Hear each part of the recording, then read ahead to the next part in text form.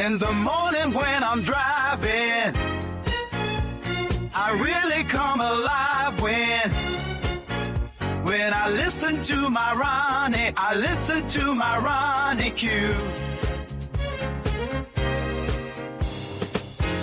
They are rare and they are few who can compare with Ronnie Q. So grab a chair, she's coming through. She's on the air, it's time for Ronnie Q.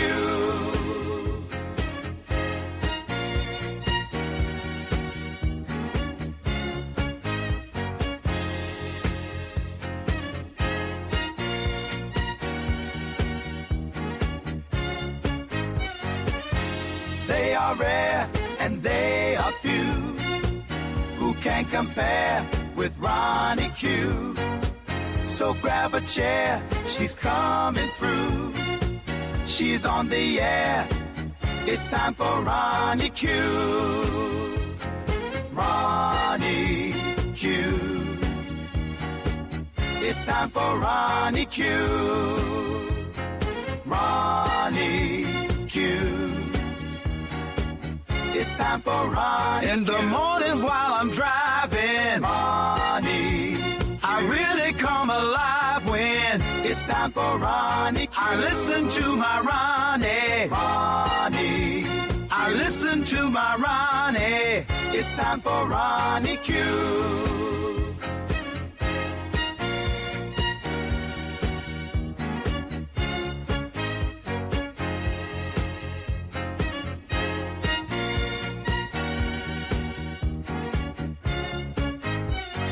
Take a seat and go meet Ronnie. Sweet, sweet, sweet, sweet Ronnie.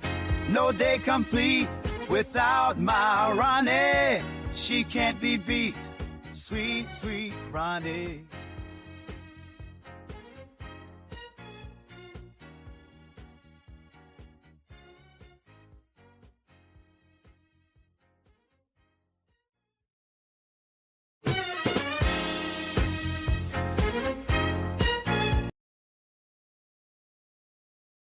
No! Grand Rising, Grand Rising. I apologize for that.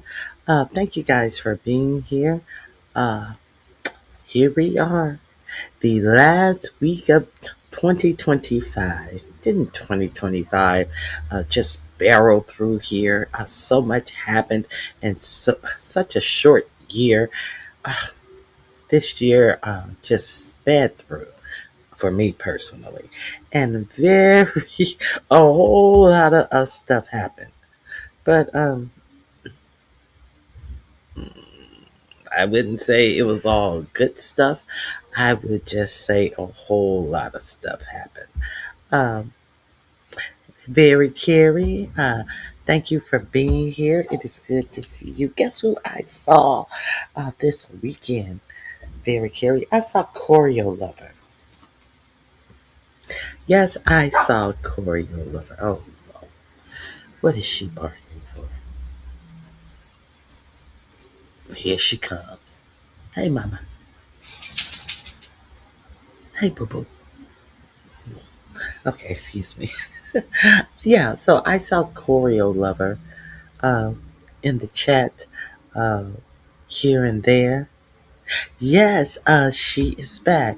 She said that she had, she felt that, yeah, she's good and she's back. Yes, she is. Hold on 1 second.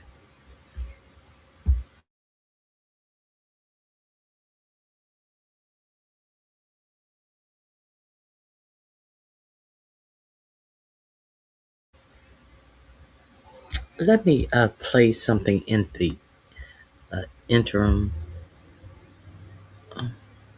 No, she left. I guess she left. Are you coming or what? These dang on dogs. Now, we have a lot going on. I know you guys know we have so much going on.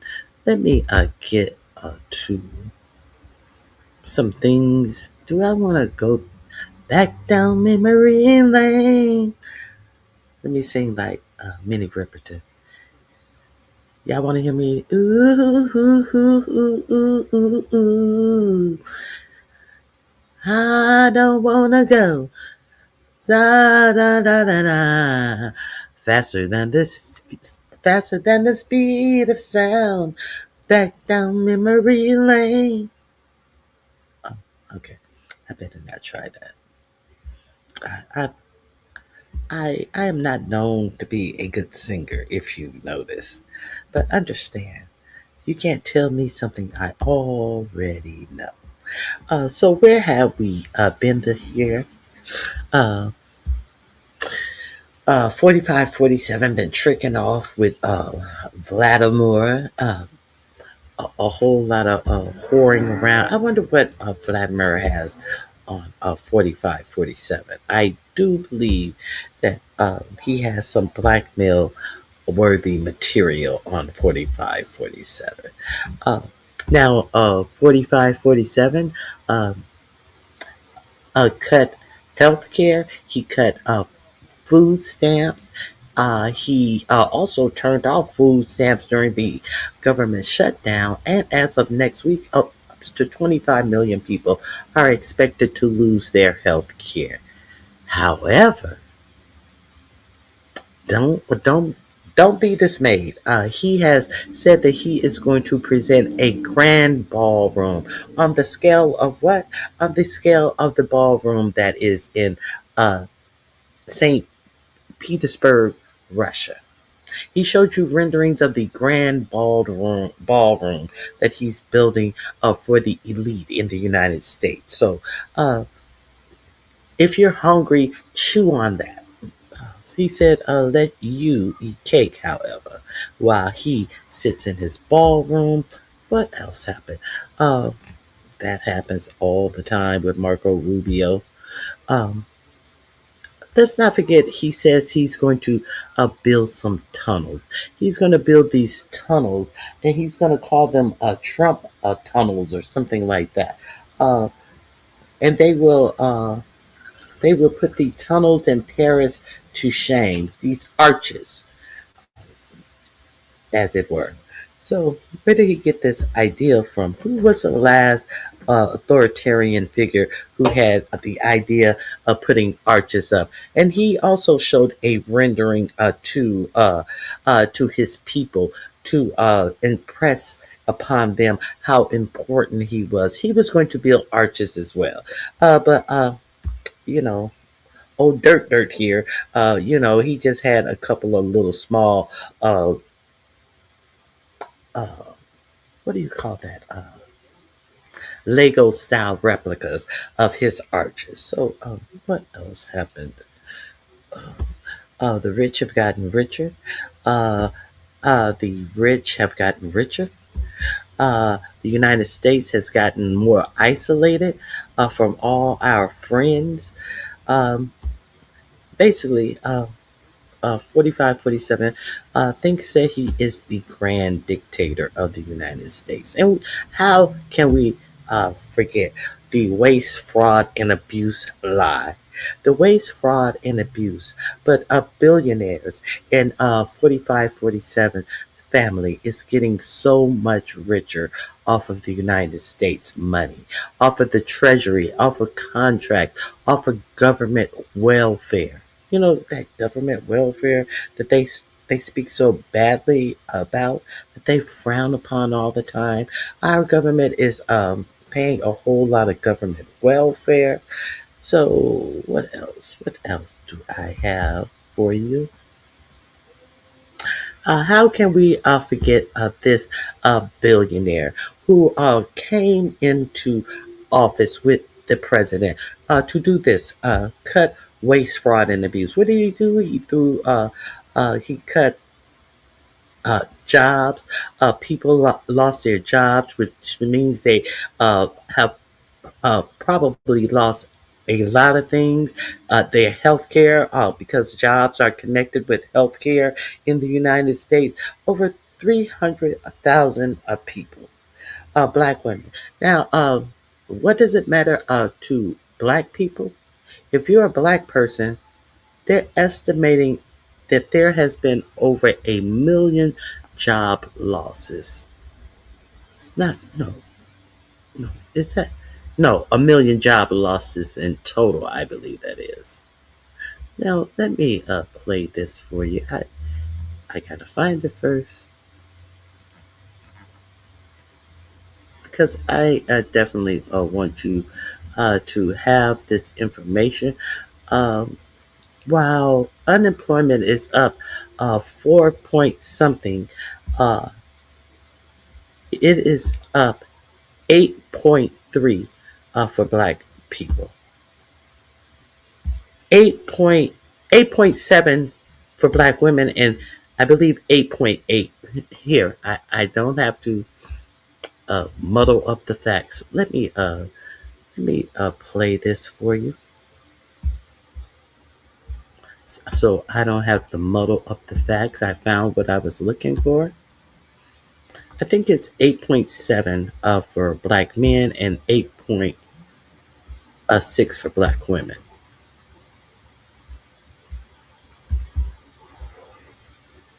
Us with the nasty attitude. What the blank did we have to lose voting for him? Well, the losses are piling up, folks, because now we can add about 1 million black jobs to that list. So why is this such a big deal? Well, obviously, it's going to impact millions of black families, including children. And if we back up and add some context to this, if we go back to April 2023, what we'll see is under Joe Biden and Kamala Harris, we hit a historic milestone. The national unemployment rate was 3.4%. That was the lowest in American history. And for us African Americans, the black unemployment rate dropped to 4.8%. That was the lowest recorded rate for black people ever. Now, if we come back to today, we're not even a full year into Trump's second term, and that 3.4% for the nation is gone. The 4.8% for black Americans is also gone, wiped away. Today, listen to this carefully. Today, the black unemployment rate is 8.3%. When Trump took office in January, it was 6.5%. That means in less than 1 year, the black unemployment rate has spiked by almost 2 percentage points. And for black men, it's up to 7.6%. For black women, 7.3%. And here's the part that should really make your blood boil. Whites and Asians, their unemployment rates have remained low and steady. And that gap is widening. So we're the only ones crashing, which means our job losses are structural and they're surgical. In other words, we're being targeted. It's not Latinos taking black jobs. It's the anti-black, anti-civil rights, anti-DEI policies of Project 2025. And here's the irony. We watched an increasing number of black men reject and ridicule the black Asian woman and put their hope in white supremacy. Now, folks, that was the worst economic miscalculation in American history. Thankfully, most black men did not make that mistake. So again, when Trump asked, what did we have to lose? The list is getting longer and longer and longer by the month, including now almost 1 million black jobs. Let me share with you some black unemployment rates that the media is not even talking about. They're overlooking it. It's like we're invisible. Let me start out by asking you, do you remember when Donald Trump stood on the stage and asked us with a nasty attitude, what the blank did we have to lose voting for him? Well, the losses are piling up, folks, because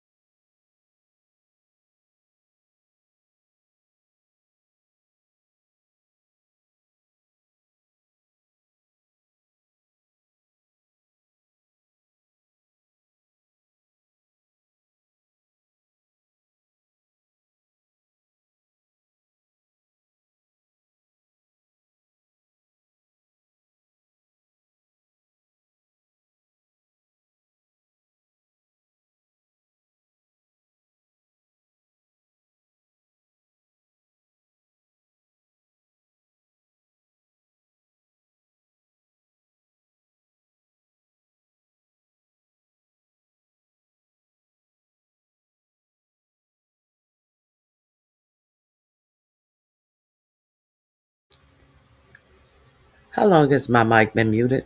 Please don't tell me my mic been muted this whole time. No, it couldn't have been muted this whole time. Oh my God. Oh, I feel like just shutting down and just starting all over again. Oh my God. Thank you, Kiva. Oh my God. I have gone. Okay.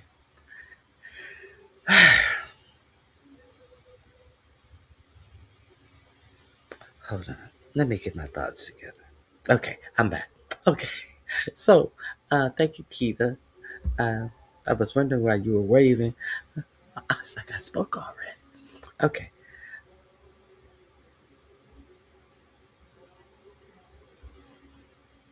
She's back. Okay. That I guess that was. Oh, you're talking about Corey Lover. Okay. Okay. So where I gave you a gist of the year. I was on the wars.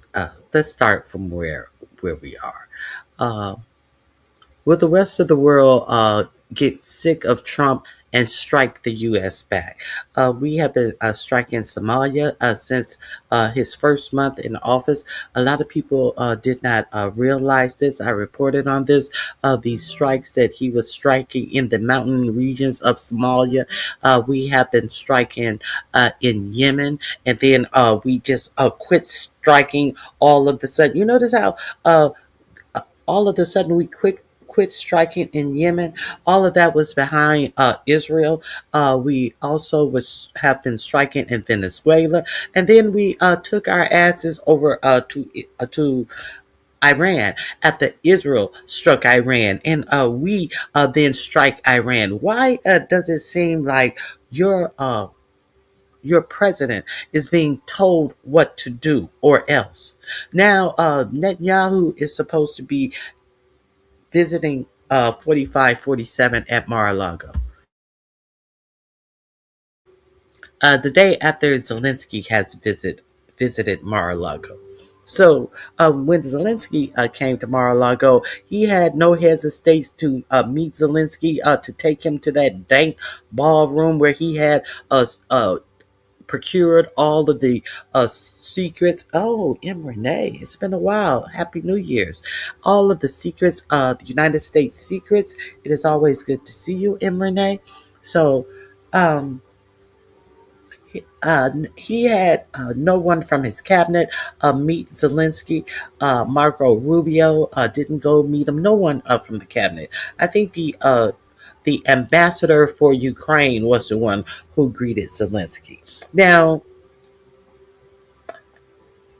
he had sat up there in this meeting with Zelensky, and he said that, um, well, now understand Zelensky is supposed to be our ally. We're supposed to be their ally.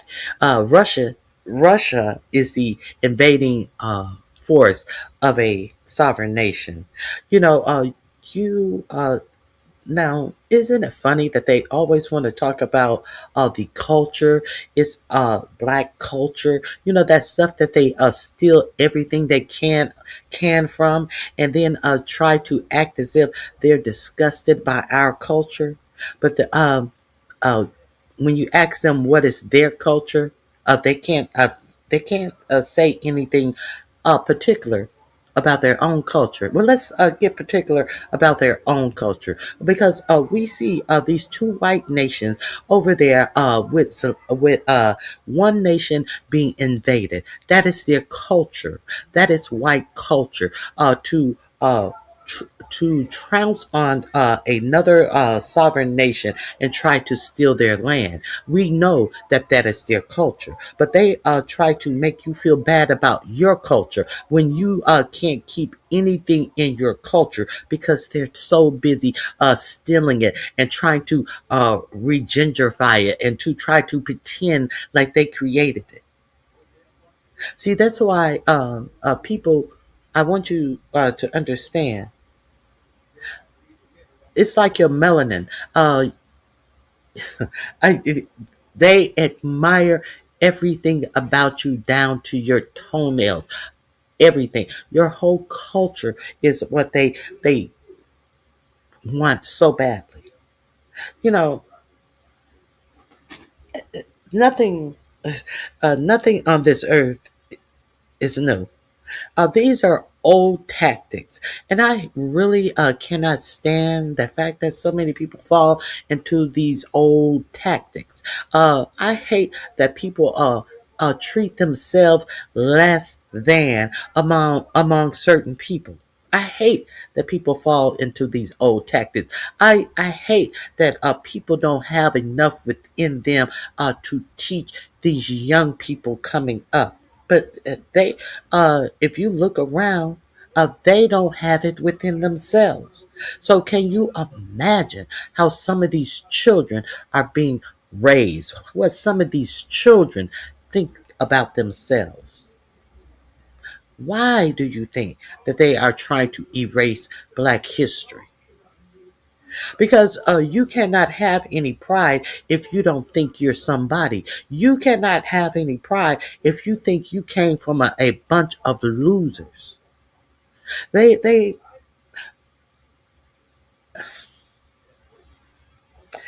we have 28 days, some every 4 years, 29 days to respect, to learn, to teach. Well, we have 365 days, but there were 29 days a month dedicated to Black history. Black history. Now, I used to. Go live in a Black section of YouTube. I don't recall. I do recall. I recall one other YouTuber doing a report on Black history on those few 29 days.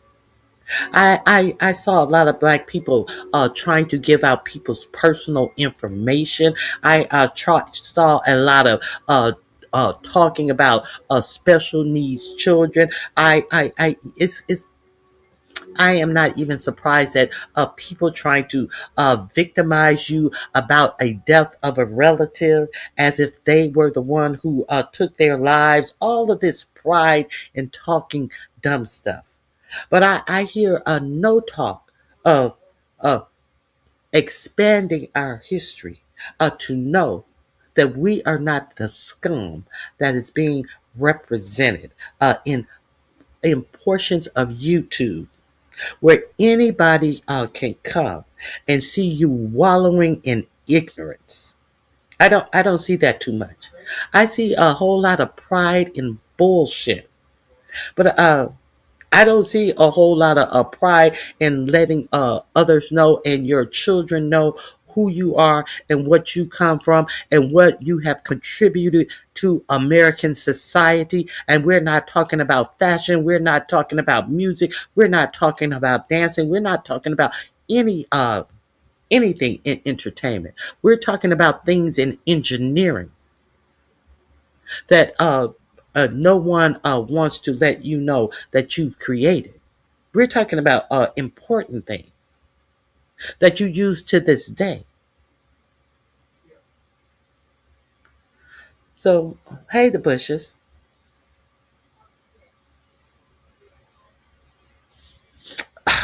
I know, I know.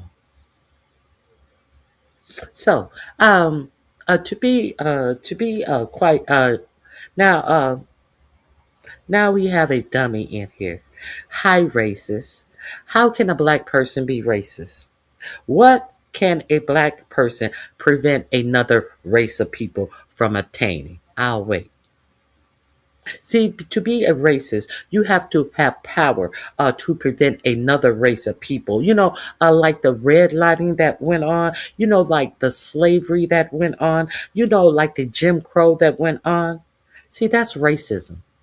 And you can never recreate the word racist or racism.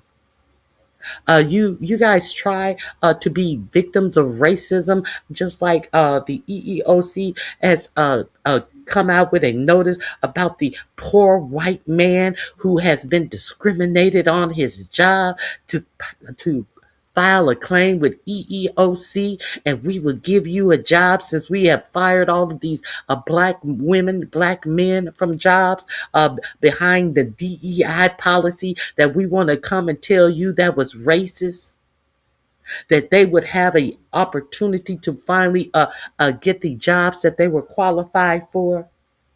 And since they got a job that they were qualified for, you're unqualified as we want to tell you that you were discriminated against.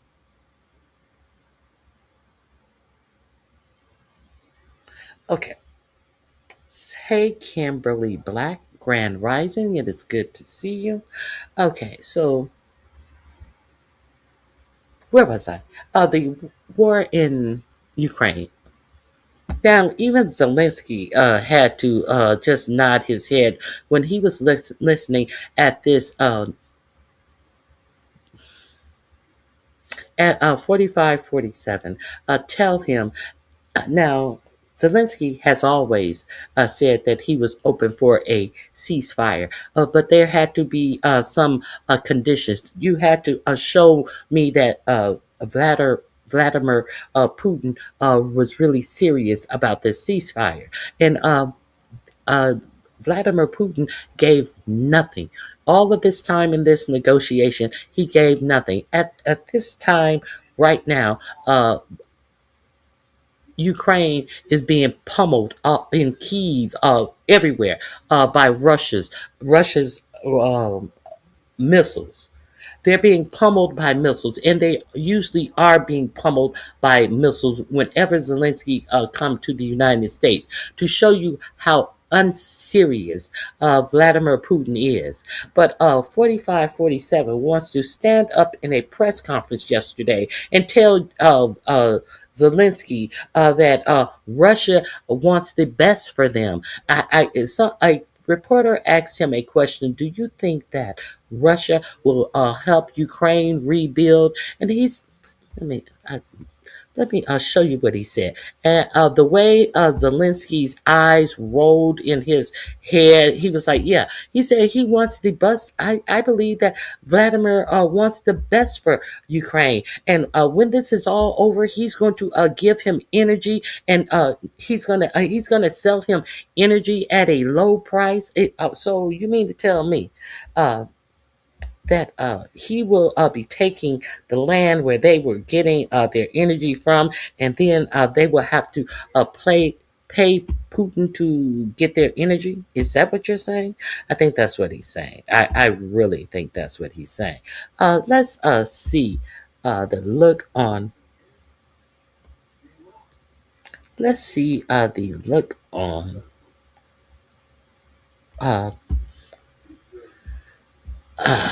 Here we go. Let me share this with you. Let's see the look on Zelensky's face when he get this bullshit thrown at him. This man really think that we should take him seriously. This is your president of the United States, who has not one bad a word, because that's their nature, to just go into other people's land and take over their land and colonize their land. So now they're colonizing each other because their nature is so bad that you have these white men practicing their colonization on other white nations. It's their nature. You know. I mean, that is a factual statement. We don't know what he has on Putin. I'm going to show you some emails that perhaps imply that Epstein had talked to Russia about Donald Trump. Could it be that Russia knows more about Epstein than we do? I wouldn't put it past them. Now, Donald Trump was showing his allegiances to Russia when he met with Zelensky earlier today at Mar-a-Lago. And I think this is a very worrying situation when we have someone like Republican Mike Turner not able to answer who Donald Trump sides with. Russia, a dictatorship, or Ukraine, a democracy. Worrying stuff. I have some clips from Donald Trump's meeting with Zelensky. Of course, as I said, I have those emails from Epstein, and I have this bitch right here being a coward, being a coward. Coward. Okay, here it is. Oh, real quick. I am, as you can tell, you have been asking, and I am not in my normal spot in DC. I've been on a mini vacation, and so sovereignty. He's trying to balance these two forces, which is very, very difficult to bring these two parties to peace. Which side is Trump? Democracy, liberty, and Russia's on the side of authoritarianism and aggression. Which side is Trump on? Clearly, Trump is on the side. Okay, that is not what I wanted. I just remember seeing. Maybe I talked to you about earlier, where Jeffrey Epstein approached someone in the Russia's camp, and he told them that if he wanted to know more about 4547, have Vladimir contact him. Now, if you, the one thing that you may want to notice is that Jeffrey Epstein was in contact with so many government officials with ease. Now, he is rumored. There are rumors out here that he may have been Mossad for Israel, which is kind of like their CIA secret agent for Israel. So that is what this part this is talking about. But Zelensky. Here we go. And her deputy. There are no American officials greeting Zelensky. I don't know if that's something that the mainstream media would tell you, but this is just a sign of. So there's no military on their knees spreading out the red carpet as they did for Vladimir Putin. I want you to notice as well. Of how they really do think of Ukraine. Because remember, Russia and Putin literally got the red carpet. Donald Trump waiting for him like a dog. And this is what Ukraine gets? It's abysmal. Senator Chris Murphy said this because Donald Trump had a 2-hour conversation with Putin after this meeting with Zelensky. And he said, it's important to know the play Russia is running. Likely a subject of this call, they are proposing to put billions in the pockets of Trump's corporate and billionaire allies if Trump sells out Ukraine in a bogus peace deal. That certainly seems to be where it's heading, isn't it? Like when you have the president of a democracy coming for a peace deal, and you treat him like this. Now, we also learned, too, that Zelensky has agreed to new concessions in this 20-point peace plan, and Putin has not agreed to one. Not one. Donald Trump said this, and this went instantly viral. You'll see why. So in your conversation with President Putin, did you discuss what responsibility Russia will have for any kind of reconstruction of Ukraine post an agreement? I did. They're going to be helping. Russia's going to be helping. Russia wants... They're going to be helping. Russia's going to be helping. They want the best for Ukraine. I want you to pay attention to Zelensky face when he says this. To see Ukraine succeed. Once it sounds... Russia wants to see Ukraine succeed. Really? Oh, is that right? This...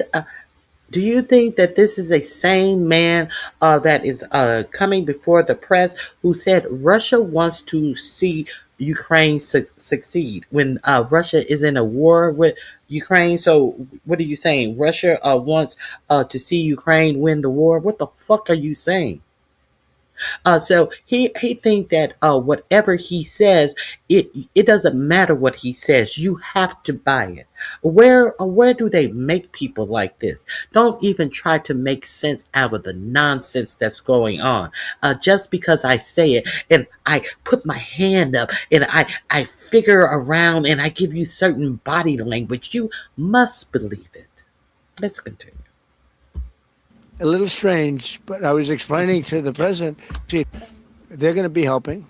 Russia's going to be helping. Russia wants to see Ukraine succeed. Once it sounds a little strange, but I was explaining to the president, President Putin was very generous in his feeling toward Ukraine succeeding. including supplying. If he was very generous, he wouldn't have to Ukraine succeeding. He wouldn't have invaded Ukraine. Are we serious? Energy, electricity, and other things at very low prices. Russia wants to see Ukraine succeed. Now, what you couldn't see in that clip was Zelensky's face when he said that, when Trump said that. Russia wants to see Ukraine succeed. Once it sounds a little strange, but I was explaining to the president. Honestly, he said, "Yeah, it sounds a little strange. Yeah, Russia wants to see Ukraine succeed. You see him, his eyebrows go up like, oh, really? Oh, really? A whole clown that we have in the Oval Office. A whole fucking honestly, clown. I don't know how this Russia was Zelensky's face when he said that, when Trump said that. Russia wants to see Ukraine succeed. Once it sounds a little strange. Oh, yeah? But I was explaining to the president. Yeah, it does sound honestly, strange. Yeah, honestly, it does I don't sound know how strange. this man puts up with. This is who is on the world stage. Now, let's see what was going on in Ukraine during Zelensky being in the United States. Donald Trump says Putin wants Ukraine to succeed. This is literally from yesterday, what Putin and Russia did to Ukraine. Does this look like Putin wants Ukraine to succeed? No, of course not. Tom Nichols said Russia wants to see Ukraine succeed, quoting Trump, and he also said Trump actually said this. This might be one of the stupidest things he's ever said, a true Hall of Fame entry. Now, here's what one user said, and I think this is true. Putin has the Epstein files. It's the only explanation for Trump's endless groveling subservience to the Russian dictator. And Tom Nichols says that's not it, and it's a needlessly complicated explanation for it. It's a simple problem that Trump is just afraid of Putin and respects and admires him at the same time. Tom Nichols is wrong. I think Greg Cantwell is correct. Putin has the Epstein files. It's the only explanation for Trump's endless groveling and subservience to the Russian dictator. That is my opinion. We see that there are two different opinions. You may choose to have your own. But do you think that this will endure the United States government to any nation when you have your president out here talking nonsense about a country that invaded a sovereign nation that is supposed to be our allies? Do you think that we have any allies left after this is the position that your president has taken about a dictator, a known dictator, in invading their nation? Okay, that's why I entitled. Is there any more? Go over into my description box. This is linked in my description box under Russia. Let me make sure there isn't a few more things that I wanted to share with you. I disagree with Tom on that one. I do think what we have with this reporting here, that there is definitely something there. Jeffrey Epstein, this is Politico, claimed he gave Russians insight into Trump. Nearly a month before President Donald Trump met Russian leader Vladimir Putin in Helsinki in 2018, Jeffrey Epstein attempted to pass a message to Russia's top diplomat. If you want to understand Trump, talk to me. Quote, I think you might suggest to Putin that Lavrov can get insight on talking to me. Epstein wrote in a June 24, 2018 email to Thorbjørn Jagland, Jesus Christ, that name, a former prime minister of Norway who was leading the Council of Europe at the time of the exchange. Goes on to say here, Trump later posted on Truth Social, Democrats are trying to bring up the Jeffrey Epstein hoax again because they'll do anything at all to deflect on how badly they've done on the shutdown. He was referring to the government shutdown a couple of months ago. And I said this yesterday, I'm going to say it again. If this is a hoax, why are you trying to keep the hoax from coming out? And someone pointed this out. Okay, go over there and see. There's a little bit more. He's gonna read. I don't want to play all his commentary. I just want to show the story from Politico. Treasury Secretary was asking. It doesn't make sense. Now, even Larry Summers from the former Clinton administration Treasury Secretary was asking Epstein, I don't know why everyone had this goddamn person's email address, but he said, do the Russians have stuff on Trump? Today was appalling, even by his standards. So it is a question worth asking. And we don't know whether or not Epstein had something on Trump. And if he gave it to Russia, it certainly would appear the way that Donald Trump treats Ukraine and treats Putin, that there is some there. And just to put salt in Donald Trump's wound, this is what Russia. Thank God I did not end before. This is what Russia put out the day that they met, the morning before Zelensky and 4547 met. So if you don't think that this president is being played like a fucking fiddle, before Zelensky and 4547 met, this is what Putin put out, on Sputnik, Russian television. You know how 4547 put bullshit out on Truth Social, like Obama being handcuffed and taken to the ground and in a jail cell, all that they think is cute.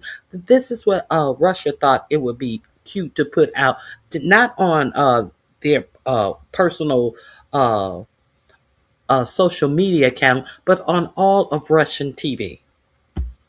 Released today, just before Donald Trump's big boy meeting with Zelensky.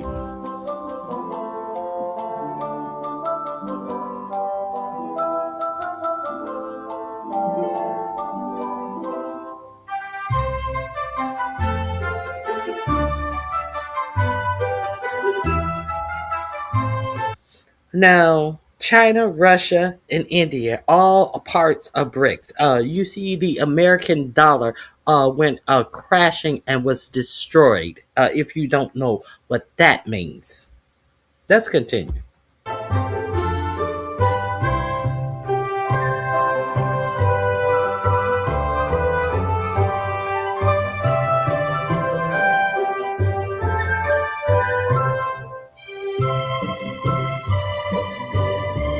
Not war, just peace, forever, forever, forever. Why is everyone so cringe? Even Putin, like why are you releasing this AI cringe? The kicker is that he gives Zelensky handcuffs. That's someone who wants Ukraine to succeed. That's what Putin released. That he wants Ukraine to do so well. Let me see if you guys. Let me see. Trump graduated from the Beef Sector University, degree in lies, false narratives, and deflection, magna cum laude. Oh my God. Trump tells so much lies. That's for me to listen to him. I have to be a human lie detector every time he opens his mouth. Hey, Z Sarah, it is good to see you. They are rare and they are few. Shout out to all the new subscribers. Indeed, I thank you for subscribing. Come back again. I do this all week long. I'll be here all week except for Thursday. I will not be here on New Year's Day. Feel free to join the conversation. If you would like to, who said anything about open borders fixing anything? So, who was even talking about open borders? Can you tell me who talked about a border? Can you tell me who talked about immigration? So, who would be the stupid person? Yourself?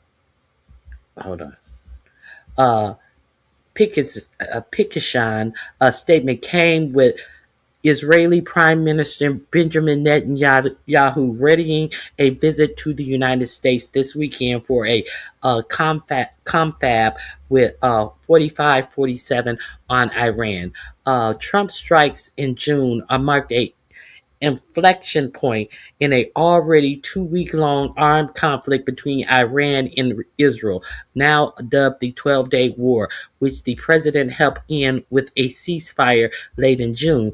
But with the White House resuming its policy of crippling sanctions against Tehran upon Trump's return to the Oval Office in January, the strife is far from over. Begins whatever his name is, because the leader of Iran said, I cannot figure out his name. Here they are besieging us from every aspect. They are putting us in they are putting us in difficulty and constraint, creating problems in terms of livelihood, culturally, politically, and security wise, while raising society's expectations, he said. On one side, they block our sales, our exchanges, our trade, and on the other side, expectations in society have risen. Consequently, we must all help with all of our might to fix the country. The White House and Israeli embassy both did not immediately respond to a request for comment on his comments. Now, hold on.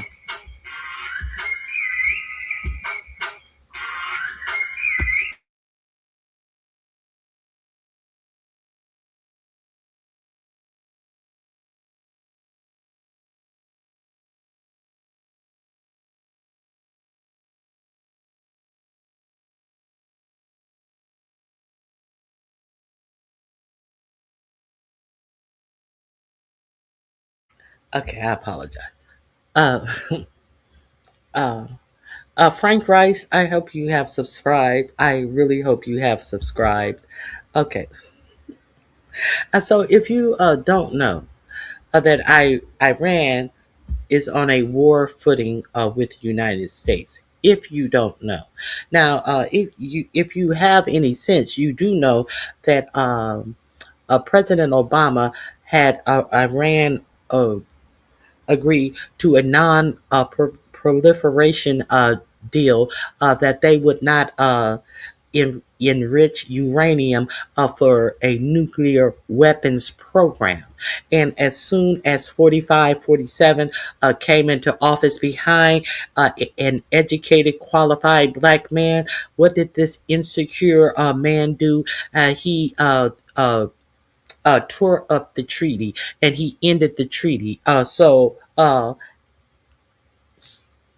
Now, that was in his first term. So in his second term, Israel, who has always been all the way back to the 90s, have been out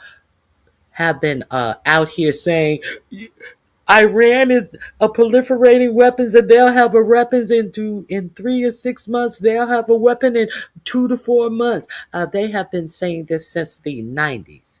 So now that the agreement was torn up in his first term, now in his second term, who comes running? Iran is going to have a nuclear weapon in a couple of weeks and a couple of months, and we need to strike them. And then here come this unqualified, insecure man goes over there upon Netanyahu's beckoning and strikes your Iran. And he wants to tell you that they obliterated all of their nuclear facilities, and it's a done deal. Even when our own government agencies who job it is to make sure that has been done, they said they can't say that all of Iran's nuclear facilities were damaged beyond repair. And then 4547 got in his feelings. I said it was all destroyed. I said it was all destroyed. That was, I think it was in June that we struck Iran. Now here we are in December. Here we are in December, talking about making more strikes on Iran. So understand that Netanyahu is supposed to be here to talk about phase two and the peace agreement between Palestine. But he is going to also be talking about Iran. Of course, he's going to be talking about Iran because there's absolutely no peace in Palestine. That peace agreement was a bunch of bullshit, and they have been striking Palestine and putting bombs and dolls, putting bombs in food and leaving food cans of food that's full of bombs. Ever since this war has been declared, a a peace treaty has been declared between Israel and the Palestinian people. A peace treaty that was not signed by Hamas nor Netanyahu. But they have not been reporting on this. They are acting like, oh, we're at phase two. At phase two is when they're supposed to have create some I forget what they call designate who was it, Prime Minister of England, Aziz Sarah know who I'm talking about. And I didn't know his reputation. What is his name again? I see his. Oh, God. I keep on wanting to say. And Donald Trump and one other guy, they're supposed to be the peace advisors or something. How does Donald Trump have time to be a peace advisor to a place that's still in the middle of a genocide? But they're supposed to be their peace advisor. You know, they're trying to get to the next stage of building the uh, Mecca over there in Palestine after they get rid of all the people and all the rubble. They are trying to get to the next phase of making their big tech city for billionaires on the bones of the Palestinians. Tony Blair, thank you. Tony Blair. Tony Blair and 4547. Now, Netanyahu says that he wants to talk about Iran. He doesn't want to talk about phase two. What do you want to talk about Iran for? It is reported that Tony Blair is trying to get the United States to strike Iran. Not Tony Blair, that Benjamin Netanyahu is trying to get the United States to strike Iran again.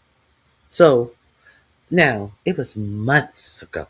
It was months ago. I think it was in February or March that I gave you the reporting that I got from Ken Klippenstein that let me find this, that the United States and Israel were doing some flyovers very close to Iran. You remember I gave you this story?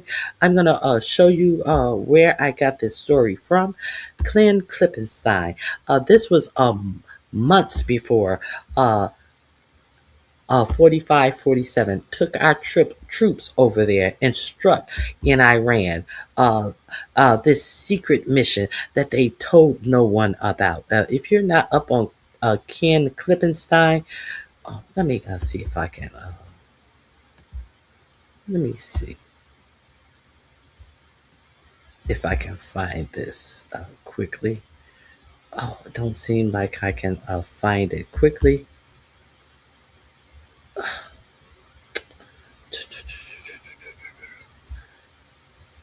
Hold on.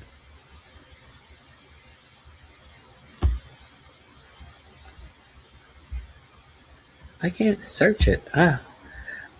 It was way back in March. Let me see if I can. Let me see all. Let me tell you where. But So there, Clint Klippenstein reported that the United States looked like that they were on a war footing and that they were going to make strikes in Iran. And people poo-poo. They're like, "Oh come on! Oh come on! I ran for what? I ran for what?" He also told you that.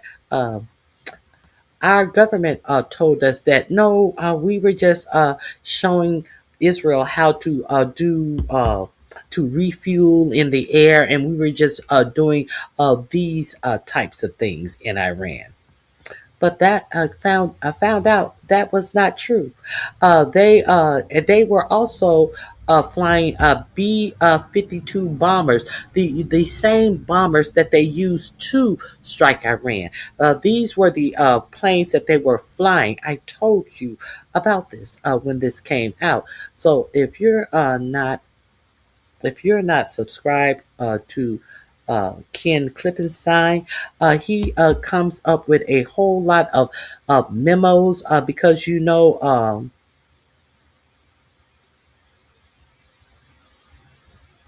this was March 19th. March 19th, when he still had Elon Musk out here. Y'all was worried about Elon Musk having his Teslas in the front yard of the White House, while in the meantime, Trump is now at war with Iran. March 17th, the Iran war plan. March 18th and March 19th. This is where I first got this story from. Here we go. If you remember, uh, without the American press even noticing, Donald Trump has started a war with Iran. On February 28th, the U.S. military announced two B-52 heavy bombers flying from an undisclosed location in the Middle East, which I can report is the country of Qatar, dropped bombs on another undisclosed location, Iraq. The message wasn't lost on neighboring Iran, whose state's media warned that the B-52s are nuclear-capable bombers, carrying a message with whose receipt was clear as day: the Islamic Republic of Iran. This is I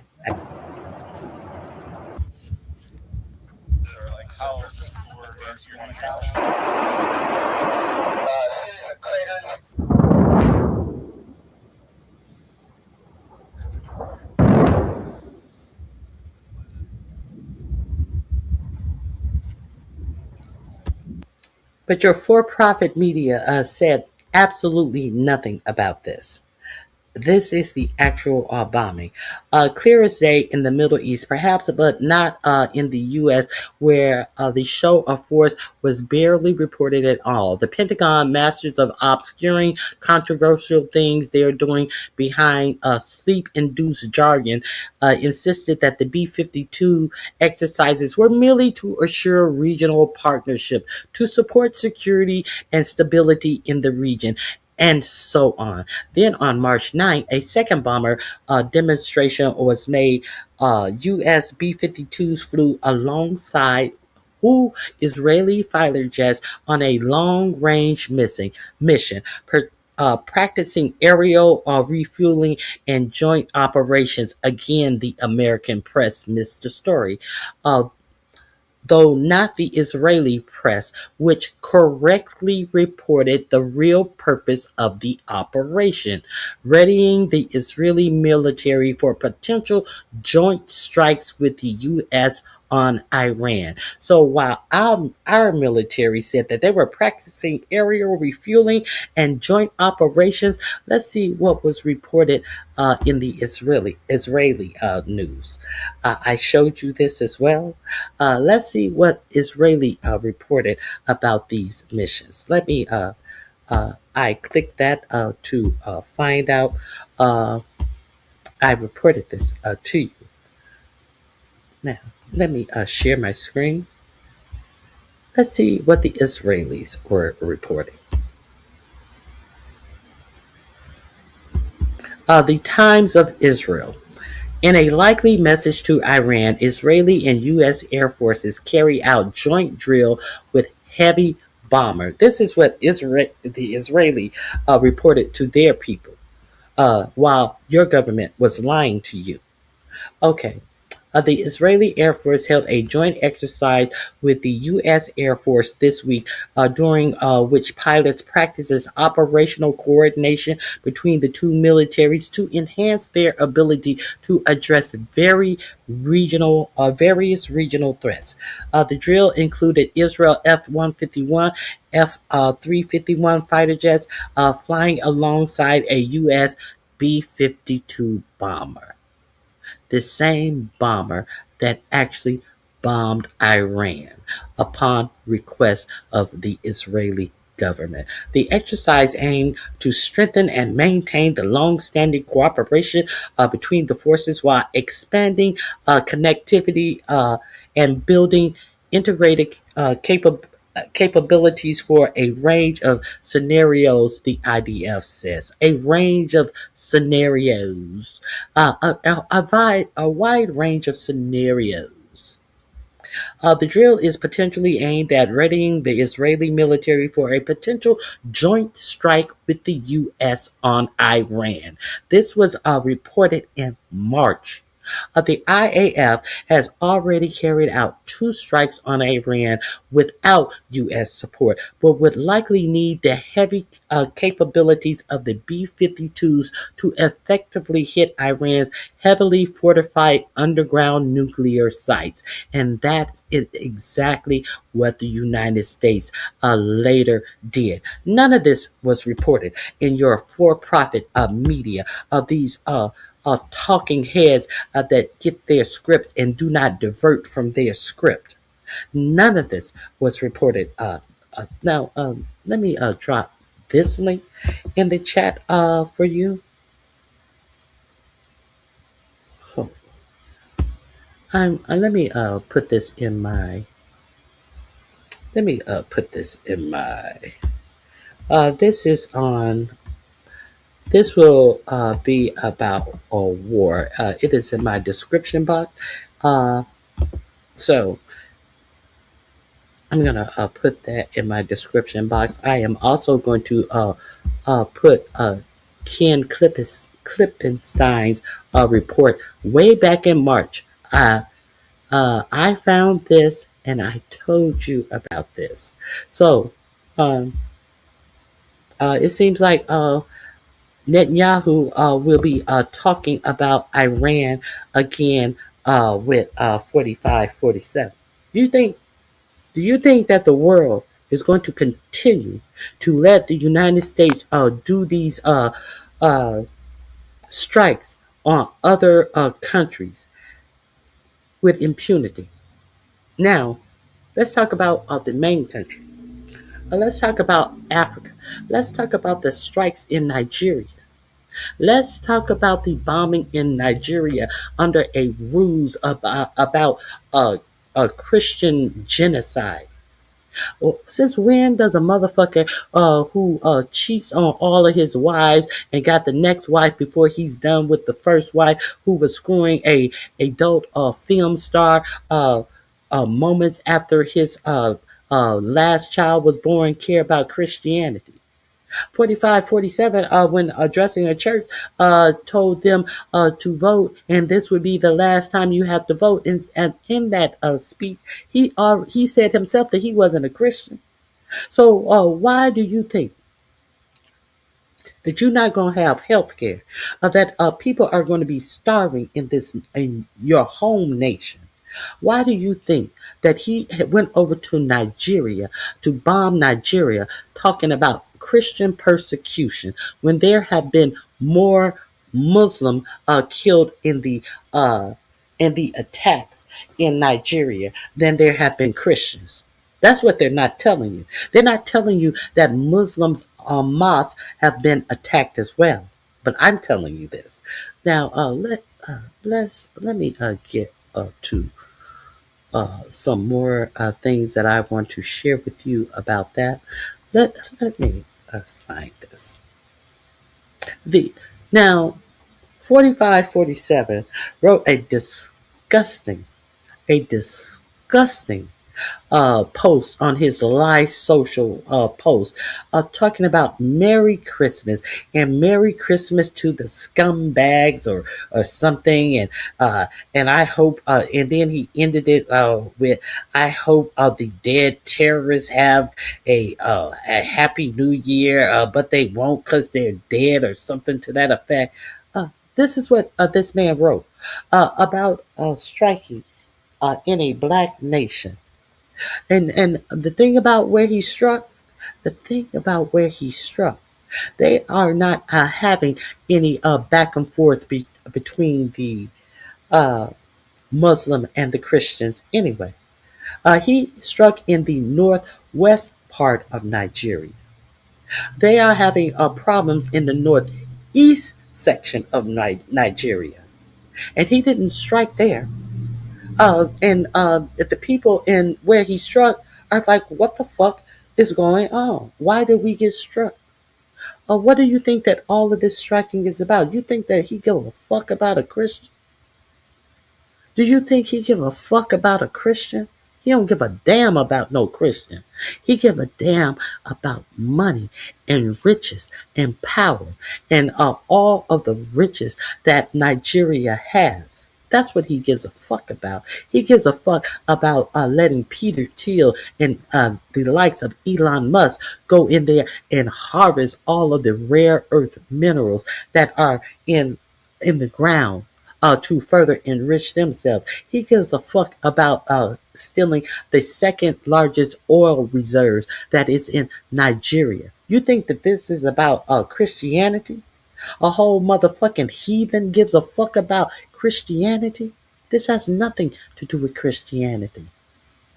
Okay, let me share a couple of things with you guys. I have a couple of things I want to share with you about the strikes in Nigeria. Okay, let's let's get into this. Let me oh, it's further up.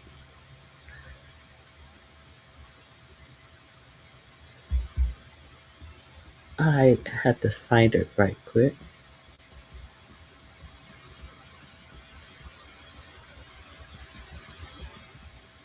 Let me see, 1 second.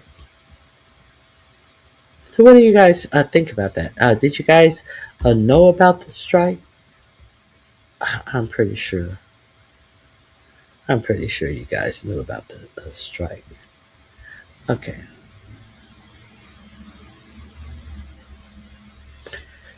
So he did this strike on Christmas Day. But let me show you first of all what happened on Christmas Eve. Uh, Understand that he's talking about these strikes that are disproportionately causing a Christian genocide. We know he talked about that white Africana genocide. Now he cares about Christians.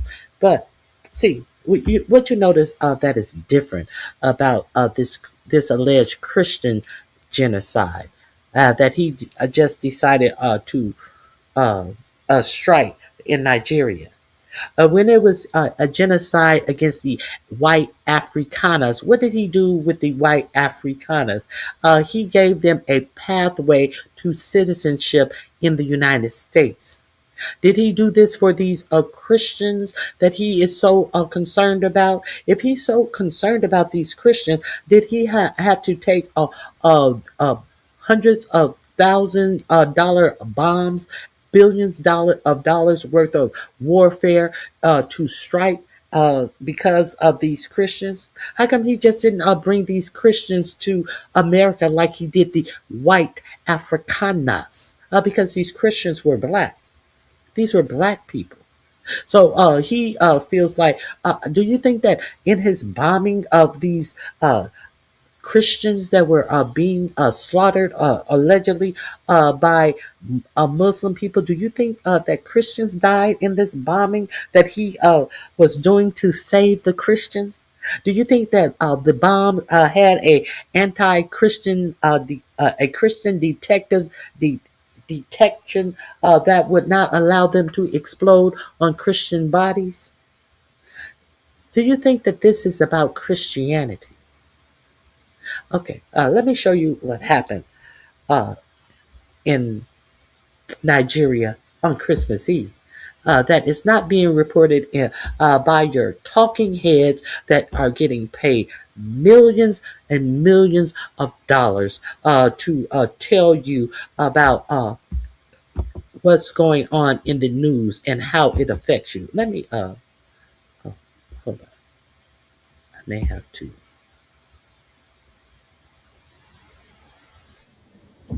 Red Cross workers cleared victim remains from a Hold on. Let me, I want to share this. This is going to be under Nigeria.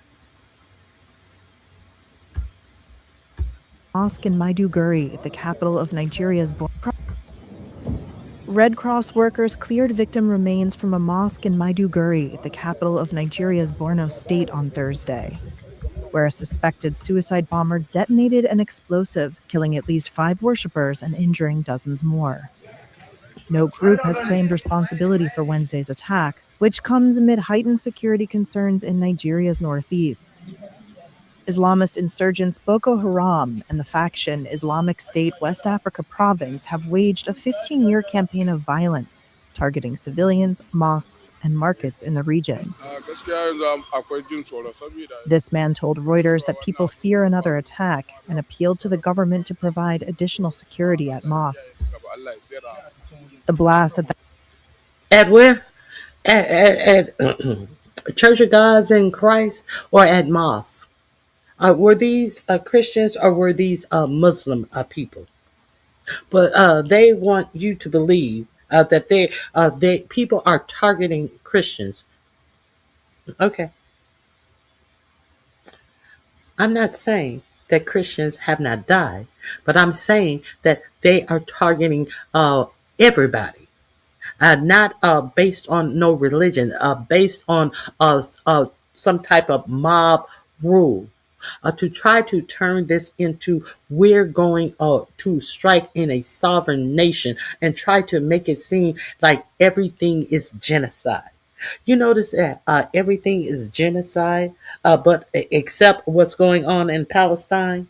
So since the world has turned their nose up at the shit that was going on in Palestine, and it got so unpopular with the whole world looking at it, they had to try to orchestrate a fake peace agreement as if everything has stopped over there. And now everywhere else, this dumb president is calling a genocide of things that are not. How many? The last time I checked, there were like 70 some white Afrikaners that had come to the United States because of the alleged genocide.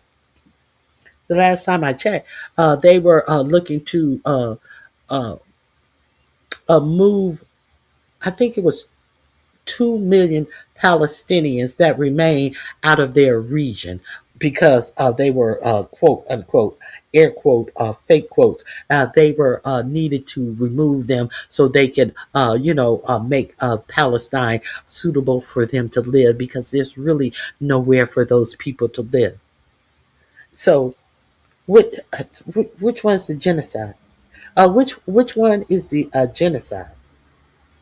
They have 50 to 75 people, white Afrikaners, who were fleeing a genocide. There are more Muslims people who have been who have lost their lives in these attacks in Nigeria.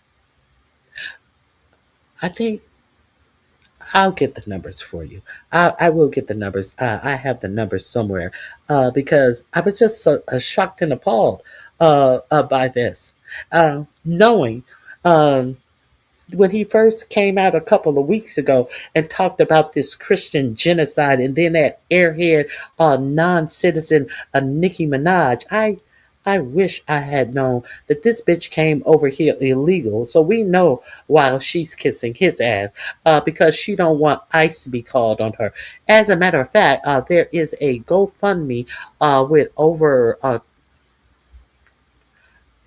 oh, is it 120,000 or 20,000? I think it's 120,000 names. A GoFundMe to have ICE to pick up Nicki Minaj. If you were unaware, now you are aware. A whole motherfucker who came over here illegally, talking dumb shit about Nigeria.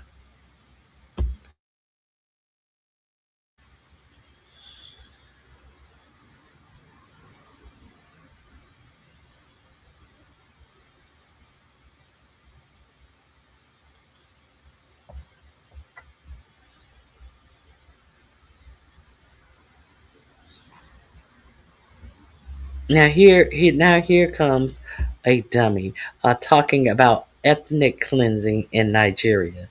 All of the Nigerian people are black, you stupid motherfucker. I am ignoring it, and I am ignoring you. Okay.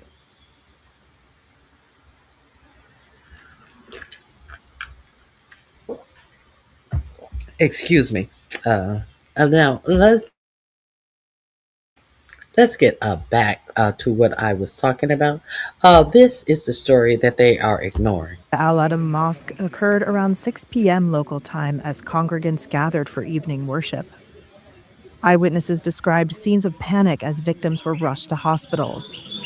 Borno State Governor Babagana Zulum condemned the attack, calling it, quote, utterly condemnable, barbaric, and inhumane. Police confirmed the casualty figures and said bomb disposal teams had cordoned off the area. They said investigations were underway and advised residents to remain calm and vigilant.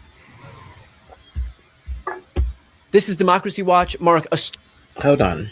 That is not what I wanted to go to. Let me go back right quick.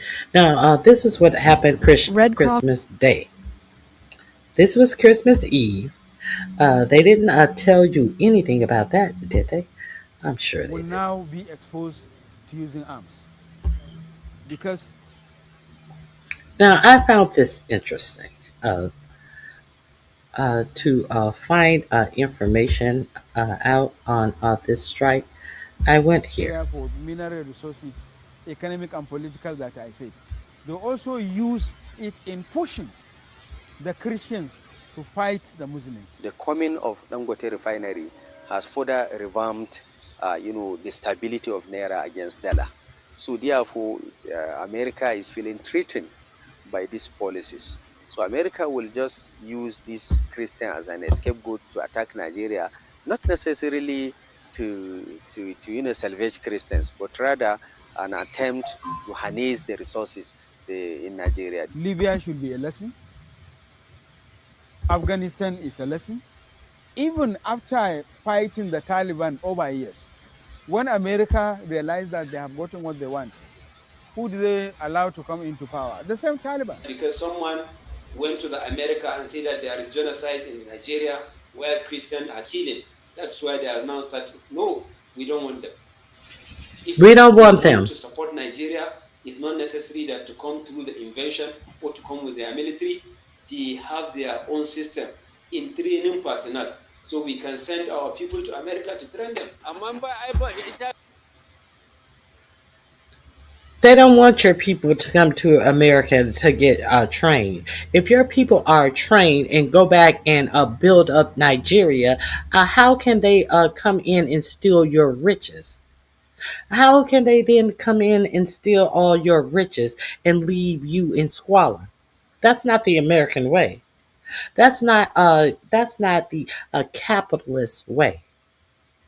That's not the way of the colonizer. That's their nature, the colonizer. Let's be clear. Okay. And I'm going to tell you why this is also important. Why you need to look at why they are striking in the northwestern tip of Nigeria. Because what nations surround them? All these nations that threw out Air France from, the French from taking their minerals and saying that they needed to take them to France, and because that's the only place where they could refine all the gold, and from such places like Burkina Faso, uh, the region of the people who had already thrown out the French. So, y'all got the balls to throw out your colonizer. Y'all got the audacity to throw out your colonizer. Well, since the French is gone, if we get stabilized in the northwestern region of Nigeria, that it makes it so much easier to strike you, Niger, Chad, Burkina Faso. It makes it easier because y'all getting a little too uppity with all of these minerals y'all sitting up on. Are you fucking kidding me? Do you think that this is about Christianity? A bunch of motherfucking war hungry thieves. You think they give a damn about some black Christians being killed? Do you think they give a damn about black lives at all? The same administration that couldn't bear the Black Lives Matter Plaza being in Washington D.C. Some of these people were Christians. But y'all think that he's taking our war chest over to strike because some black Christians. Are we gonna play this game? The link is in my description box. If anybody want to come up and have this conversation with me, you're more than welcome. But let's see what the Nigerians are saying. Command on X confirmed that American forces had conducted the latest strikes against Islamic State elements in Nigeria. The Nigeria strikes came after a series of public threats by Trump, who had repeatedly claimed that Christians were being singled out and attacked in the country. However, human rights and conflict monitoring reports have noted that there is no clear evidence Christians are being disproportionately targeted relative to other communities in the region. Those same reports indicate that most of the people killed or attacked by jihadist groups in and around northern Nigeria have in fact been Muslims themselves, often local villagers or rival factions. On December 19th, the US also launched a major wave of airstrikes against around 70 Islamic State targets in Syria, hitting what officials described as training sites, weapons depots, and command nodes. The action in Syria followed the killing of American troops on December 13th in an ambush attributed to ISIS, with US commanders presenting the strikes as direct retaliation for that attack. Nigerians, those who are not exposed to using arms, will now be exposed to using arms. Because when America invaded Nigeria, they are not only invading Nigeria for mineral resources, economic and political that I said. They also use it in pushing the Christians to fight the Muslims. The coming of Dangote refinery has further revamped, the stability of Naira against dollar. So therefore, America is feeling threatened by these policies. So America will just use these Christians as an scapegoat to attack Nigeria, not necessarily to salvage Christians, but rather an attempt to harness the resources in Nigeria. Libya should be a lesson. Afghanistan is a lesson. Even after fighting the Taliban over years, when America realized that they have gotten what they want, who do they allow to come into power? The same Taliban. The same people take over after America. Libya should be a lesson. No, it is no lesson. They get what they want, and then they leave you to be taken over by the forces that they claim that they trying to protect you against. Let that sink in. Let that sink in. And then one of the head people that you were fighting for in Afghanistan, it becomes the interim president of Syria, and you invite him to the White House. Under 45-47, the interim president of Syria was a known, I think it was an Al Qaeda fighter that had, I think his bounty on his head was something like between $10 and $15 million, and he's in Washington D.C. Playing basketball and meeting in the Oval Office. Are you fucking kidding me?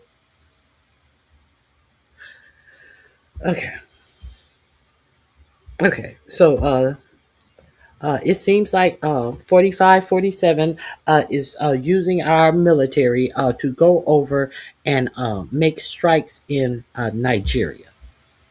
Nobody, you're more than welcome to hit the link.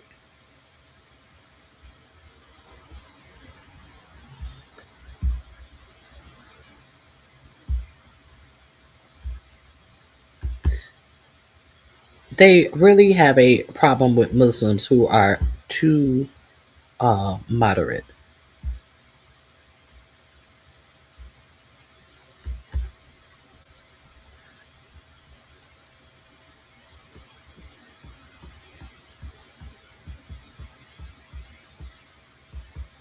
I've had my eyes on this for a while now.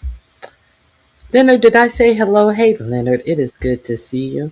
Oh, I have someone up. Hold on. See, Sarah, Grand Rising. Hi, happy holiday. Same to you. Good to see you, by the way. Yeah, I got back today, so I've got decent internet. So I thought I'll hit the link and come and have a chat because, you know, we've been looking at this for a while, haven't we, Ronnie Q? This situation in Africa. Yeah, and yeah, go ahead. I just feel like, you know, they have started kicking out all the colonizers. All last year we saw it happening. Mm-hmm. You know, they kicked France out. Nigeria kicked Shell out, which is basically, you know, the same thing. Yeah. You know, they've been busy.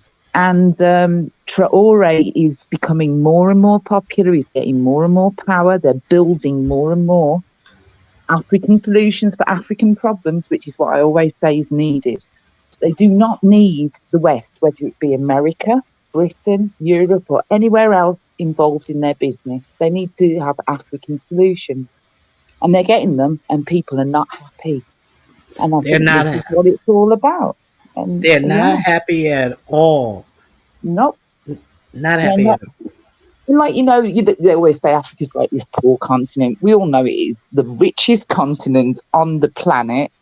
And now they're actually taking hold of the means of production, and they are actually producing. You know, they're taking those raw elements and turning them into the next stage of production and making some money at last. Exactly. And they don't want to see this happen. They really don't. They don't. It's just utter bullshit. The reasons that they're giving, the price of what it takes to do the things that they're doing, it makes no sense whatsoever. Yeah, and like you pointed out quite clearly that this has got. I mean, they staged it as a sort of moral crusade. It happened on Christmas Day and all the rest of it. They love throwing in their buzzword of Christianity. We all know Trump's not. 45, 47 has got nothing. He's not Christian. He's never been a Christian. It's nonsense. But like you say, you know, they said it was an ISIL attack. There's no ISIL in that town of Jabbo, which was hit. It's not known there. Yeah, it's not known in that region. It's known in a whole different region. Right. But that is the closest region to Burkina Faso. Right. And now this was the point. It's all about Traore, in my opinion. Mm-hmm. It's all about getting a foothold in Africa to stop Traore because he is doing too much. They don't want him to do all that. I think a lot of the South Africa stuff is about Malema, personally. People are seeing, People are seeing that black people are getting their power, and they're taking it back, they're rising up. They're not actually, like you said, there's a white genocide. We all know that's bullshit. But like, people try and say things like, because there was a song, Kill the Boer, right? Kill the farmer, whatever. It's part of a revolutionary thing from the ANC era, when it was apartheid. So it's a historic thing that the people are trying to frame that as that's the genocide thing. It's nothing to do with that. It's historic, it's significant. You have, I showed a video where white people from South Africa, it's like, go to America for what? Well, why would I leave America? They own something like 93% of the land, and they 7% of the population. What are they going to come to America for? Well, that's right, and there are there are some enclaves of poor white South Africans, and they really are very, very poor, and they're like hillbillies kind of thing, that kind of situation. They do exist, but really, and those are probably the ones who came over here on a golden ticket. I would imagine, because to be honest, they've just done some research. I can't remember who did it, but it was one of the big, the big organisation of inequality. So they've done a comparison of societies to see who's got the most unequal society. South Africa came top because, like you said, the rich, the very rich, and they are the white people mainly who have got these riches, are incredibly rich, right next to people who are the very poorest. And the weird thing is, when we saw that list, actually America didn't do too well on it, Well, I was just about to say, coming up in these next few years, as people are out of work, they have exhausted all of their unemployment insurance, they have no health care. We will see how, I guess, these rich people in the United States who are the richest ones who get the most government subsidies are from South Africa. Let's be precise. So they know that society can take much more in equity because they grew up in it. For that kind of society, these are exactly the people you want, right? We will not forget that Peter Thiel, I think Jeffrey Sachs, I think it's what is the other?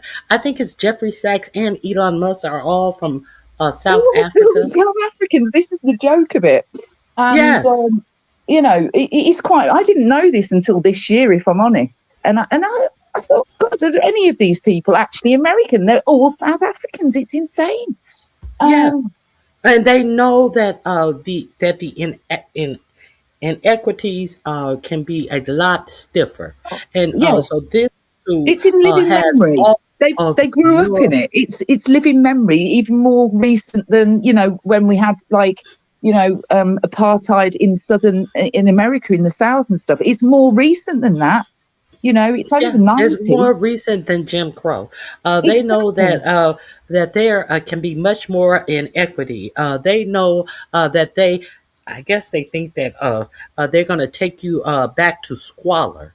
Yeah, and that's what they want, and this really, you've got Stephen Miller and people like that who were born Nazis. And, these are the kind of people they want around them. And, because they're going to be an echo chamber for their ideas. We remember how they pretended like that wasn't a Nazi salute that Elon Musk gave we all on knew election exactly day. what it was. It was obvious, and all of these $1 million newscasters trying to convince you that he did some type of hand gesture. We knew exactly what he did. We've been noticing all these little micro gestures they've been doing, and it isn't by accident. They're signaling each other. We know what they're doing. They know what they're doing, because if you go on Twitter or whatever the hell it's called now, X or whatever, they talk about it on there amongst wide open. Wide open. It. Mm-hmm. Why? Yeah, sorry, I keep talking over you. And you have your vice president who is capitulating to these people, who says that the Republican Party needs all type of people. guy who's in the Trump administration who was caught in his email saying that he has a Nazi streak. That's what he said about himself. And Wow. he has never been disavowed by this vice president, that Republican group chat where they were talking about getting the showers ready because they need to put more people in the gas chamber or something to that effect, and calling black people watermelon people. Your vice president, our vice president, not yours, our vice president said said that those were just kids. These people were between the ages of 23 and 27. And he said, those are just kids. You know, I hate if I was persecuted for the things I did as a kid. That's what the vice president says. The vice president who never got a job that Peter Thiel didn't hand him. Exactly. I mean, he is just a chameleon for whatever he thinks will get him the most power, I think. I think he'll just do anything to get power. I don't think you can trust him on anything. If it all changed tomorrow and it went completely, if it went socialist way tomorrow, he'd be doing that. He'll just do anything for power. He's completely untrustworthy and totally self-serving, in my opinion. But yeah, and mine as well. And mine as well. Well, he was calling the president a Nazi a few years ago, wasn't he? And saying he would support him, but now he would never support him. Now he is his biggest fan. I don't know what the president said. Now let me share this with you, and see, because a lot of this stuff I am new to. Let me share this with you right quick. Probably me too. See what you see about it. See what you have to say about this. Okay. Governments are now trying to destroy Traore's revolution, as they do anytime a country moves towards socialism and control of their own resources. In most African countries, Western companies extract all of the resources and then pay a bribe to the government and the local elite. You pay $1 billion a year to the rich people in Burkina Faso so they can live in luxury while stealing everybody else's resources. But Traore has said no, the resources of Burkina Faso belong to the people of Burkina Faso, not French companies. And we're going to reinvest those resources in development that betters the day-to-day lives of our working people. Traore is just so based. Solidarity with the revolution in Burkina Faso. This young man is fascinating. There's been like 30 plus assassination attempts, even from his friends. He kicked the French out of his country, and the man is not even 40 yet. If we're gonna push one brother, I say we push this one. Haiti, Jamaica, even throw a little Canada in there. It can happen if you have the right leaders. So Ibrahim Traore and the revolutionary African government of Burkina Faso have reportedly mined $18 billion of gold since they took control of their own mines, which is substantial because when the mines were owned by France, Burkina Faso was paid only $1 billion a year by foreign companies. But now they're making $18 billion a year and reinvesting it in things like infrastructure, education, and security. Which is why Western governments are now trying to destroy Traore's revolution, as they do anytime a country moves towards socialism and control of their own resources. In most African countries, Western companies extract all of the resources and then pay a bribe to the government and the local. Okay, so I wanted to share that with you. That's what we were talking about earlier. It is exactly spot on. It's exactly how we've seen it coming for the last, well, I would say couple of years. But the great thing about Traore is he's totally official. He is what he says he is. He's, you know, you can trust him. He's proven himself to me, at least. And the thing that they hate the most is it's getting harder. These attempts that they have been making on his life.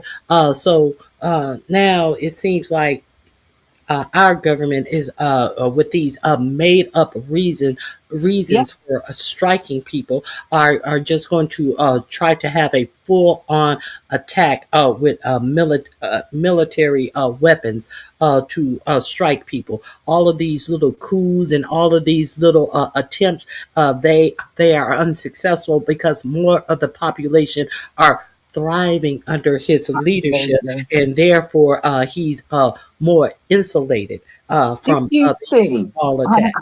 I can't remember when it was happening, Ronnie Q. But did you see when he was having a road building drive, and all the women came out?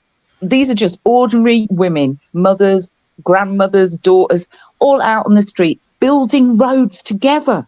Yes. They were doing it for themselves, and he was providing everything, but the people wanted to do it, and they wanted to do it for themselves, and that's the spirit that they've got there. That's strong. That is really strong. But we see what Trump's doing, and he's positioning himself in every part of the world right now. Mm-hmm. We see him in Venezuela doing what he's doing.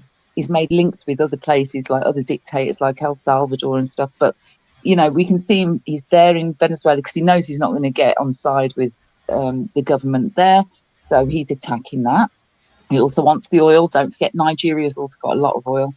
And I said that, yeah. Mm-hmm. Yeah, you're right. And so the drop-off point for Africa right now, well, West Africa is Nigeria, but now we've got Israel today announcing that they recognise Somaliland, right? What? This is a big story, and I think over the next week we're going to see a lot going on with this. It's infuriated most of the Middle East and North Africa, I have to say, and East Africa. So I think Israel is claiming land in Somalia. Israel is recognizing Somaliland. This is going to have a lot of ramifications. We're going to see how it plays out. What do you mean by that? But what do you mean by Somalia? Recognizing it as what? So in the same way as like we're recognizing Palestine as a country, and we're saying yes, that's a country, and they don't recognize it. They're recognizing Somaliland, which is historically it did exist. It really doesn't now, and it's politically highly charged, that Horn of Africa area. It's going to cause a lot of problems, I'm not that up on that little area, that region, but I'm going to have to research it. I think, we both, let's go around. I'm going to have to research it too, because I didn't hear about that. So it's only happened today, and it's infuriated a lot of people. It looks like a tinderbox to me about to set off. So I think we're going to see a lot happening around that. I'm going to have to research. It's not an area I know that much about. I know a little bit, but not tons. So I'm going to have to go and look into that one. But again, this is all positioning yourself around the globe for maximum impact. I'm not sure what the ultimate end game plan is, but it's certainly something's afoot. And Somaliland is a rival tribe to the Ilhan Omar's people, and he's saying that the Jews made Somaliland its puppet state in the region. Right. Okay. So Leonard may be the man to come up and help us with this one. Because it's not something I know a lot about. I know historically there's been a lot of problems in that Horn of Africa region, and there's a lot of talk about Eritrea, Somalia, and where the borders are. There's a lot of movable borders there, and a lot of it dips over into, across into what we call the Middle East. So there's a lot of issues around that area, and I don't know what it's going to cause, but I can see that it's already starting to cause a lot of consternation. I'm definitely going to be looking at that. Now let me wait a minute. I think I want your input on this one right here. Okay. I think it's this one. Wait a minute. I'll just mute while you play it.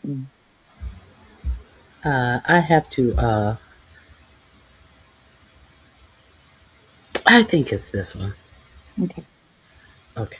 Let me I think it's this one.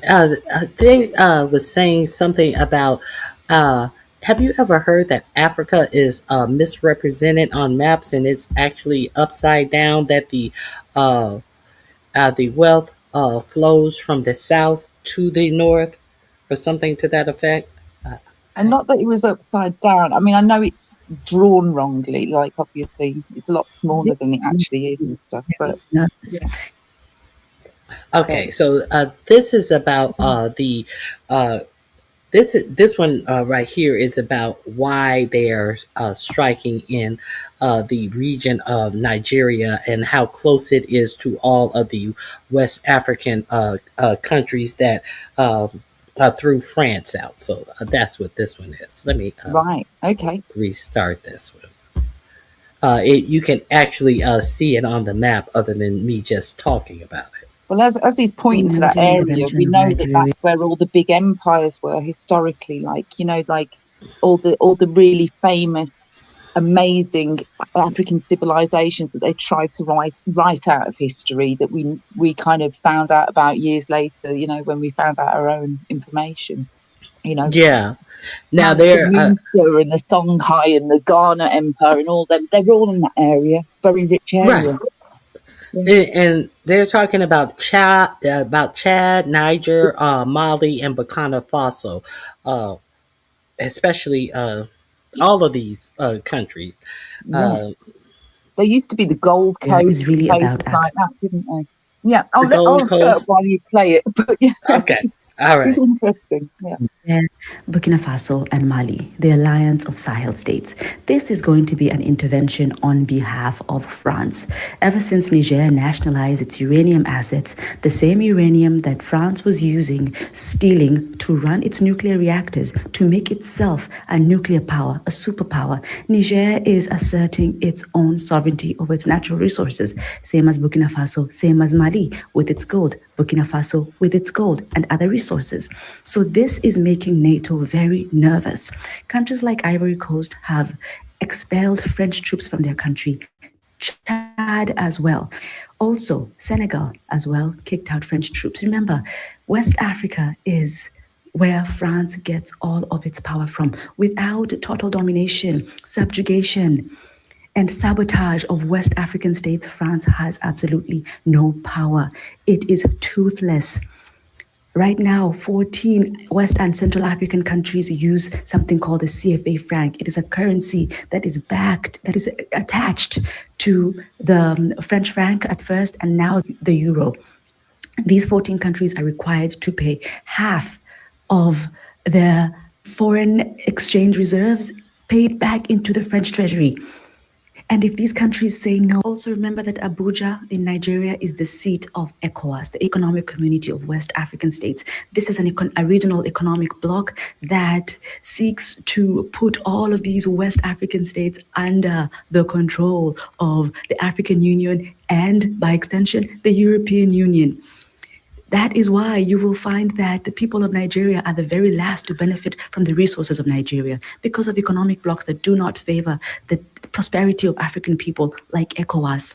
And so Bola Tinubu, the president of Nigeria, is very disgruntled that the alliance of Sahel states of Niger, Mali, and Burkina Faso want to exit ECOWAS, have actually exited from ECOWAS. They do not want. Okay, so what do you think about that? Well, it's interesting because ECOWAS has grown and grown and grown in power of late, and a lot of it, as we know, is down to Traore's efforts and also the kind of confidence he's given to other leaders. I think they've wanted to do it, but they haven't had the confidence, and they've seen what can be achieved. But historically, you know, people have always said, "Oh, well, you know, Africans are dumb; they can't even run their own countries. Look at how rubbish they run their economies."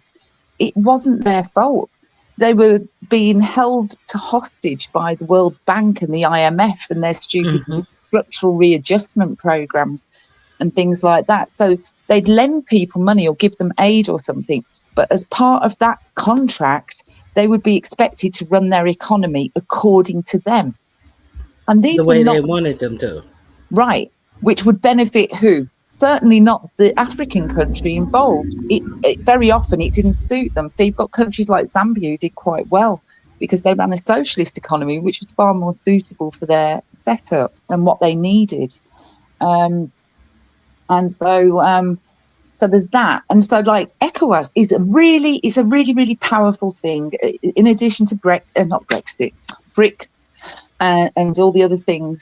You see, BRICS has its drawbacks because then they have to deal with Russia and China, although there are certain advantages for that at the minute. And I think Traore is using it very cleverly. But I was just about to say, go ahead. How do you think How do you think is you no? Because I was about to say, what do you think? How would you think the Russian? A lot of people think that he should not have any dealings with Russia, but I don't know exactly what his dealings are, and if he can benefit from it. Yeah, Uh, use them, why wouldn't he? right? Yeah, why wouldn't he? So I think historically, Russia actually, there was a lot of black people in Russia in the 60s from Africa. And what they did was they gave them scholarships to go to Russian universities because they wanted communism to flourish. So, and Ireland did the same thing because they wanted, the same thing really. It's a political thing. So because of that, they have got links, socialist and also not so much now communism, but back in the day it was communism. And so they would train their troops. They would give the students scholarships, teach them economics and all different things, farming, all kinds of stuff for free, and give them their board and everything else, and then let them go back to Africa and build Africa. But it also built political links. So those links are already there. But they have to be careful because they're also extractors. They're going to take stuff out. Right. So you have to use them, but you have to use them to a way that's advantageous to you. And you have to get out of those relationships at the right time. You know? And I think they're in a position now where they can start bargaining and have a bit more power. Plus, Russia's kind of broke right now, so it needs support from everywhere. So I think they're actually in quite a good position to bargain with Russia right now. I don't know how much we can trust them, but yeah. But what about Russia sending that cargo plane over to Venezuela? Since they are broke, since we now know that Venezuela has a lot of rare earth minerals, and we know they have all of that oil.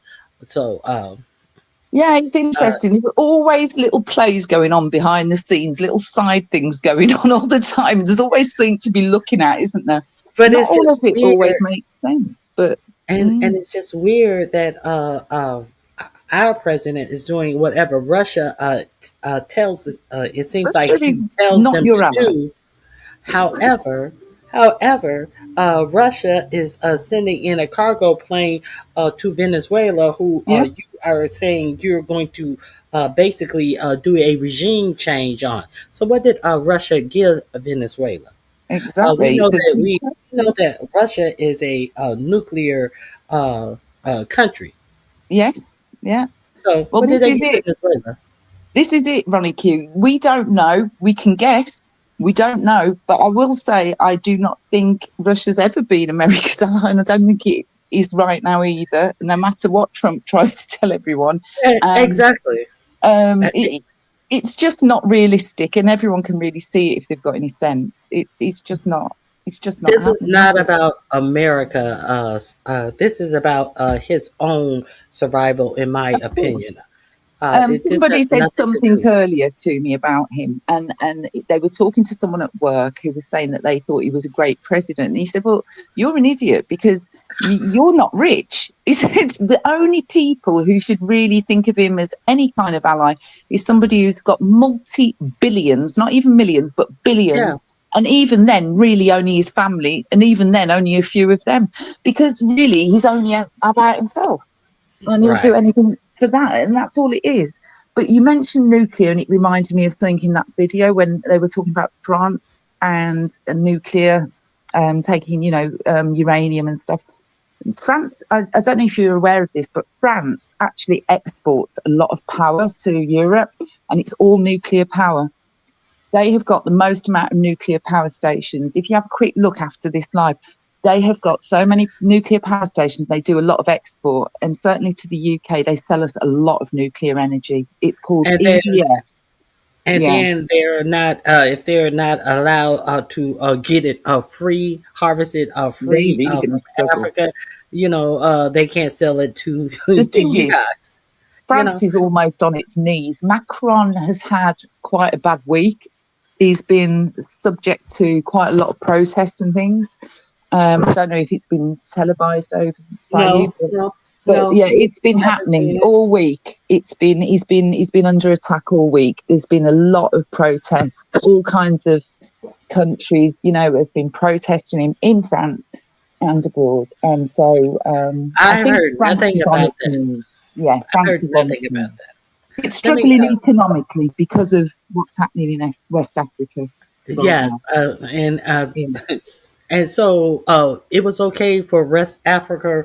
Look at all the France did. Look, France is one of the most haughty spots to go to visit to purchase luxury goods. That's their reputation, and they selling energy. I didn't know that they sold energy all across the And European nuclear. Union. Nuclear energy. I didn't know they did all of that. And now that they've been thrown out of these African countries that was living in mud and dirt, and they are on their knees now. They're not on their knees yet. On your knees is where Africa was when you were over there harvesting all of their riches and giving. They're on their them knees absolutely praying to nothing. Africa right now. Please have mercy upon us, because they are falling apart and they know it.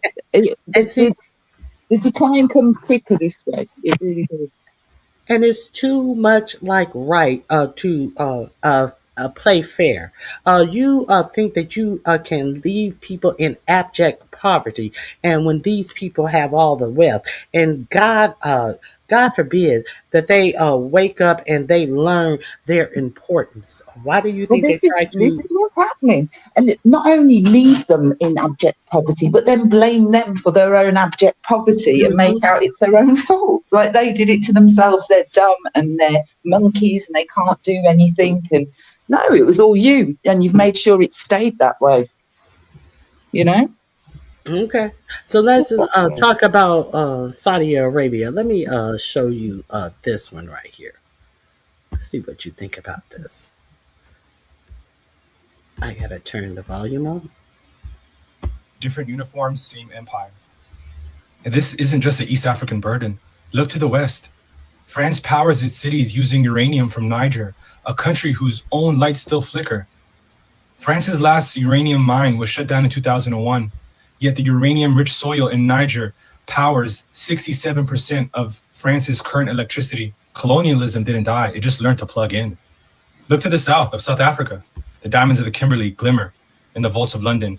British companies mine, market, and sell diamonds, while South Africans are stuck counting the loss. In Israel, it takes the same conflict blood diamonds and turns them into profit to fund the genocide in Gaza.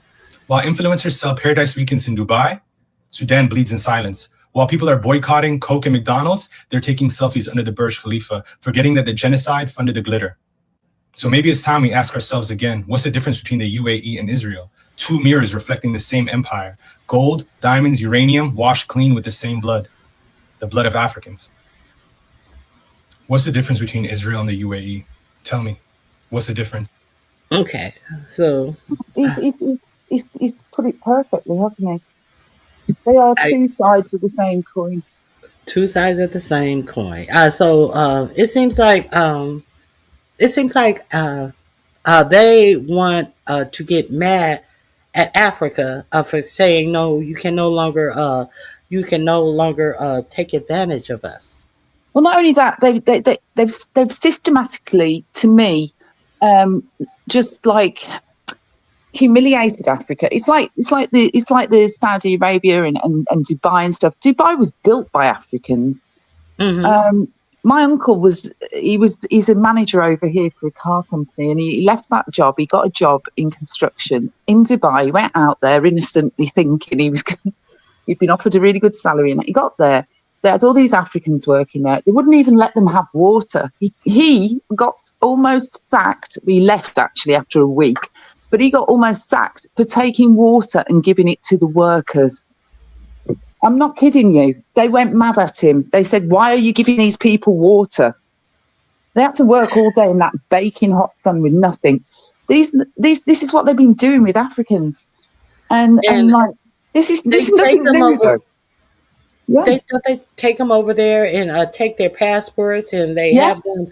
I saw a video. They have them living in this camp, and they bus them into work, and they live in camps way away from the city, and they have a trough where they have to defecate and urinate. Oh, it's just disgusting. I'll tell you what is a really great analogy for the entire thing to me, and that is the Burj Al Khalifa. You know that building, it's there, it's glittering, everyone thinks it's the greatest thing on the planet, this glittering thing, monument to modern capitalism. Do you know it's not even hooked up to storage? Do you know they have to drive trucks in to carry out the shit every day? Are you kidding me? No, I'm not. Because no, Dubai was just like a little brook. It was like a creek. There was no one there, just a few like tent dwellers. It was the king of the area. He was very clever. He built it up. Anyway, now it's this place that everyone thinks is amazing. I wouldn't go there if you paid me. But this Burj Al Khalifa, you can't put storage under a building like that there. There's no substrata, it's sand. It's all sinking. They're spending all their millions out there on these beautiful houses that are all sinking into the sand. Those islands, they have to keep building them back up. They're sinking. They're just disappearing. It can't support it. So you can't put storage under it. So what they've had to do is they ship out the shit every morning. No joke. Look it up. I swear to God. Well, I wonder where they take it though. Well, this is the thing, isn't it? They take it out to the desert somewhere and just dump it, I'd imagine. Just dump it? Probably. Yeah, I'm just like thinking like, wait a minute. Or They maybe are even in so the sea. unsophisticated that they don't have a sewer system. Where are they Maybe taking even in the sea. And they've not stopped building it up. They keep building and adding on and adding on. The more they add on, the more they build, the quicker it's sinking. It's ridiculous. And I hope they're not dumping it in the sea. they probably are. I mean, I wouldn't be surprised, would you? Yeah, well, yeah, I wouldn't be surprised. You look at India, you look at even San Francisco has increased the amount of fecal matter that is allowed in the San Francisco Bay. So I wouldn't be surprised. A lot of the pipes just go straight out into the sea, don't they, the sewage pipe? Which is why I don't eat prawns, by the way. If you eat prawns, don't ever eat, because actually where you find them all is round the sewage pipe. It puts me right off anything like prawns. Yeah, I don't touch them because I know where they congregate. And wait a minute. What no, are for you real. talking about in India? I know. No, I'm talking about like everywhere. Like I'm talking about America, Europe. Oh, everywhere. America. Yeah, everywhere.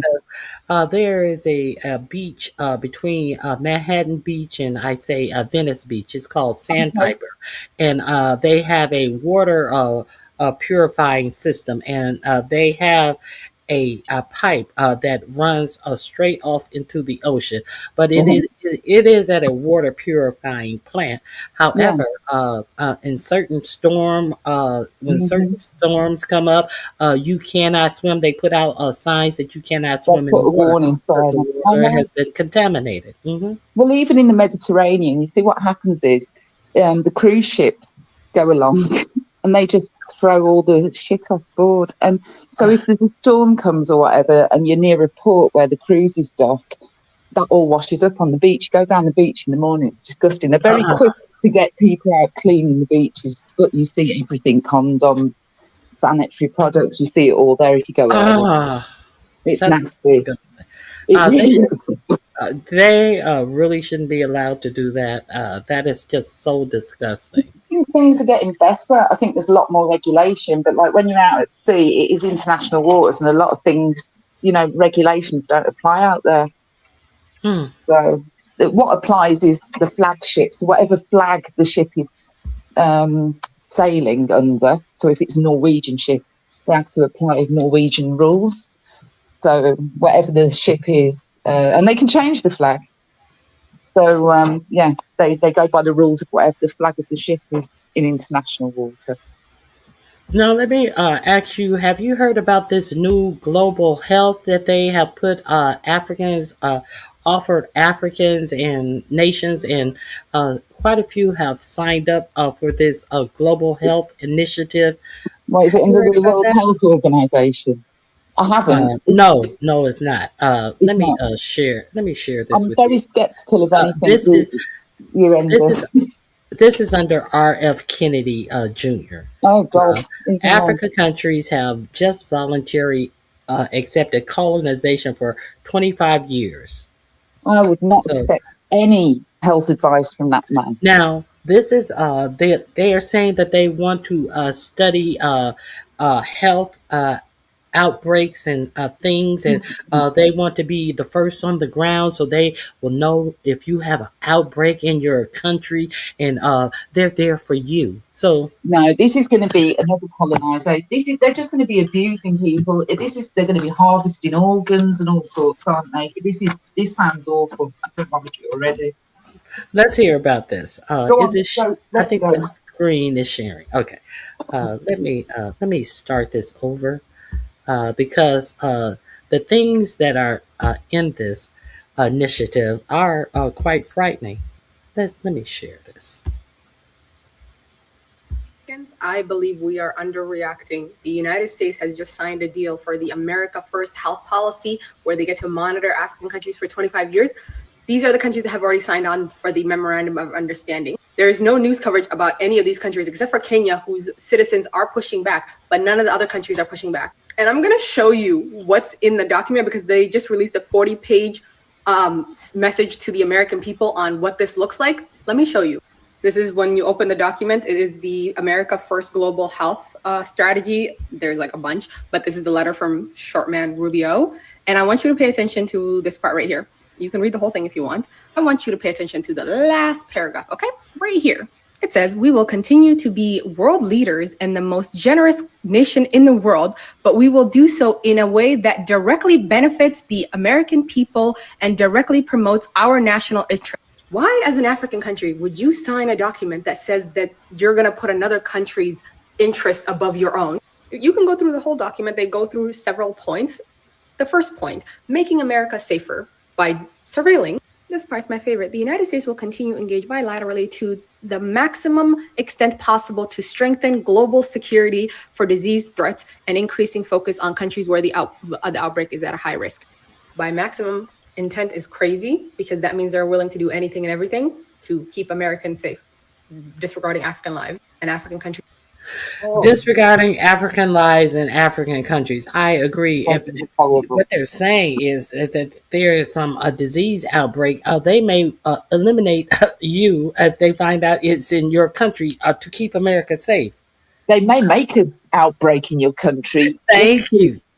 Yeah, I'm hating this already. I don't know why anyone would sign just sign this. Yay. And then my favorite part of the whole document, it is the commercial partnerships with private and public U.S. companies. The agreement is between two governments, but this part is for the United States handing over health data and sensitive information on Africans to private and public U.S. companies. That's not going to go wrong for the African people. I'm so pissed off that these African countries signed this because why? As Africans, I believe. So who signed it? Nigeria, Rwanda, Uganda, Lesotho. What is it? Lesotho. What is that? You probably know number 4. I'm not familiar with that. Eswatini, Kenya, Liberia, and Zimbabwe.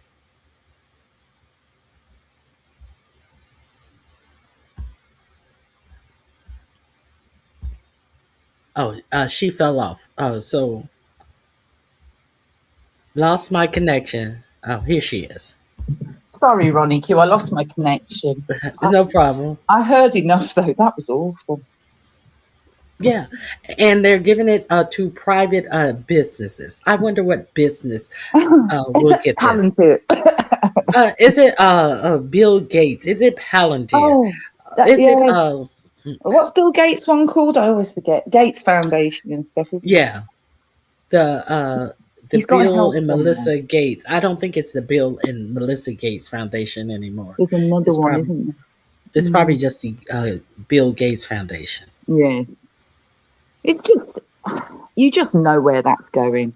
They've never cared for African lives. They don't care for them now. They do everything to bloody sabotage Africa. This is going to hell in a handbasket, really, isn't it? But and who's to say, like you said, who's to say how they won't give them an outbreak to get rid of them? I'm not a massive conspiracy theorist. I deal in like anything I can find a fact on. Yeah, fine. I do think sometimes, they could possibly do this, that, and the other. And until I see it, I don't believe in it. But why wouldn't you believe it? Or when they passed out all of those blankets for the Indians, which is their native land, to stay warm for the winter, contaminated with smallpox. Why wouldn't you believe this? That's the kind of thing that makes you go, that's possible, because they've done it before. There's evidence. We've seen it happen many, many times. I happen to believe HIV was not from Africa. I mean, they said it was Africans having sex with monkeys. I don't believe one word of that. I believe it came out of, I think it came out of New York, actually. I think they gave it to people in a clinic. But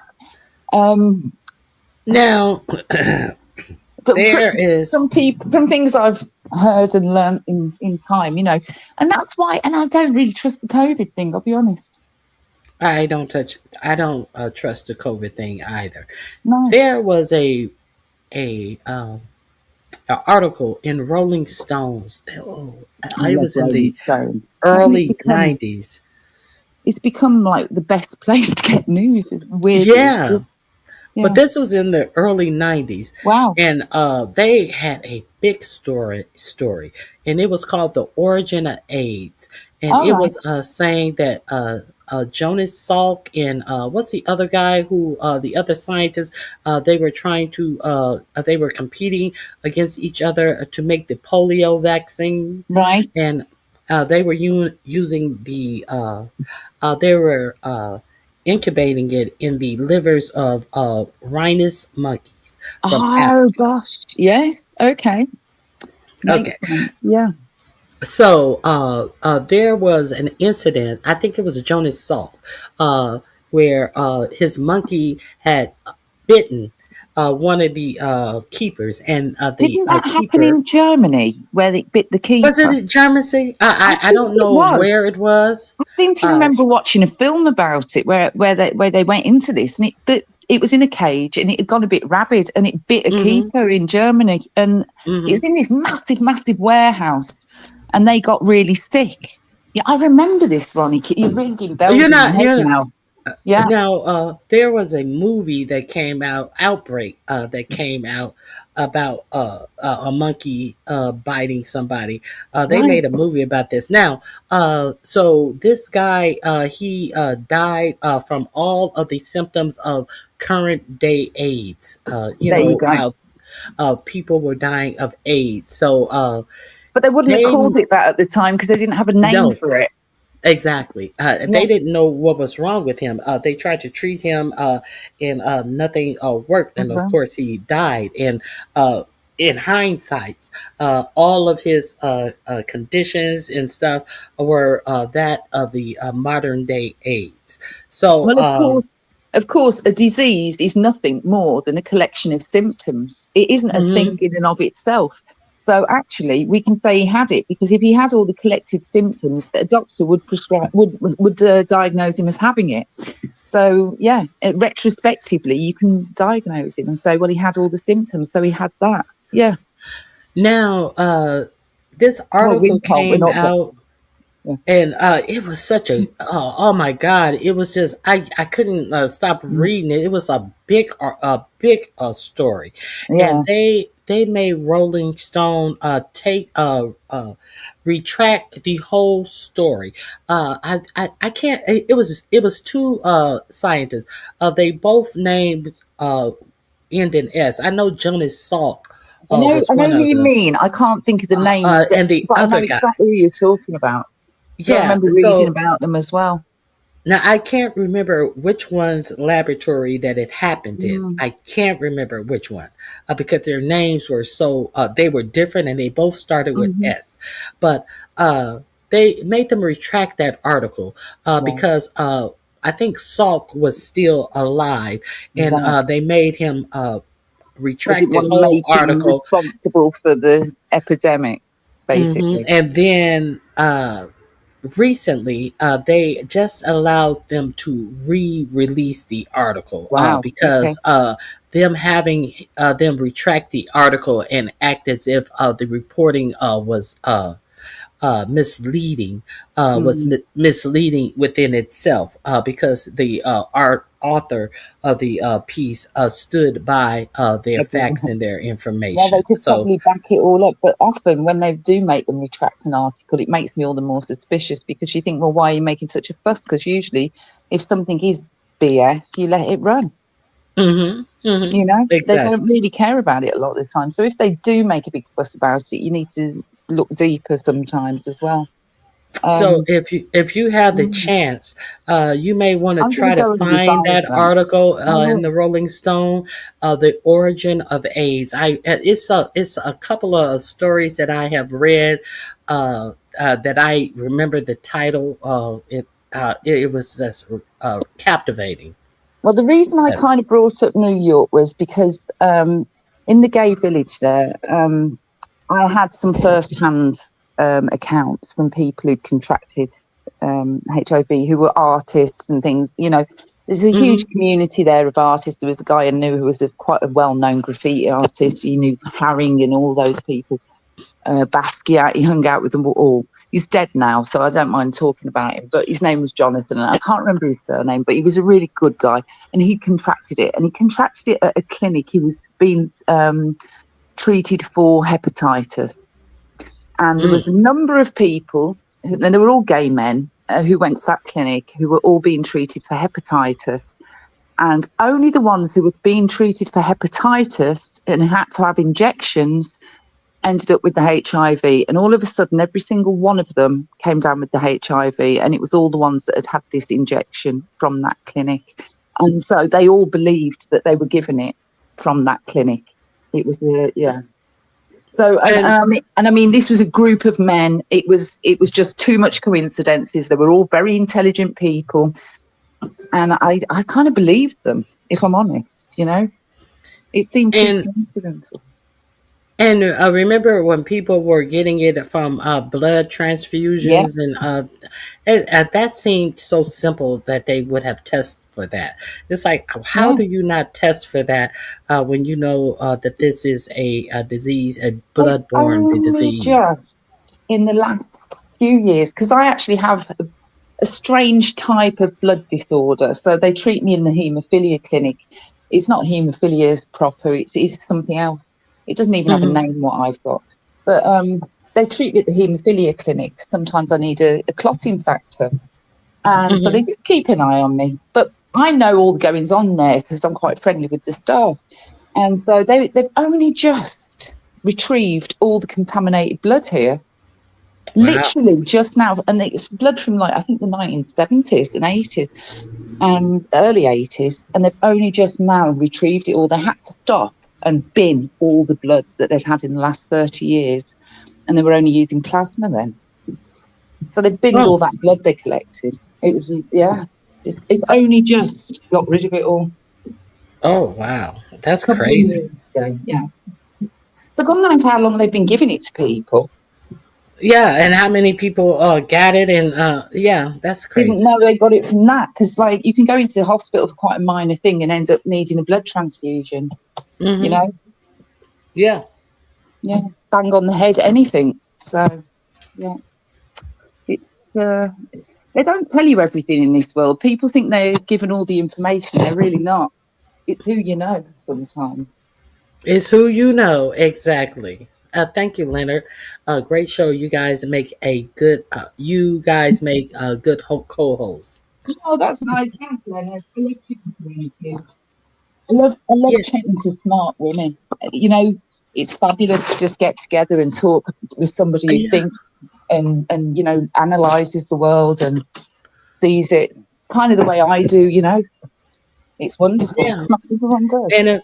And if I see it, I just think that it's important for people to, especially in this day and age, with it's so much going on globally, that we need to start making these connections, because it's imperative that we make these connections. You always try, like, if I see something, I think, I wonder if they're actually showing this in America. And I always try and tag you if I think, Veronica, you might not have seen this, because I know that you want to see the stuff, you want to know what's going on. And I'm not always sure if it's going to be shown, because not everything's shown in our countries. Like, friends send me stuff from Africa, friends send me stuff from Asia, you know, and it's great because I don't always see it here. It's not always available. Yeah, So, and I didn't even hear about these strikes and all this uproar that's going on in France. I haven't seen one iota of it in our. It has been on the TV here. It's been on like the Mhm. regular news and stuff. So I wasn't sure if they'd been showing it, but you should be able to get it quite easily because it's been on the regular news here. Well, now I'll look for it. Yeah.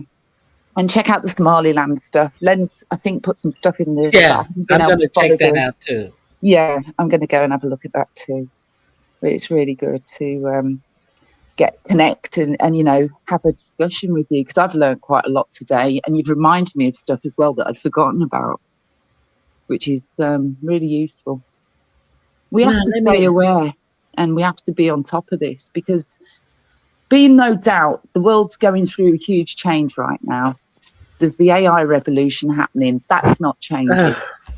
It's going to have a lot of good things happen as a result of it, and there's going to be a lot of bad things happen as a result of it. And we've just got to keep our eyes on what's going on. It's the whole death of democracy, the changing of the world order. There's a lot happening. Now, an African Renaissance. You know, will it prosper? I hope so. We've got a lot to watch, and did I be aware. Did I don't know if I played this one. Did I play this one for you, Sarah? Which one's this? Let me. I don't know. I don't think I played this one. Do you remember seeing this guy? I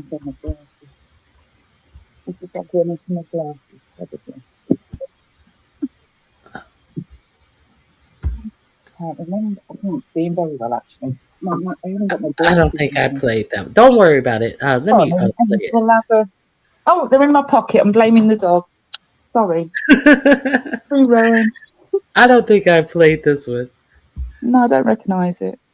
All of this is Why Africa. Village that Trump bombed in Nigeria itself says that there was zero ISIS activity there whatsoever. They have no idea why they were bombed. It certainly wasn't to go after these Islamic terrorists. It's a manufactured war, because not only do Christian and Muslim leaders in Nigeria say that there is no Christian genocide, we also know that Nigeria has massive oil reserves. It is the second largest proven oil reserves in all of Africa, the 10th largest in the world, and it has a massive lithium deposit as well. This is old school colonialism manifesting in modern day 2025 America. The number of people that have been killed by US aid being shut down already is approximately 700,000 globally, tens of thousands of those in Nigeria. By shutting down US aid, Trump has already killed more Christians in Nigeria than anyone else ever could have. And this number is estimated to be 14 million globally by 2030, unless we continue to fund US aid again. And by the way, that budget of 23 billion for the entire year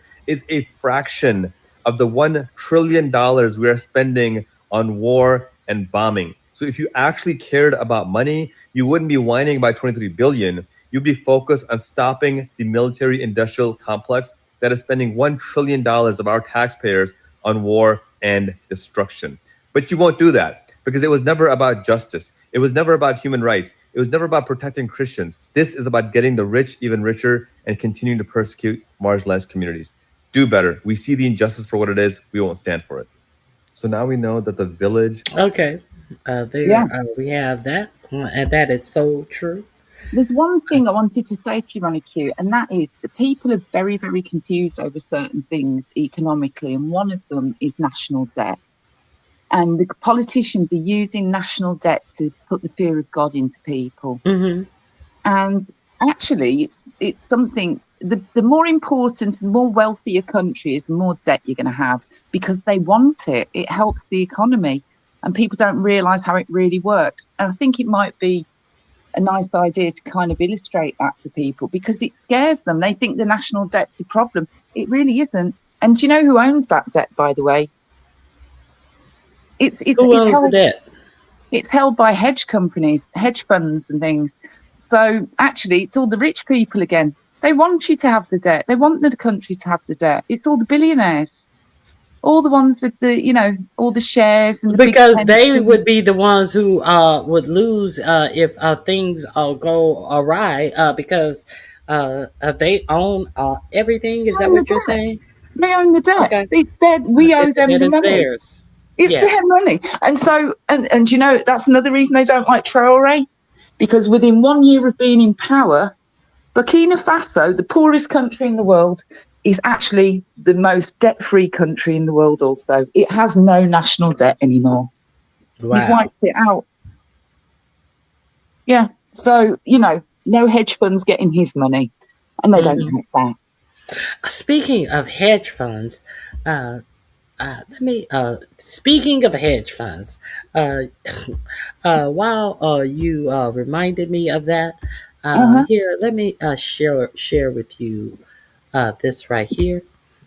I talk about BlackRock a lot. BlackRock just bought 50,000 homes for $300,000 each. They then sold them to themselves for $700,000 for 3 of them. Your neighborhood value just doubled overnight, and you are not able to live there anymore. This is how the massive company is destroying the American dream for more power. They've been buying up family homes for a few years now, and they're pricing ordinary Americans out of homes. You're all going to be living on postage stamps and paying a fortune for them. It's ridiculous. Step 1, they target middle-class neighborhoods with growth potential. They show up with a all-cash offer 20 to 30% over the asking price. So no regular person can compete with what they are buying these houses for. Sorry to interrupt. Do you remember you showed a video a couple of months back about a black neighborhood in Texas somewhere where they'd done this exact thing, and the lady had become the mayor and she was trying to fight it and nobody would do anything about it or something like that, or she was in on it. She made it happen, didn't she? That's right. She was the traitor in it all. And Texas, I'm sure it was Texas. It was a black community. They've got shops, they've got houses, there was like bars there that had been there for generations. And yes. You remember? I remember that. Where was it? It was in Texas, and it was a historic place, black community in Texas. I think it was. I think it was Austin. I think it might have been Austin. I think it was Austin, and it was a historically black community. And they, her family bar was still up and running, and survived it. Yes, it was in Austin. And that's what they've been doing all over. So that every step they've taken to turf everyone out of their homes and their communities and just try and divide everyone up so they've got no power anymore. Because if you stay in your community, you've got a bit of power. But as soon as they throw you all to the 4 winds, you've got no power anymore. You're on your own. And once people start moving out of your community and you're the last one in your community, you have no allies because the people who are moving in, they're moving in these houses that are more expensive. Now, step 3, regular families, they never stand a chance. The young people buying their first home outbid by a corporation with unlimited money. The elderly couple who lived there for 40 years, crushed by the rise of property taxes they can't afford. So what do? They sell out. Once black owns enough houses, they sell a few properties to shell companies that they also own. These fake inflated sales become the new market price of the houses, and just like that, your neighborhood value doubles overnight, but you can't afford to live there anymore. And it's the taxes then, like you said, it's the taxes, because even if you keep your home, the taxes go up that much that you cannot any longer afford to pay to even sustain it. I think if there's you another one recently as well with trailer homes or something where they put the rent. That was another situation. Same thing, different scales, same thing. Yeah. They're doing They're it doing across the board. These are hedge fund people who are going in and buying up trailer parks, There's and they're doing nothing it they won't trifle with. Honestly, it's disgusting. nothing. Yeah. They create the crisis, and then they try to sell you the solution. Yeah, and it's always you always taking a step down, and you always taking a loss, and they're always gaining, and that's the answer. Now, by 2030, corporations are projected to own 60% of all single-family homes in America. Your kids won't buy a home; they'll rent one from Wall Street. And This kind of already happens in the UK, by the way. We're kind of 10 or 15 years behind you, or something like that. They said, where but generation by generation, we're getting poorer, as you know. And since the 1960s here, each generation, every 10 years, there's less and less, young people able to get onto the property market, and also they're earning less and less. So as a proportion. So, like, for instance, my father bought quite a big house for about £3,000 in 1975, right? That house today is worth, I think, over £1 million. He couldn't afford to buy it now, but he could buy that when he was in his 20s. Exactly. And it's the same house, and the area's gone down. It's not even as good as an area as it was, but he couldn't afford to buy it now if he wanted to, even though he owns his own house. But the point is, each generation gets poorer and poorer and poorer, and we're supposed to be about, I think it said 20 years behind you.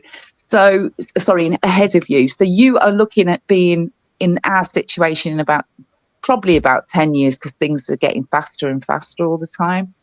But but we're already kind of living through that crisis, and we have been for a while. Notice they don't ever talk about paying a living wage while they're purposely boosting inflation. And notice that the median house inflationary. So we always knew inflation was going to go up with the tariffs because they're very inflationary. Of course. Right. But they're saying that we are winning. Who was it? Scott Bessent or one of these people in the administration said that wages are rising. Wages in the United States are not rising. Even if they were, there's not enough jobs for people. Jobs are going down. There's hardly any jobs for anyone. So whose wages exactly are we talking about? There are more people looking for work than there are people working. Wages may be increasing for the 1%, the business owners, but they are not for the employees. They act like every employee has gotten a raise because of these tariffs. They said that the tariffs are giving people about $1,200 in savings a year. How are we saving $1,200? I guess off your taxes. I guess they're trying to say you're saving $1,200 off your taxes, but you're paying more than $1,200 to get goods and services because of these tariffs. And also, because people can't afford to buy as many goods, there's less circular economy. So the money isn't circulating around the economy, which means what? More inflation. I've got some homework for you to do. You've probably heard me mention this before. In the 70s and 80s, mid-80s here in the UK, we had something called stagflation. And what it is we have it here too. You've had it here. You've had it. Well, I predict that that's what we're going to get over the next couple of years, because especially with the AI taking people's jobs as well, we're going to have even less employment. And that's just how the economics works in a capitalist society. If you get massive inflation and massive unemployment at the same time, you're in stagflation, and that's incredibly difficult to heal. To get out of. Yes. Yeah. And it's a big pain for a lot of people. A lot of people end up homeless, on the street, destitute, and offing themselves, quite frankly, because there's no hope. Hope is going to be a huge resource for people. Try and hold on to it, because you're going to need it. That's really miserable of me, isn't it? But it's true. But it's true. It's true. And people in the United States, I don't know. I don't know. I don't know if a lot of people are prepared for what's coming. And now is the time, even if you're in your 50s or whatever, to start looking at pivoting. You need to learn AI. You need to understand how to use it to your advantage. You need to know if your job is going to be affected. If you're going to be a manual worker, you're probably okay. Or if you're in a caring profession, you'll probably be okay. But if you do anything cerebral, or administrative task, you're probably not going to be okay. No. Unless you are an ethicist, an auditor, or somebody like that, you know, where there's some sort of oversight issue, or, you know, a computer programmer or something like that, I suppose. But yeah, those are the kind of things that it needs. Does need human input. So there are lots of jobs, and there'll be new jobs, but you need to get ready for them. You really do. And that's my warning to people. It's happening, and it's coming quick. I'm changing my profession right now. I'm doing that. Well, that's good. Yeah. Don't put it out of here. But that is good. Mm-hmm. It has to be done. It has to be done because you have to be prepared. It's a massive revolution, and people aren't prepared for it, Ronicky. They're going to really suffer if they don't get ready. Yeah, I concur. So, is there any field that you would suggest, or just keep your eyes on? I think if you're young, I would suggest you get yourself a trade. You know, I've always said tradesmen are always going to be in demand. If you want to be into nursing and that kind of thing, you're going to be needed. We're going to need carers, nurses, and all that sort of thing too. And if you are more academic, maybe go for sort of like the more, where you need oversight, where you need to learn legislation, you need to apply regulatory things and things like that. That could be something you might want to look into if you're into like being a lawyer or something like that. We've already got too many lawyers and not enough law jobs. And not enough jobs. So that's kind of like an arm you can go into. But the best thing you can actually do is ask the fucking AI. I'm not joking. Ask it. Go into Gemini or ChatGPT or any of those and ask it what jobs are AI proof, what is going to be needed. You can give them your CV and it will tell you what it thinks you could possibly pivot and do. It is actually useful in some ways.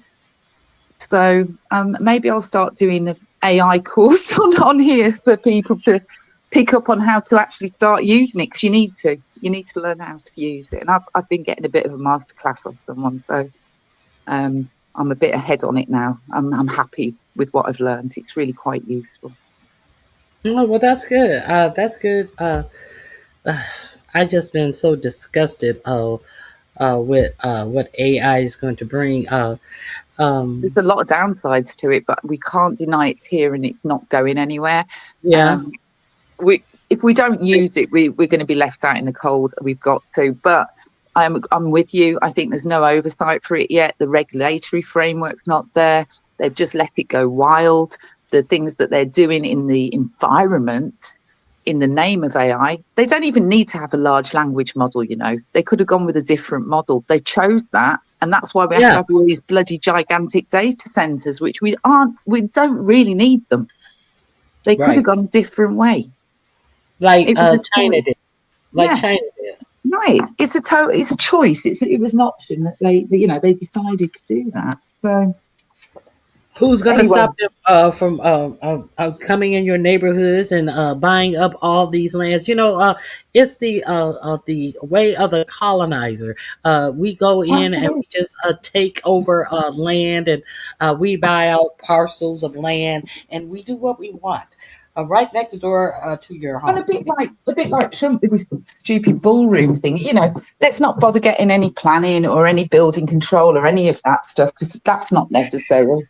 It's in the middle of a city. There's like sewerage underneath. There's all sorts of things running under the, underground railways and things going under the White House. Definitely.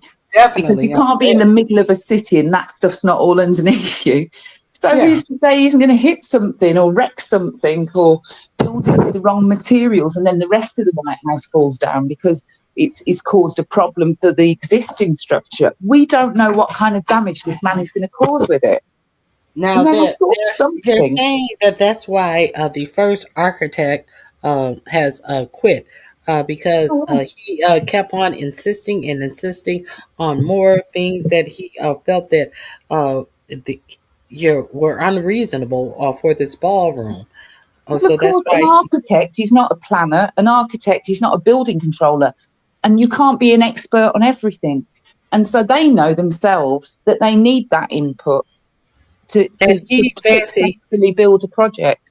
And he fancy 45, 47 fancy himself as a such a grand builder, but understand that he had a lot of engineers and a lot of architects that actually sat down and made hardcore plans for what they were building. He didn't do any of these things to try and work with, in terms of getting anything done. I would hate to work with him. Yeah, it's so unreasonable and ridiculous. But I saw something, and I don't know if you can elucidate because I didn't find out what it was about. But I saw something the other day, and they said it's not a ballroom he's building after all; it's something else. Do you know anything about that? But they were saying he's building some high-tech bomb shelter. That would be able, that would be able to, because he did say that the military is in on the building too. Now there is of course, everybody knows there's a bomb shelter there, but it is being reported that possibly there will be some type of way where they can actually defend the shelter and the whole 9 yards, shoot missiles and all of this type of stuff. I don't know, but there have been some reports about that. But they said that it's going to have a state of the art, a whole big, huge medical center there. Those are some of the reports that the medical everyone center else that can't they have. even get a basic health care, but it's going to have a huge medical center. Right, okay. Oh, and speaking of basic health care, I want to know if you heard about this young lady who had she found out she had first degree cancer, and what is it? Stage 1 cancer, first degree. Stage 1 cancer. And then let me share this. Yeah. And then she wound up about anything like this, so. Okay, a young mother whose insurance was cut because she couldn't afford $5,000 payments has passed away this morning. Torrance Marie was 28, was forced off of chemotherapy, which led to her early stage cancer progressing to stage 4. She made it to Christmas and leaves behind her son. I want to share this with you, guys. Sad and necessary and awful. It just reminds me of the children he sent. Remember the cancer children he sent abroad, like mid-treatment and stuff? Deported them, and they were citizens. Yeah, and they were still in the middle of their cancer treatment. That's right. Now, this is all because of health insurance, why this woman lost her life. Let me, let me share this. Let me, I'm trying to, here we go. Let me share this. Now, you're going to hear a lot more of these stories as people lose their health insurance and are not able to see a primary care physician to even understand that they are in their first stage of cancer. They're not even going to know they've got it. I mean, there's so many symptoms that can be put down to all kinds of things that you don't know because you're not a doctor. I wouldn't know. And without seeing a doctor, you're just going to end up progressing so quickly to the stage 4 that it's going to be too late for loads of people. It's horrible. Honestly, it's really bad, Ronnie, too. I hate it. Okay. Oh, I am sharing it. Okay, let me share this with you.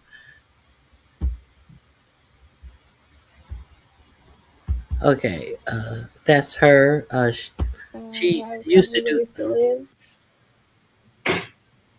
I don't know if I believe them, but I know that they're saying I only have a couple days to live. And I need my chemo telling me that I have to pay $5,000 if I want treatment because of my insurance, which is a lot. And it's not just my insurance. It's like you shouldn't be able to deny me my chemo at all, but they do. I am no longer a fiance. Just want to throw that in there. It's just going to be me and my son through this battle. I want to say I love you guys, and I'm hope everybody is blessed and has a blessed day. And here's a little update for you guys. Love you. And safe surgery in Jesus' name. I'm praying. Love too great for my cancer. They're talking about someone only have a couple of days to live. I don't know if I believe them, but I know that they're saying I only have a couple of days to live. Okay, so this is under the link No Healthcare. She had colon cancer. There was another shirt that her name is on there. There was another shirt that I saw, and she was about to. She was at the end of her treatment, her chemo treatment, and she was doing a video, and she said they're about to pull me off of this chemo, and I tell you, I feel so much better. This was before they cut her insurance off, and she said she said I haven't been able to have a bowel movement for the past few days, but I'm able to have one now. So this girl, they was giving her treatment. She saw that the treatment was working, and unfortunately, because of money and healthcare insurance, this girl lost her life. Went from stage 1 to stage 4 very quickly. So Horrendous. I mean, yeah, she's left children and everything, hasn't she? It's just a so sad. child, a son. Just Oh, bless. very sad. So Oh, that is pure evil, and that is horrible. The link is in my description how these box people under live with no health themselves. insurance. I'm sorry. I Would you just don't say? know how these people are living with themselves, and including this Democrats who are not doing enough, in my opinion. They need to do more.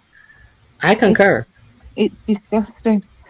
You guys are being so badly let down right now. You really are. Yeah. It really worries me. I've got so many friends and family in America. I have sleepless nights over it. Honestly, I do, because I'm just like, where is this going to end up? I can't But understand why people aren't doing more. We had Democrats who actually reopened the government and said we can fight this. We have a couple of months to fight this, and they did no actual fighting. The Republicans offered nothing, and they walked away and wouldn't vote on one resolution that attempted to. I mean, Jasmine Crockett is not able to do the whole thing on her own. You know, she needs a bit of help, guys. Can you kind of come and help her out a bit? It's ridiculous. But it's no one can do it on the Republicans don't even care. This Speaker of the House, Mike Johnson, and he's like, oh well, there's nothing we can do. This is the same way. Well, if they open the government, we can work on this. Oh, Chuck Schumer, they to get rid of him. All of these speeches and all of this talk does absolutely nothing for the American people. I think that this midterm election is going to show a lot of people that if you don't, you need to piss or get off the pot, as they say. If you're not going to do the job, we're going to get somebody to do the job, and hopefully there's independents need to step up. I mean, that Hassan in New York, he's fascinating. he's someone who's trying to get the job done. I think more independence as well. I think more independent politicians who are coming from the community, grassroots, get out there, throw your hat in the ring and get involved, get it done. People get Yeah. behind you. I think they will. And people who are not propped up by corporate money. Right. Because it's getting dread out there and people are starting to feel it. They really are. Yeah. Yeah. Anyway, that's me. That's me off my soapbox. They are. But yeah, I just think things have got to change. It's not working. It's not working. What they're doing right now is not working. Yeah. So it's going to be interesting. A lot of people are. It just seems like a lot of people are asleep on how important it is for healthcare, and a lot of people I know people who take medicine every day. It's a lot of people who I know that are on some type of medication every day. So, Well, you the know, thing is, it's one of those things that people they don't realise how important it is until it really is vital for them. And that can happen really bloody quickly. It could be as simple as having a stomach ulcer. Do you know how painful a stomach ulcer is? Something like that will take you all the way out. You won't be able to work or do anything or eat. I had gallbladder issues. I couldn't eat for a year. I was on yogurt and jelly for a year because I had an infection that they couldn't get rid of. And so, and it was just like I kept going and getting, treatment. I was in hospital for over 6 weeks while they were trying to get rid of it. And for more than one time, like that was the longest one I was in for. I was so ill. I thought I was going to be on my way out. And that was just a gallbladder issue. So what I'm saying is it can hit you at any point. And I'm very fit. I was a yoga teacher and everything. So it can hit anyone at any time. I've got a full NHS backing me up. And if that can happen to me, imagine what can happen to you if you haven't even got insurance that's covering you. Mm-hmm. Anything exactly. To take you out. Anything. Exactly. Yeah. Yeah. And you look at the veterans and people, I don't know what's going to happen with them because they seem to be getting less and less as well. And they're quite a lot of the veterans. At who? Oh, the veterans? Yeah. Yeah. They seem to be getting screwed over as well. And are they going to actually end up with anything at the end of all this? I don't know. They've got quite complex needs. Yeah, very complex. And the more that they can push it off, that they're on drugs and they are crazy and all of this type of stuff, and they don't show up to their appointment. Because what happened to them has made them crazy. They have made them have PTSD. They act like they don't understand it, and it's the fault of the sick veteran. It's his fault or her fault. For the record, that a lot of people who are recruited into, the armed forces, especially at the lower levels, tend to come from minority communities. Mm-hmm. Do they not? And poor, minority and poor. Yes. Yeah. Well, I include poor people as minority communities because they're so, oppressed. But I think that's, I think that should be noted because these are the people who, the government gives the least care for. And they're the people who deserve the most care. And let us not forget what a government's job actually is. It's not to enrich themselves. It's not to have a strong economy even. It's to serve the bloody people. That's what they're there for. They're supposed to provide goods and services to you. That's their whole purpose. Exactly. Otherwise, what are they for? Exactly. They cost us a fortune. Why have them if you're getting nothing out of it? Anyway, I'm sorry, Ronnie Q. I keep going off on one. No, it's fine. It's fine. Now, let me see. I don't know. This could be a false story, but let's see. Now they're saying that Marjorie Taylor Greene exposed. Trump exposed as Marjorie Taylor Greene finally leaks everything. Mm. Now she's resigning from Congress on the 5th. Let's see if she's really revealing anything. Yeah, let's see what she's revealing. It says bombshell. Well, Pondering politics. Let's see what Marjorie Green is revealing. In Congress, the New York Times just dropped a bombshell deep dive about Marjorie Taylor Greene and her final political divorce from Donald Trump, based on 2 very recent interviews conducted with her, in which she reveals explosive new details about that political divorce, including her final conversation with Trump about terroristic threats against her and her family. Some pretty shocking revelations here. But before we unpack all that, if you end up liking this video and you want to support the channel, please be sure to hit the like, subscribe, and alert bells before you go. All right, folks, I will include the link to this full article in the description of the video and probably the first comment as well. It's called "I Was Just So Naive: Inside Marjorie Taylor Greene's Break with Donald Trump." And there's a picture of her right here, sufficiently moody, and it's written by Robert Draper, who conducted the interview with Greene herself. It is extremely fascinating and explosive, and I want to read you specific excerpts from the article, including new details about her final text exchange with Trump pertaining to the threats that she, and more importantly, her family, were receiving as a consequence of Trump attacking her and calling her a traitor. So let's dive in. Greene's last exchange with the president was by text message on November 16th. That day, she received an anonymous email in her personal Gmail account that threatened her college-age son. Quote, "Derek will have his life snuffed out soon. Better watch his back." The email subject heading used the nickname Trump had given her the day before, Marjorie Trader Greene. So again, establishing very clearly that whoever sent this message was motivated by Trump's direct threats against her. A direct, straight line. He's against political violence, though. As if he doesn't know when he put these dog whistles out, this is exactly what he's stirring up in his sycophants. The president of peace. Greene promptly texted that information to Trump. According to a person familiar with the exchange, his long reply made no mention of her son. Instead, Trump insulted her in personal terms.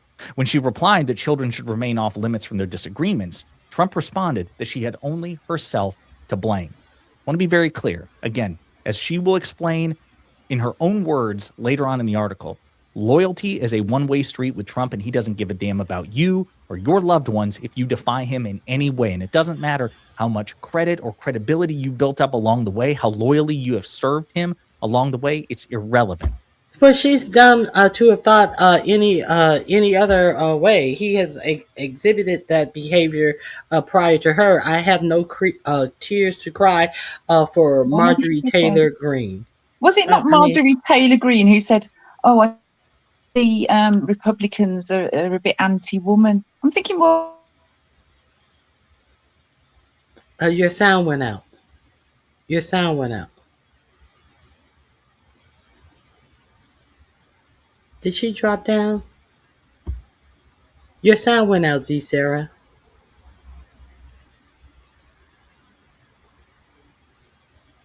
Z Sarah, turn your mic on. Oh, Ronnie Q, can you hear me? I can hear you now. You said she was anti-woman. She said that he was anti-woman. Yeah, she was the one, wasn't she, complaining about they were anti-women. Well, she should have known that, but go ahead. No, I'm just saying she's ridiculous. Why doesn't she know these things? How long did it take her to work this stuff out? She's crazy. But she's right. She's right in what she says. He has no loyalty to anyone, and neither does Vance. He's exactly the same kind of human being. Exactly. Now, they are picking the corpses of Charlie Kirk, trying to see who's going to take over that disgusting Turning Point USA. But there is Russell Brand, maybe. Russell Brand. They even had the audacity to have Russell Brand show up at that last convention with all of the SA charges that he has against him. Nicki Minaj with her husband, who's known for that too, right? Oh yeah. I talked to and her brother. And her brother. Oh, I didn't know about that bit. Who are serving 25 years in jail for molesting his 11-year-old stepdaughter. Good grief. These are the people that Turning Point USA had on their stage when Charlie Kirk himself said that Nicki Minaj was no role model. And do you hear the things that she says? Oh, there is a big brouhaha in the Republican Party behind who's going to take over. Should Nick Fuentes? Let me see. Let me share this with you. Here we go. Let me let you hear what Charlie Kirk has to say about the illustrious speaker that showed up at Turning Point USA. Oh God. So here is what I had on that. This comes from Hollywood Unlocked. The link will be in my description box. Virtual petition to deport Nicki Minaj to Trinidad gains traction after Erica Kirk interviewed and surpasses 20,000 signatures. White House, ICE, FBI, Army are tagged on the campaign. Here is the petition. Here are photos. I didn't know that Nikki is. This is a picture of her felony husband. Let me see what this says. Nicki Minaj is currently spiraling out of control and seems to be experiencing psychosis. Her erratic behavior has led her to harass the Carters. She says that Jay-Z owes her money, as well as respected and completely innocent American family. I think that is the family of the young lady who said that she was essayed by her husband, and Nikki has. I can't remember her name, but I know what you mean. But despite having no justifiable reason to target them, her relentless pursuit has become a source of distress and disruption for their lives. This type of behavior is not only unacceptable, but warrants intervention on a societal level. In addition to her personal misconduct, Minaj's choice of partner puts further stain on her reputation. She is married to Kenneth Petty, a registered SO, whose criminal history brings additional concern. Despite the gravity of his past actions, Minaj continues to fiercely defend him, reportedly going out as far as intimidating and threatening his victims. Such actions demonstrate a blatant disregard for the law and for the safety of others. This is what is in this petition that is signed by 20,000 people. I'm not surprised people have turned against her over it, because I mean it's a lot, isn't it? I mean, she's continually been supporting this. I think it's Nosy. Do you remember Nosy Ho? Yes. Yeah, she did quite a lot about it, didn't she, back in the day? And I remember listening to her. I think it was her interviewing the lady that we're talking about, who Kenneth assaulted. And I didn't see that interview. I know Sherelle World reported on it as well. Yes, she did. And her and Nosy Ho became friends, I think, over it. At one time. Okay. Yes, Sherelle and Nosy got quite close, and I think it was. But then they fell out. I think they did in the end. I think Nosy falls out with most people, but it was because I think Minaj was troubling both of them. He was like sending lawsuits and all sorts of things to them both, and I think they kind of bonded over it. It was all to do with that. So I remember this quite well. It was a massive thing, and Nikki's just constantly been involved in, like you said, I didn't know about the brother, but like she's constantly seems to be involved in these kind of scandals. Yeah, and she came over here undocumented at 5 years old, and again, I didn't know that. This is news. Okay, now this is not just a personal grievance. It is a matter of public concern. Nicki Minaj's influential status does not grant her the right to overstep legal and moral boundaries. Her actions have demonstrated that she poses a threat not only to the individuals she has targeted, but potentially to the broader community. Deporting Nicki Minaj back to her home country, Trinidad, seems the most viable situation to curtail her harmful actions. It would ensure the safety of American citizens and send a clear message that harassment and support of criminal activity will not be tolerated. Let us stand together in urging the authorities to take immediate action for the safety and well-being of all involved. Sign this petition to make other voices, our voices heard, and ensure that justice is served. That's the petition. And I'm not surprised that people feel that way, are you? I mean, especially now she's involved in this business. They're getting quite a lot of bad press. I mean, I didn't even know about them, to be honest, until Charlie Kirk assassination. I didn't know who Charlie Kirk was even. Now, let me. I am a neighbor of Miss Minaj, and I do not feel safe for my children or for myself to leave our home without security, as Miss Minaj is sheltering a known child rapist. This is what this says. I'm showing you the post in her residence, which is located across the street from ours. Please take swift action regarding this matter.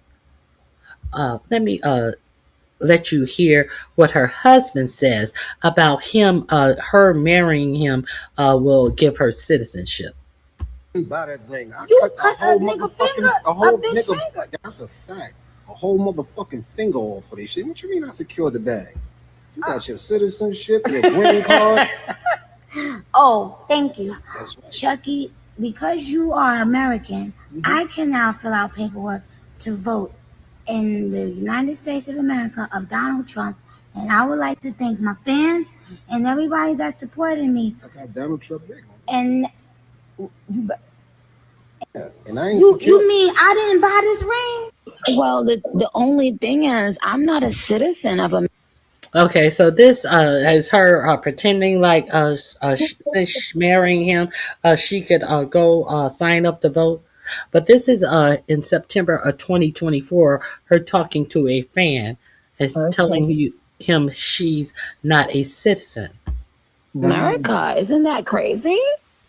You're a citizen of where? Of Trinidad. Oh, you're Trinidad. Yes, boy. I was born on a beautiful island called Trinidad and Tobago. But I've been in the States for many years. You would think that with the millions of dollars that I've paid in taxes to this country, that I would have been given an honorary citizenship many, many, many thousands of years ago, Landale. Okay, I'm 10,000 You even know years my old. name? Yes. If I can help you, I would love to, first of all. And secondly, I don't know what it is I would be able to do, seeing as, I'm not a citizen. But me don't know, like, you're not a family actually that are so, like, me don't know, like. You do not want to go to no Trinidad, Landale. Landale, I'm gonna Trinidad, Well, the only thing is, I'm not a citizen of America. Isn't that Hello, Ice.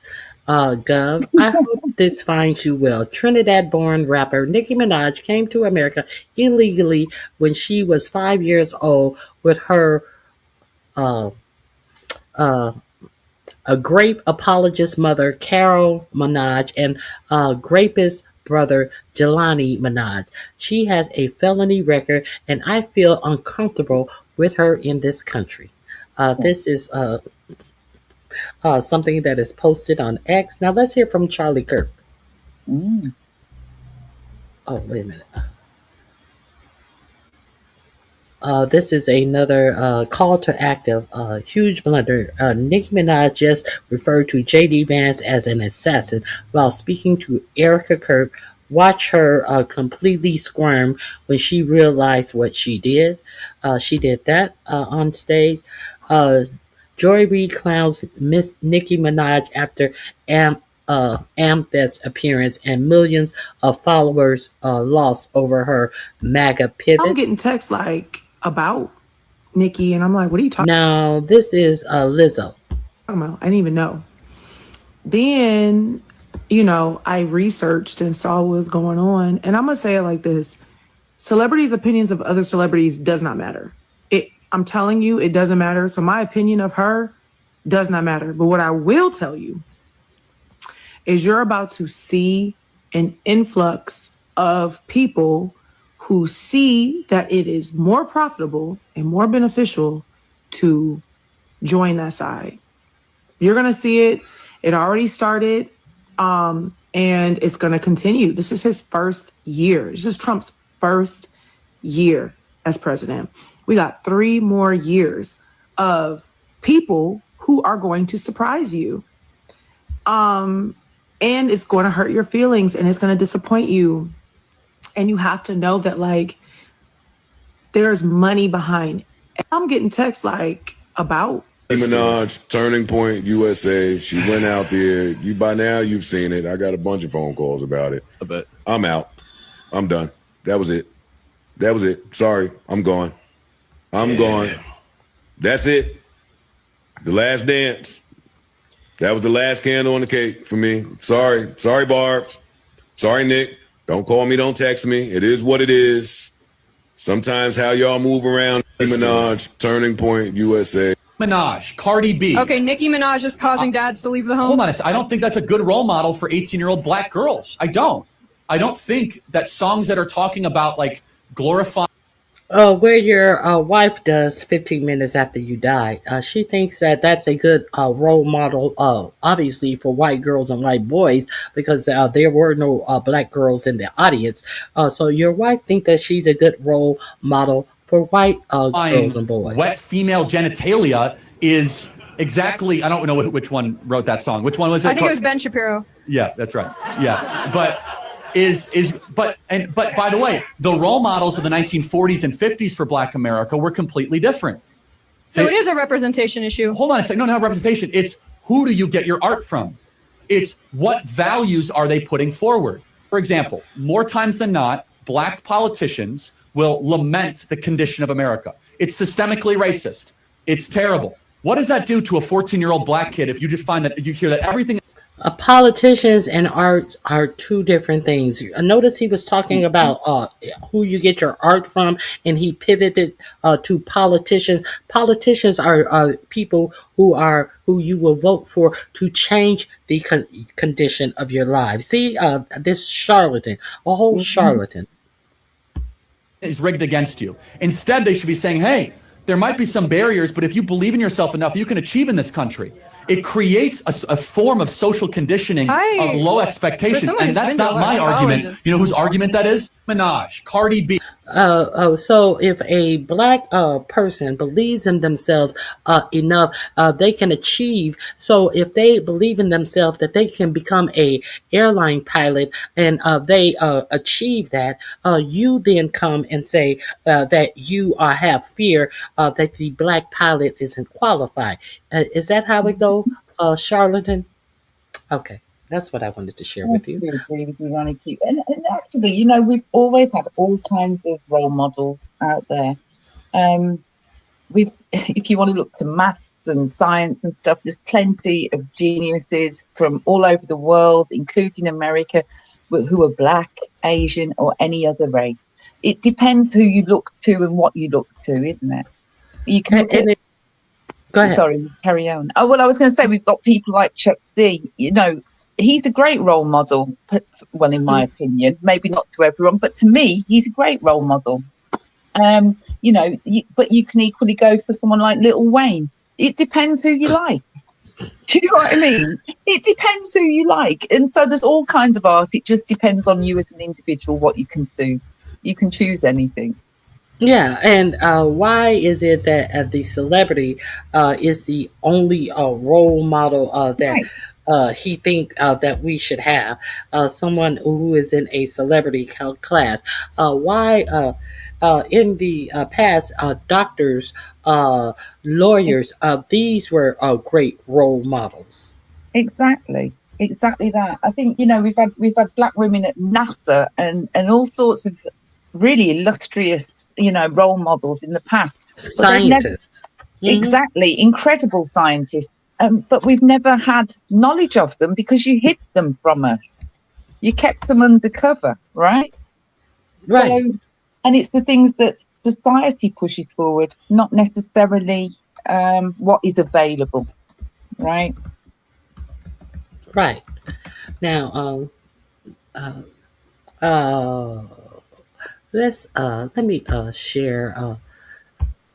me share this with you real quick. It's not like we weren't warned about this, but we need to be reminded about this. It seems we really need to be reminded about this. These leaders that they call leaders, this included Lena Horne, this included Dick Gregory, and this included comedians, comics, trumpet players, baseball players. Show me in the white community where a comedian is a white leader. Show me in the white community where a singer is a white leader, or a dancer or a trumpet player is a white leader.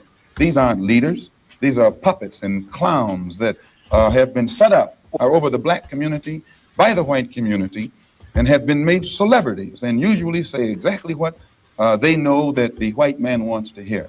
And it is an honor, actually, that they endorsed Dr. Martin Luther King and were against the Honorable Elijah Muhammad. That's actually an honor.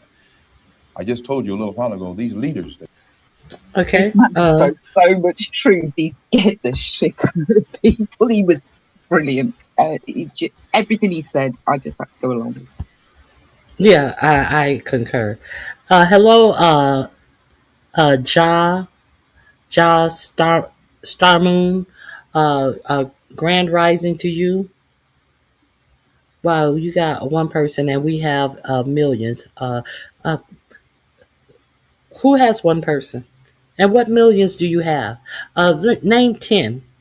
Name 10 of and name the one person that we have. And name 10 of the millions of people that your pathetic ass has. Okay, let's continue. Z Sarah, is there anything else? Any final thoughts that you want to share? No, we've covered quite a lot today, haven't we? No, I think we've just got to go and do our homework on those few things we were talking about earlier, and then yeah. But yeah, I'll definitely come back to you, Ronnie Q, if I find out anything. Yeah, and I'm gonna look up that the Macron stuff and the Somaliland. Yeah, I'll see if I've got anything on Macron. Somaliland. That's it. Yeah. I'm just definitely gonna take that out. Thank you for having me. I've really enjoyed chatting to you today. Now, hold on. Before you go, thank you, Miss Toby. We have one. Which ones do we have? Do we have the one who created the elevator? Do we have the one who created the refrigerator? Do we have the one who created the clothes dryer? Do we have the one that created the traffic signal? Do we have the one that created the lubrication for the train wheels of the trains that transferred commerce all across the United States? Are those the ones that you're speaking of? Let's see who else we have. While you think that we have one when we're having a conversation about Nicki Minaj, understand that we know that we have way more than one. Timbuktu, where every race came to get books to learn from black teachers who taught Greeks. Do we have one that created the cell phone? Do we have one that created the home security surveillance? Are these ones you speak of? Do we have the ones that created the maxi pad? Do we have the one that created even the super soaker? Are those the ones you speak of? Let's rewind it even further. The entire Renaissance, when Europe was entirely in the Dark Ages, they got the entire Renaissance from Mansa Musa, who's still the richest man to ever walk the planet. $400 billion dollars is worth. And so, yeah. Would that be the one? Would that be the one? That could be the one. Invented the ironing board. Okay. Who is this?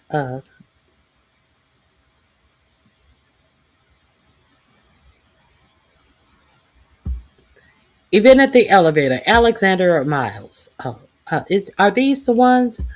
Is this the one you're speaking of that we have? James Sloan Adam and invented the airplane propeller. Is that the one you speak of? Is that the one you think we have? While we're talking about Nicki Minaj, Julian Brown, inventor of the what is that? Plastone. What is the plastone? I don't even know what that is. My damn self. Let me see which ones we have. Madam C.J. Walker, inventor hair products and first black woman millionaire. Is that the one you speak of? Black inventors who changed the world. Garrett Morgan Black invented the scientist at the Manhattan Project. Invented the traffic light and the gas mask. Is that the one you speak of? These black people, the one that we have. This is the one. Dr. Gladys May West invented the satellite for GPS. Is that the one you speak of? Is that the one that you think that we have?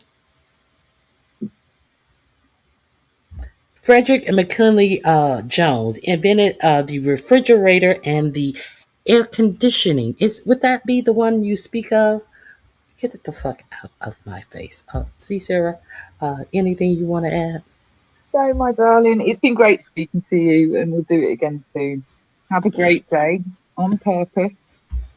You too. It was great having you up here. I am going to look into that immediately because I'm really interested. I never knew about that region being so sketchy. No, not me. Well, I knew a little bit, but like I say, Lennon sort of filled us in a bit. I'm going to go have a look at his comments as well, and then I'm going to go and look it up after this live. But yeah, Now, great speaking to you. Leonard said that that plastone is recycled plastic made into fuel. Oh, Wow. gosh, yes. Isn't there an Atlanta black inventor who's made a fuel for cars from it that he started in the showroom just the other day? I saw that. He could be the one. Obviously, it could be him because he is like a modern day inventor. Right, it could be him. It could be. All right, Z Sarah, it was great having you up here. I appreciate you being here. Now, hey V Designs. Let me see.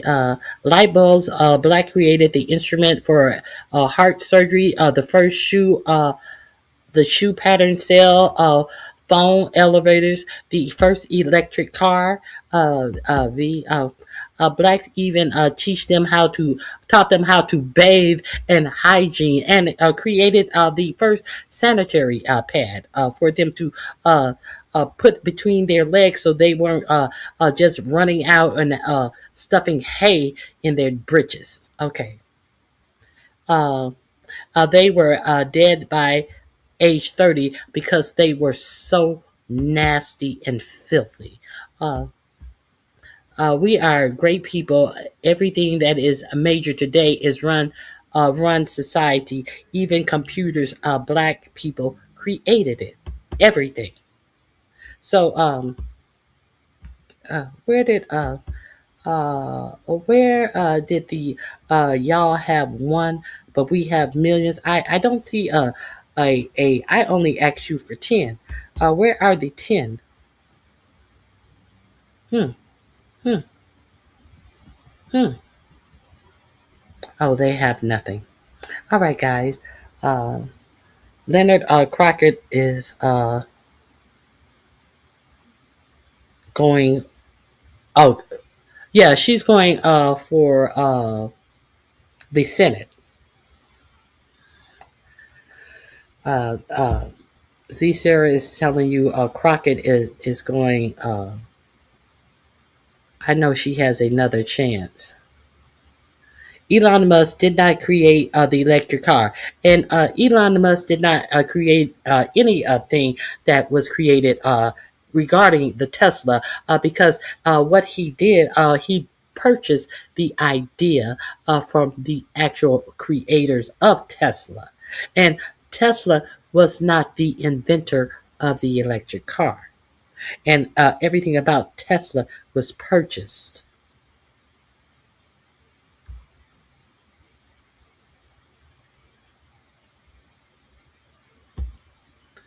They rezoned her. They that was one of the districts. Her congressional district was one of the districts that they gerrymandered. She's running.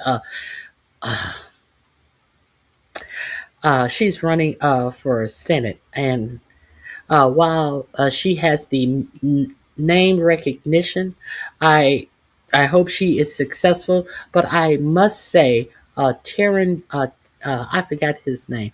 He has a weird name. The Democrat who she's primarying for that seat. Was in the state legislature.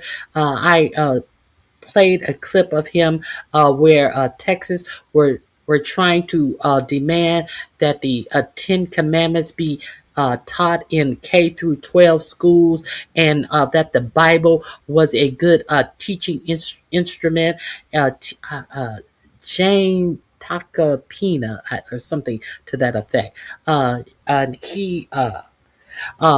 he was the one who argued. He is a staunch Christian. I think he's a minister as well, a young white man, and he gave them hell about trying to demand that the Ten Commandments and that Texas school teach from the Bible, being a Christian himself, as they belabored all this argument. Try to put off the argument and wait until the last day to have the argument, that they had to hold the argument over until a Sunday. And he asked the sponsor of that bill, what does the Bible say about Sunday, the day of the Sabbath? She said, well, that is the day of the Sabbath, and you should rest on the Sabbath. He said, well, why are we here arguing this on a Sunday? And she just looked embarrassed, trying to get the Ten Commandments and the Bible being taught in K through 12 school. So this is who she's going up against. It's going to be interesting. It is really going to be interesting. He doesn't have a national record, you know, but we're not voting for him nationally. Texas is voting for who's going to have that seat. So this primary between these two is going to be quite interesting. They did her dirty for real, for real. That was the whole point. That was the intention.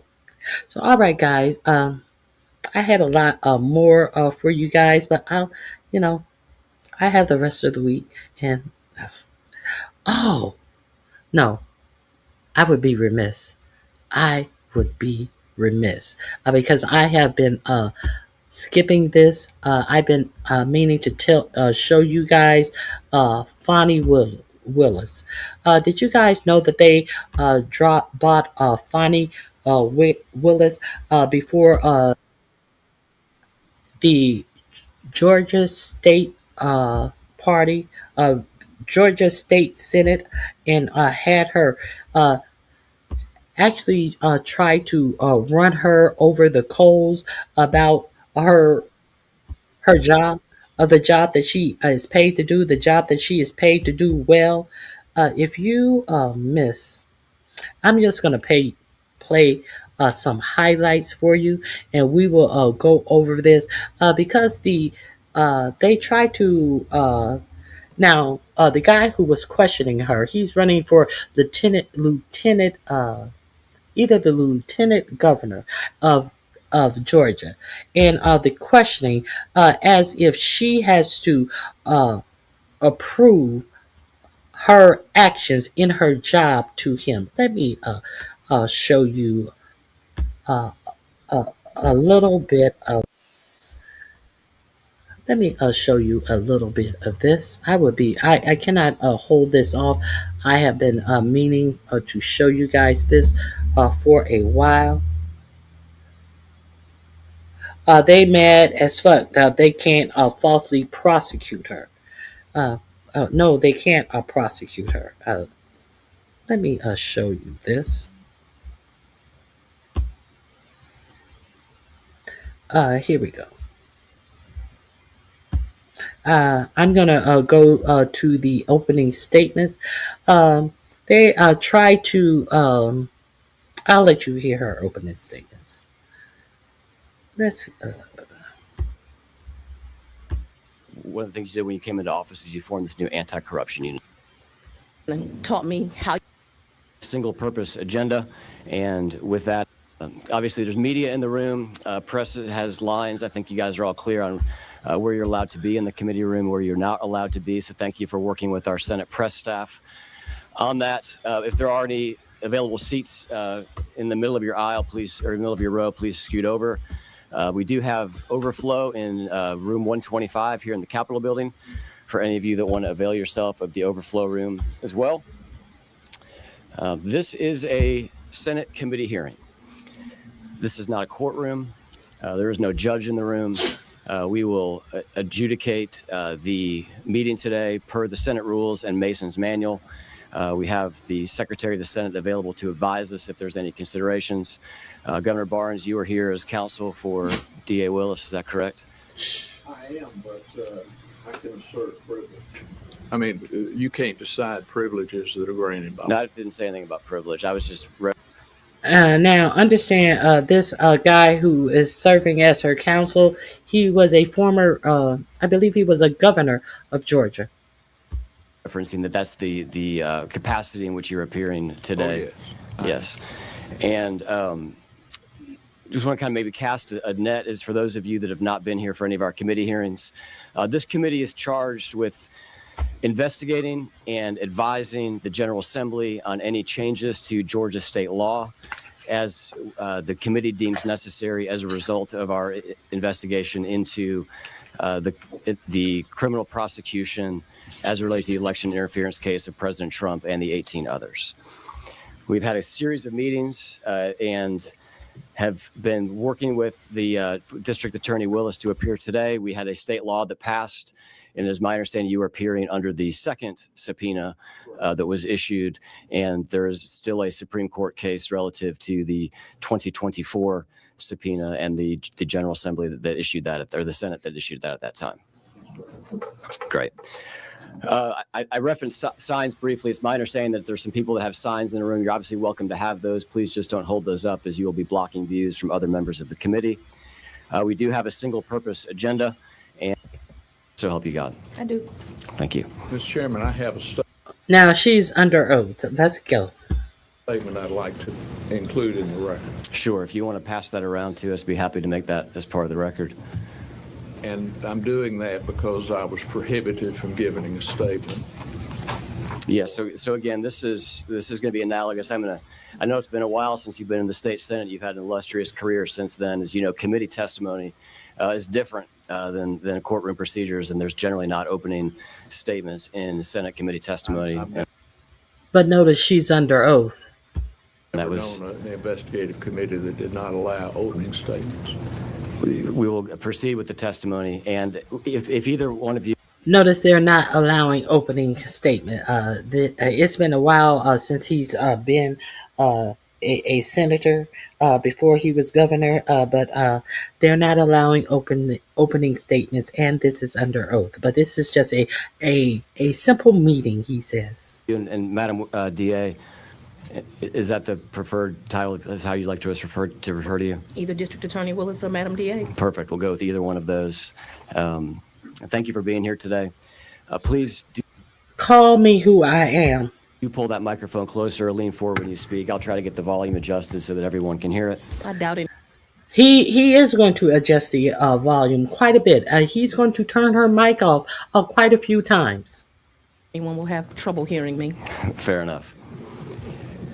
Just love if you could take a minute, walk us through your career history. I know that you have a 30-year legal history. If you could just tell the committee your path to becoming the district attorney in Fulton County. Well, I went to the best university in the nation, Howard University, matriculated through there in 3.5 years and graduated December of '92, although I walked in May of 1993.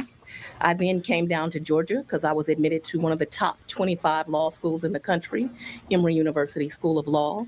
While at Emory University School of Law, for the first time in Emory's history, I won the Frederick Douglass Moot Court Competition, which is a national competition put on by the Black Law Students Association, successfully matriculated through, took the Georgia bar because the Olympics was that year. That was the last year that you could take the bar while still in law school. So during my last semester of law school, I took the bar and passed on the first try. Then became a lawyer. I worked for a small law firm with Alvin Kendall. Alvin Kendall. So, would she be a DEI hire? Of course she would be. She's a qualified Black woman. Of course she would be considered a DEI. As Charlie Kirk said, Ketanji Brown Jackson was a DEI Supreme Court hire. Charlie Kirk, who never finished college, said that a Supreme Court justice, the first Black female Supreme Court justice, was a DEI hire. So do you wonder why she's being questioned by somebody who is not as qualified and astute as her? To make himself feel better, to make him have some supremacy over this Black educated woman? Let's continue. Has a great knack for picking talent, because at that law firm at the time was myself and the former mayor of Atlanta, Keisha Lance Bottoms, who will be a great candidate for governor of this state and is now running for office. Also Teresa Mann, who is a judge in the city of Atlanta court, and another lawyer by the name of Carl Touchtone. We represented people in both criminal and civil cases. I worked there for a small time. I then left that law firm and opened up my own law practice, where I practiced both juvenile law, criminal law, did some family stuff. Young practitioner, I did that out of Douglas County, Georgia, but I represented people in the entire metro area during that time. Got married, had 2 children, became a solicitor, needed a kind of a more calm life. So I went to work for Raines Carter, who's been the longest standing solicitor, I think, in the country at this point. Worked for him for some time, applied to become a district attorney, worked there approximately 16 years, tried every type of case you can imagine, but I was really a murder prosecutor. That's what I do best. But also at that time tried the longest case in Georgia's history, which is the Atlanta Public Schools case, a RICO case. That's how I became acquainted with John Floyd, because he taught me RICO inside and out, and taught me how you can use that to bring criminals to justice, which I've done throughout my career successfully. Worked there, then decided to leave to run for office, ran for judge, came up 49%, I believe, is the percentage of the vote that I won. Actually went to a Republican strategist. He told me, because I went to a runoff, Republicans will not vote for you. And I said, why? I've had a history of representing this state. I've done so successfully. I'm known as a prosecutor. He said, you're Black and female. I said, I don't believe that to be true. I don't think that's the state of the nation. Who knew? He was right and I was wrong. I lost that election, but that was God's plan, because after that, I had the honor of representing the Judicial Qualifications Commission. I'm one of the only Black lawyers to ever be able to do that in the state of Georgia, where I prosecuted judges who had done something wrong. And so that was a great honor of mine. Richard Hyde was one of the people that helped me to get that position, because he had worked with me on Atlanta Public Schools. I think that he's still doing that kind of work, and he's a very great investigator. So I did that for a while. I also got to represent a lot of fathers and mothers as they went through domestic things, did some criminal defense work. And then people started coming to me, you need to run for district attorney. Current district attorney has some problems. You'd be outstanding at it. And who knew? I ran, I won. I'm the first woman to serve as district attorney in Fulton County, Georgia. Best to ever do it. I sit here with a 92% conviction rate. That's my history. Excellent. Thank you so much. For those of us on the committee, it'd be helpful to kind of get any questions. And And you wonder why she is sitting before a committee, trying to insinuate that she did something wrong for prosecuting 45 and 47, and many of his, I believe there were 39 people she could have prosecuted, but she brought prosecution against 19 people in the 2020 election, where they were trying to interfere with Georgia's elections. Are we clear that 4547 personally called Ben Ratzenberger to tell him to find, all you need to find is, I think it was 1,100 and some votes so he could win Georgia? This is why she's sitting here. And even Ben's Ratzenberger said, no, I'm not going to lie. I'm going to tell you exactly what happened, which brought forth this prosecution. Get a scope of what your office structure is like and kind of the makeup of your office. So how many employees are within the Fulton County's DA's office? 65. Okay. And how many paralegals? I don't know, about another 70 or so professionals. Some of that is VWAP, some of that is administrative. No. No. Okay. Can you walk us through the pay structure? The state pays for my office about 25 ADAs. They're woefully underpaid. The salary that the state paid is a joke right now. If you want to look at some legislation, you should look at paying DAs across this country more money, because they do not make enough money, and it is very hard for people to recruit DAs at the state pay. So for those 20 or so some lawyers that work at state pay, I do one of two things as incentives. The first thing I do is the ones that work in-house, I give them supplements that the county pays, because the pay is so low and really just an embarrassment to think that we pay public servants at that rate. Another incentive I offer to some other very seasoned ADAs that are further along in their career that are my state paid employees, I let them work 95% remotely, and all they do is indict cases for my office. The rest of the lawyers paid by the Fulton County District Attorney's Office are in fact paid by the county. But you should note here that I am a state employee. I am not a county employee. I represent the Atlanta Judicial Circuit. The Fulton County DA is really slang. Great. So give me a range then of those ADAs, including the supplement. What's the salary range of Probably those ADAs? the lowest salary of any DA that works for me is 85, and the highest might be around 200. Again, don't hold me to exacts. Sure. Okay. You were elected in 2020. We talked about that. You had a transition process in between the election and when you were sworn in. Can you walk us through what that process looked like? It was not a very good one. Myself and the former district attorney never had a conversation. We still have never had a conversation. But okay, so she's coming into a new job. Like many, let me talk about this.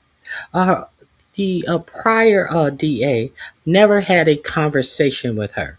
As she's coming to a staffed office, he has nothing to say to this educated black woman who was elected to take his place.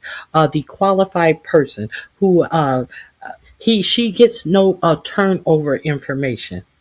Let me tell you personally, for me personally, this is how the other side does things.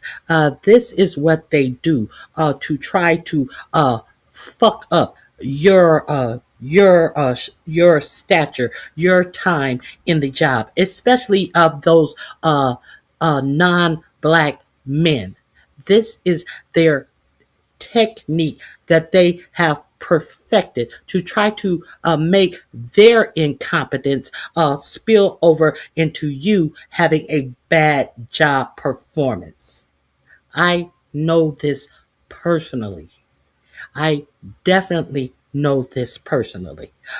They fuck up their job, but nobody sees them fucking up their job. But then they try to throw a monkey wrench into you taking over their position, hoping that you will fall on your face because they don't have enough in it for them to be successful and complete their job. I personally know this. Personally. And quite like Fonnie Willis, I went in there and I did my job to perfection. And do you think that much like Fonnie Willis, do you think that people above me notice that? No, they notice nothing about that. But when they chastised the person who was turning over the job to me, what did that do? That made them target me more. That made me a target because I was proficient in doing my job, and they weren't. So they figured they would target me and continue to target me for being proficient at my job because I do my job well. So this right here, this is what I know that other that male entity, that male colonizer is proficient at being a horrible worker, and then having the audacity to target someone who does it far better than them. This is fact. Let's continue. But while I was still on my personal time, not yet being paid by the state of Georgia, I interviewed every attorney and investigator of the office and some of the other staff because I wanted to decide who I was going to keep and who I was not going to keep. So she did this before she was inaugurated into the position.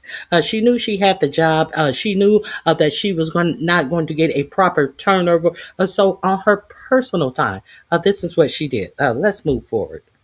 Because that's important to understand that she's interviewing people prior to even being in the position. And he is going to go further and ask her, did you interview the guy who was prosecuting the case? You know, the guy who she wound up dating for a period of time.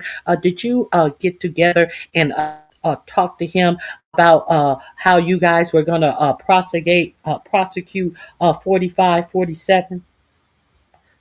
Well, if she is doing this, if she is interviewing, if he got the job prior to 45, 47, ever calling up in about the 2020 election, calling up the guy who was in charge of counting the votes, how could she do that?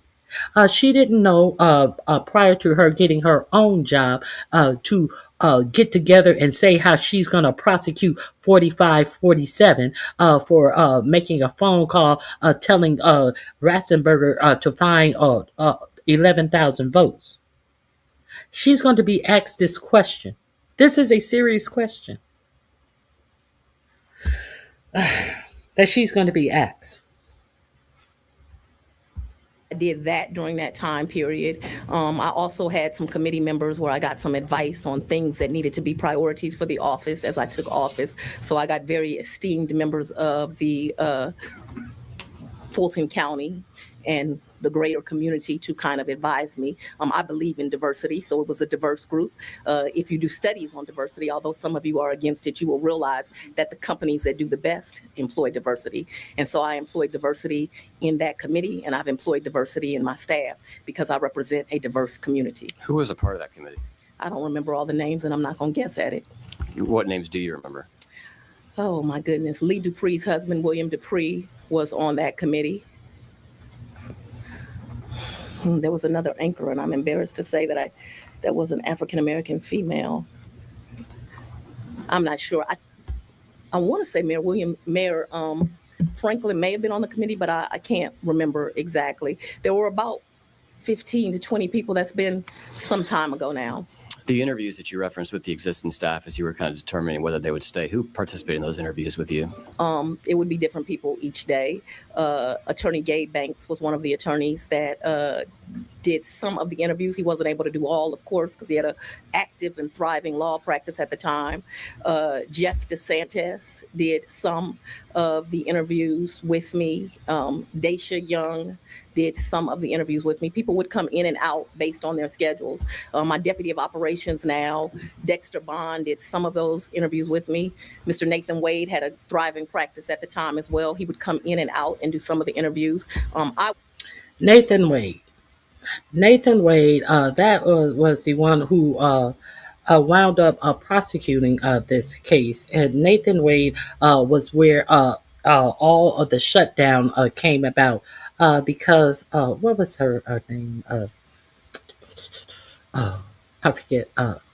They start investigating the fact that her and Nathan Wade dated for several months, and this became the crux and that brought this prosecution to a halt. While they sat down and asked her about who paid for what trip and who paid for this trip and who paid for that, who pays for whatever when you're dating someone. But they wanted to know who paid bills when they went out on dates. That's what this case crashed down to. When you had somebody trying to subvert the loss of an election, telling the Georgia representative to find him 11,000 votes. He didn't care. He had it down to the 11,213 votes, for example. He had it down to an exact number of votes that he wanted him to find for the election, and he said he didn't care where he got them from. Just find them. He thought he could get on the phone and make that happen.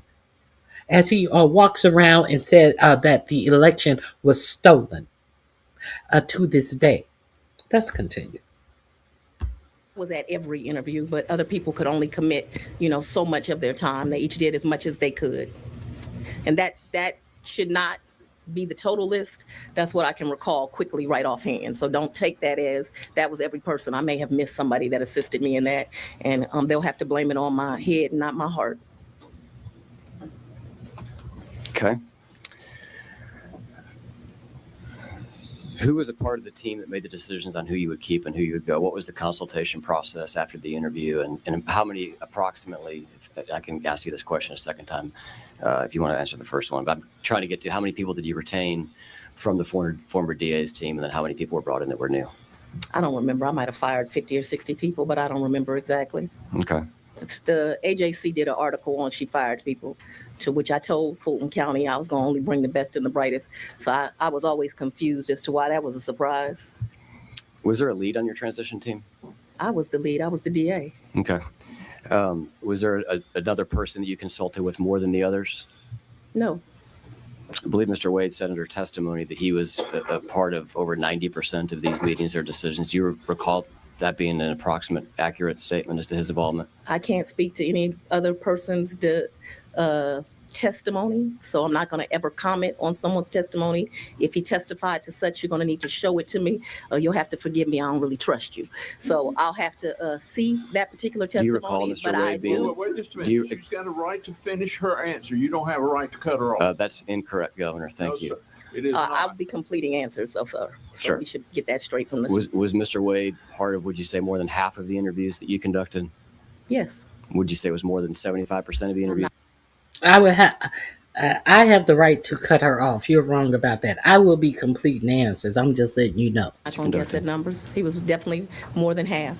And what percentage of decisions, was the same percentage of decisions that he was a part of? I ultimately made every decision.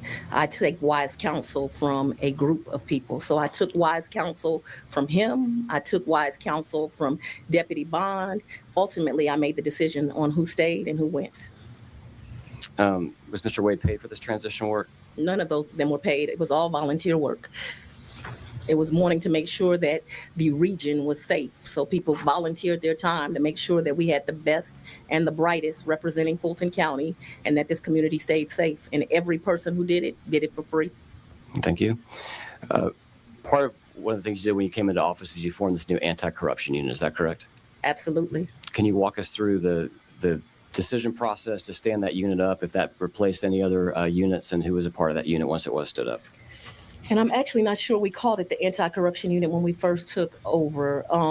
So when I became the district attorney, Paul Howard had 101 police brutality cases, many that went back to years, maybe to 2009.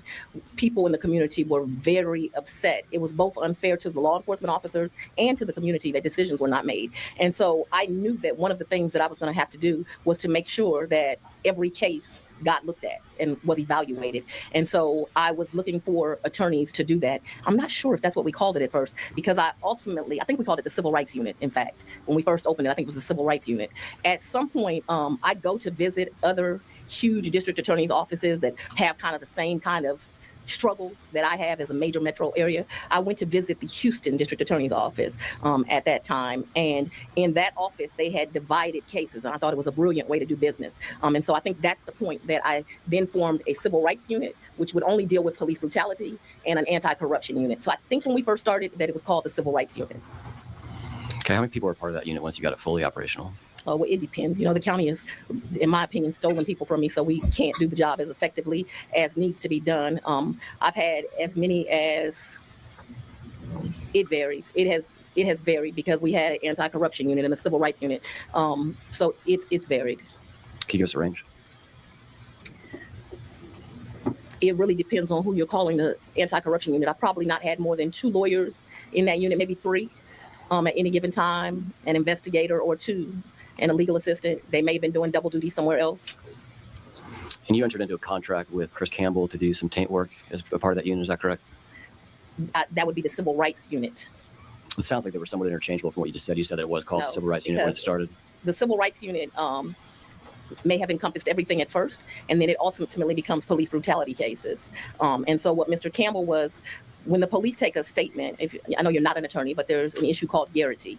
And what happens is government employees, mostly we're talking about law enforcement officers, they will make a statement to the police, but that statement won't be Mirandized. There's all kinds of legal rules around it. I can't be privy to those statements. I shouldn't have them. Sometimes I think the police almost put them in there intentionally. And so they'll be intertwined in statements and reports. And so what he was hired to do is to redact. So once that I got a file from the GBI when somebody had been shot by an officer, I never read that. That way we were never tainted. That's why we use that word, by never seeing that. And so, yes, he was hired. He had been, I believe my recollection is he had been a former law enforcement officer, and he was a lawyer. I thought he was great for that work. And Terrence Bradley was involved in that work. He had been a former probation officer and an attorney. That's one of the reasons that I thought that they would do outstanding at it, because they had long histories in the law enforcement community and lawyers. Was Mr. Wade? I have lawyers now currently doing that work. Was Mr. Wade involved with the taint work? No. Mr. Wade, Bradley, and Campbell were law partners. Is that correct at the time? Loosely is what I understand. I can't tell you about the design of, I can't tell you the design of his firm. I think more so what happened is they shared office space and cost or something, but I don't know. I shouldn't speak to that or speculate to it. Did you place anyone in charge of the anti-corruption unit, or did everyone that worked there report directly to you? I mean, ultimately everyone reports directly to me, but the anti-corruption unit, so when it was a civil rights unit, yes, it had a lawyer that was over it. His name is Brian Watkins. He is a lawyer that's been practicing law longer than I. And at first he had everything until we realized there was so much volume of work, because it doesn't just do this kind of work. It's not just police brutality now, right? Now it's, police lied, or it's an elected official did something wrong, and it just became too much. Once we stood up these units and my county understood we were doing these kind of things, fortunately or unfortunately, the office started to get referrals, and so it just grew. How many cases has this unit brought to trial approximately? Oh, I couldn't tell you over the years, but we brought some to trial, especially these police brutality cases. I couldn't tell you exactly, so I'm not going to speculate. Okay. It's not as many as like my major crimes unit, but I can tell you that the anti-corruption and the civil rights unit, they cost me the most money because of the experts that are needed when you are trying a police case. How much money would you estimate that you spend a year on that unit? I can't, and I'm not. You can't? You're not what? I'm sorry? I'm not going to speculate to it. I can't estimate how much. Okay. Is that something you can provide for the committee? I don't know that I can. What happens is I have a professional services budget, and my top deputies of certain units, so my ED over major crimes. If he needs an expert, he can hire one. For instance, if you all want to look into legislation, look into properly funding your GBI. The GBI does not have enough scientific experts. This is not a criticism of the GBI. The scientists that are there are excellent. I want that to be noted that I said that. The scientists that are there are excellent, but they do not have enough experts. So in year one, when I become the DA, they tell me, and I have an email that proves it, we can't test all your ballistics evidence. We don't have enough. So I have to go into my budget, more than $100,000, I can tell you that. I think it's been about that annually, and hire private scientists to do that ballistics work. Now, I got the names of those scientists from the GBI, but also my deputy, Mr. Watkins, over civil rights. If he needs an expert, he knows that he can get one. If my ED over major crimes needs an expert, they can get one. My domestic violence expert, if they need a domestic violence expert, they can get one. And so it all comes out of this professional services budget that I both pay attorneys that come in and work as special prosecutors, and that I pay professional witnesses that we have to hire to do our work. So Mr. Watkins was in charge by title, or was it more so by function that he was in charge of the unit? I don't understand your question. Did he have a title of director of the anti-corruption unit, or was he just a person that everyone knew would make the calls within the deputy of the civil rights unit? Okay. He remains the deputy of the civil rights unit. At some point, the civil rights unit became civil rights and anti-corruption. Do you use those terms interchangeably now? I do not use them interchangeably. I have one deputy over anti-corruption and one. What isn't he clear on? What isn't he clear on? She said it started out off as the civil rights portion, and then it breached off into something else. She said that this man is still over the civil rights portion. Is he just over it in name only? In name only. Who gets paid to be over a department? Who gets paid to be over a department in name only? This is a black man. Do you think that the state of Georgia is paying a black man to do something in name only? Are you sitting? Deputy over civil rights. Who's the current deputy over anti-corruption? Tanya Boykin. Who is the first one? Sonia Allen. She is now the district attorney of Cobb County. She had a great DA from Fulton endorse her, and she won. What was Mr. Wade's role in the anti-corruption unit? He didn't have a role in. I assume that she is the DA that endorsed her and she won. She endorsed her and she won. The anti-corruption unit. Cobb County. She had a great DA from Fulton endorse her, and she won. What was Mr. Wade's role in the anti-corruption unit? He didn't have a role in the anti-corruption unit. The election interference case, what unit did it fall under? I called it the election team. Okay.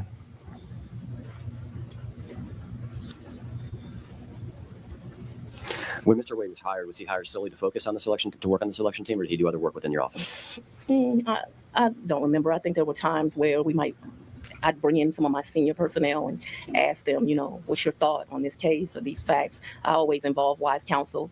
I'm sure he was in some of those meetings. Would you classify Mr. Wade as senior personnel as being part of your team? Would I classify him as senior? So he was a special prosecutor. He never worked for me as an employee. What I would call him is a seasoned lawyer, 25 years, first African-American lawyer to ever serve Cobb County as a municipal court judge. What I would call him is a lawyer with a distinguished resume. Okay. When did you begin to consider whether to bring charges in response to the 2020 presidential election in Georgia? Don't answer that. That's a deliberative privilege. Don't answer that. I instruct you not to answer. Is it true that part of your transition team was involved in the process of interviewing people before you entered office to lead the investigation to the 2020 presidential? Here is the question. Before you enter office, that your transition team get together and discuss how to prosecute something that hadn't even happened yet. He's not an attorney, but he's questioning this qualified, competent black woman on some bullshit. Let's hear his question again. That's a deliberative privilege. Don't answer that. I instruct you not to answer. Is it true that part of your transition team was involved in the process of interviewing people before you entered office to lead the investigation to the 2020 presidential election? I'd like to answer that. Go right ahead. You only take my advice sometimes. Anyway, go ahead. That's really an ignorant question. And if you understand what the word ignorant means, it means the lack of knowledge.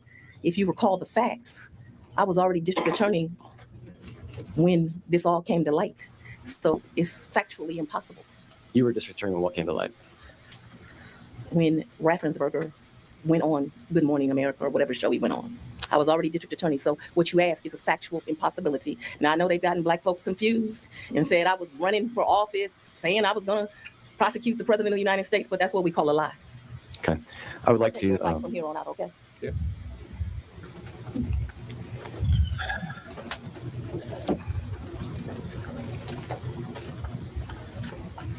I'd like you to take a look at the screen for me, if you will. This is from Mr. Wade's deposition to members of Jim Jordan's committee. And he was asked of the search committee. You said that began when D.A. Willis took office on January 1, 2021. Is that correct? Yes. And there was outreach to you to be part of the search committee prior to January 2021, January 1, 2021. Absolutely. When did that start? Sometime after the election, but prior to her taking office. Okay, so between the election, you're referring to November 2020 election. Is that correct? Yes, ma'am. And so when you had conversations with individuals, you said on multiple occasions, you said no, and you turned down the position. Who were those conversations with? They were with the district attorney. So I think you're confusing facts. We've already had a long conversation about I interviewed everybody at the DA's office, and I interviewed other people to come and work at the district attorney's office. And as I told you, I did that on my free time before I became DA. But I had no way of knowing that these criminals were going to commit a crime. And that did not come to light until January of 2021 when I'm actually the DA. So it is a factual impossibility, like I already told you. I think that that is misinterpreted. He's absolutely correct. We looked for talent for the district attorney's office before I became the DA. I didn't wait till the day I took office to look for talent that would represent my office. But I was unable to look for talent for a case that didn't exist before I took office. It's factually impossible. It's common sense. You don't need to be a lawyer. Common sense. You don't have to be a lawyer.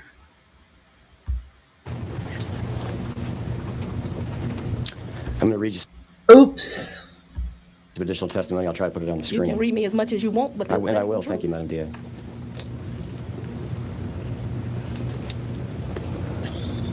And I apologize. I did not intend to have to get into this here. Of course you did. That's why you asked the question. That's why you have these pages already set up. A whole setup job.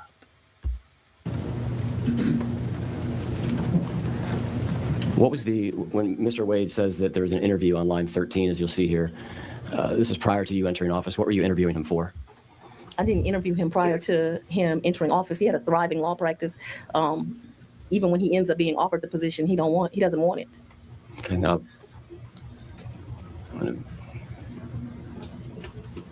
So it's your testimony today that you and Mr. Wade did not have any conversations prior to you taking office relative to an investigation into the 2020 election. Don't answer that. That is a deliberative privilege of what goes on in a district attorney's mind and the process it goes. She wasn't district attorney. She was. Prior to being sworn in, she was district attorney? No, she was. Yes, prior to being sworn in, she was district attorney because she had won the seat as the district attorney. I'll return to my question. Prior to you being sworn in as district attorney, is it your testimony today that you did not have any conversation with Mr. Wade about investigating the 2020 election? Do you want to answer? It's a dumbass question. I know it is, but go ahead and tell it because it occurred after she took office. But I didn't know that he was going to commit a crime prior to me taking office. Like, factually, it's impossible. Okay, thank you. Would you agree with the statement? Actually, I'll skip that question. When did you decide to hire outside of your office a special assistant district attorney for this election case? Oh, Lord. So when I became the district attorney of Fulton County, the office was in absolute chaos. I have to take you back. Can you hear me? It's a little... I wonder if the prior DA was ever bought in and raked over the coals for not performing. I wonder how many times that former DA was bought in and raked over the coals. He has nothing to say about the disarray the office was in. Just a little. I was going to try to turn you up if you don't mind leaning forward. when I became the district attorney of Fulton County, the office was in absolute chaos. And I mean every level of chaos. On the ground, the carpet was molded and there were holes in it, and it was disgusting, a disgusting environment. There were boxes in offices, some to where you couldn't open the door. I remember walking through the office before. I told you I fired 50 or 60, I don't know exactly how many employees that I felt were unqualified to do this work. That doesn't mean they were bad people, but they were unqualified for the positions that they held. There were 18,000, write that down, 18,000 unindicted cases that went back 6 or 7 years that I was looking at. Not to mention another, 10,000 indicted cases in the system. Now, some that the judges had hid on judicial hold, but they were still there. So the office was in absolute chaos.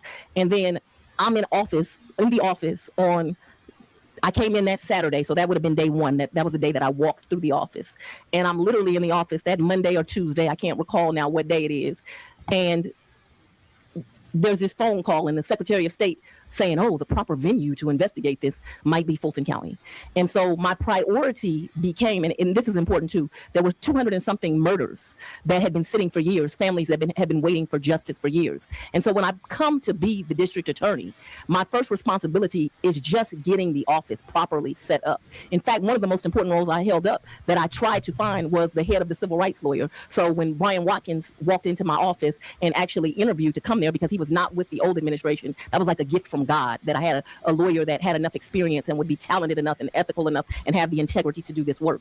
But my primary job was getting the entire office set up. So I immediately do things like set up a murder backlog project. I put Mike Carlson and Michael Sprinkle in charge of that. We're going to get every family's going to get an answer. They may not like the answer. The answer maybe we can't prosecute this, but we're not going to sit with cases. We got to make decisions on these cases. And it took us years to get through that, but we did. And I'm happy to sit here and announce to you, every one of those 18,000 cases, a decision got made on, to include those 101 police cases I talked about, as well as the 46,100 and I think 36 cases that came in January 1st, 2021 till December 31st of 2024. So while people tell these lies about the DA ain't been working, I want you to find a DA working as hard as me.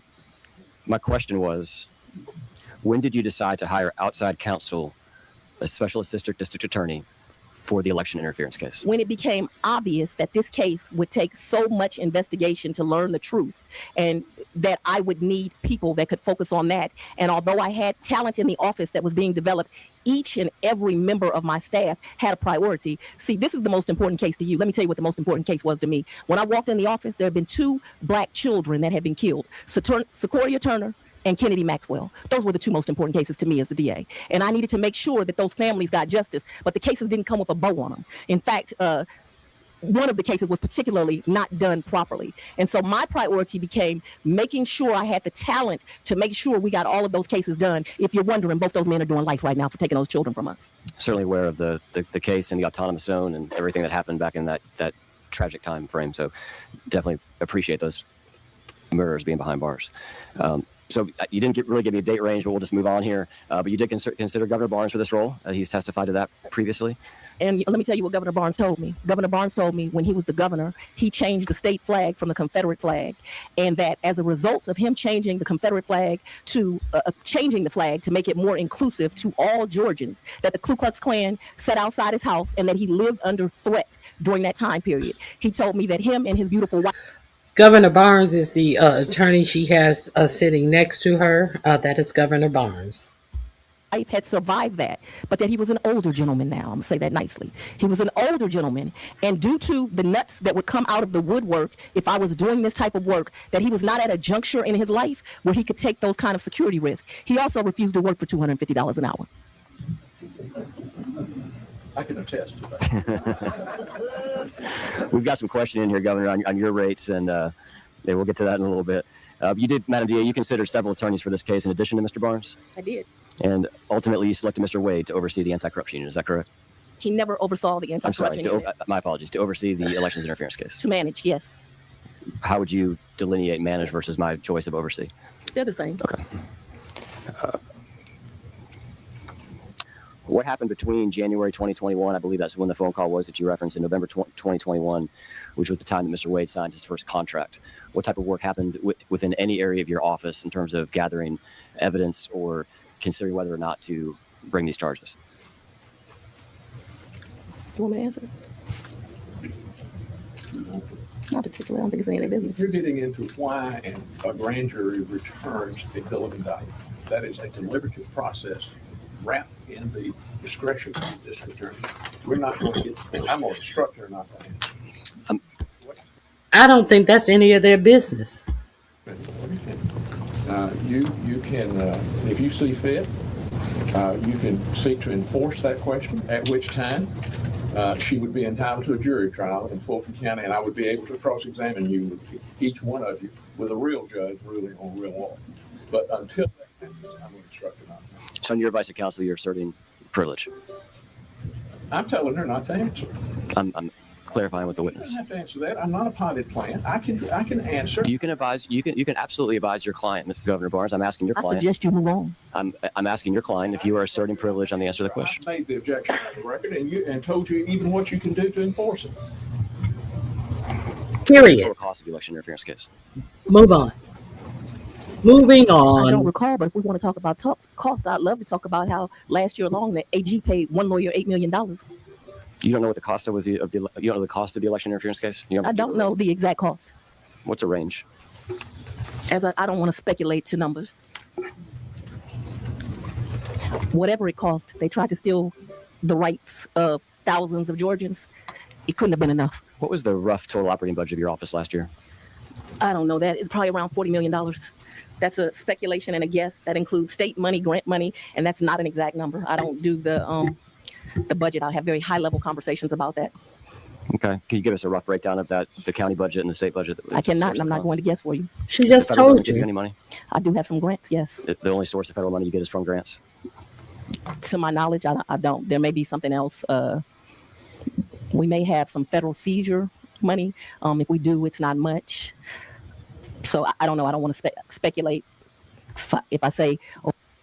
So you mean it ain't much as them cops have been stopping black people in at the Atlanta airport, seizing all their money. They ain't been giving it back to you. You ain't got much. So maybe you should talk to some of these people who are seizing cash from black passengers in the Atlanta airport. Oh, they gave me grant money and this federal seizure money, and you find some line item someplace that I don't know. You'll swear I was trying to lie to you when the truth is I don't know the correct answer. I'm just trying to get to. I know you run a tight ship over there. You're proud of your work. I would assume that you would. I'm the best DA in the Southeast, so I would not be proud of my work. What's your annual budget? I told you it's around $40 million, but I do not know an exact number. And what's the approximate source of funds that you receive from the state versus the county? Me, like every other district attorney in the state, do not receive enough funds. I told you that you all pay 20 to 25 ADAs. I don't know the exact number. I don't have it in front of me. You pay two legal assistants and one investigator. Now, Fulton County is 1,000,002 people. It's the place that when people come to Georgia, they're coming is to Atlanta. On a daily basis, we have 5 million people, and we are very improperly funded. If this committee wants to do some real work, it'll get serious about crime fighting among this state.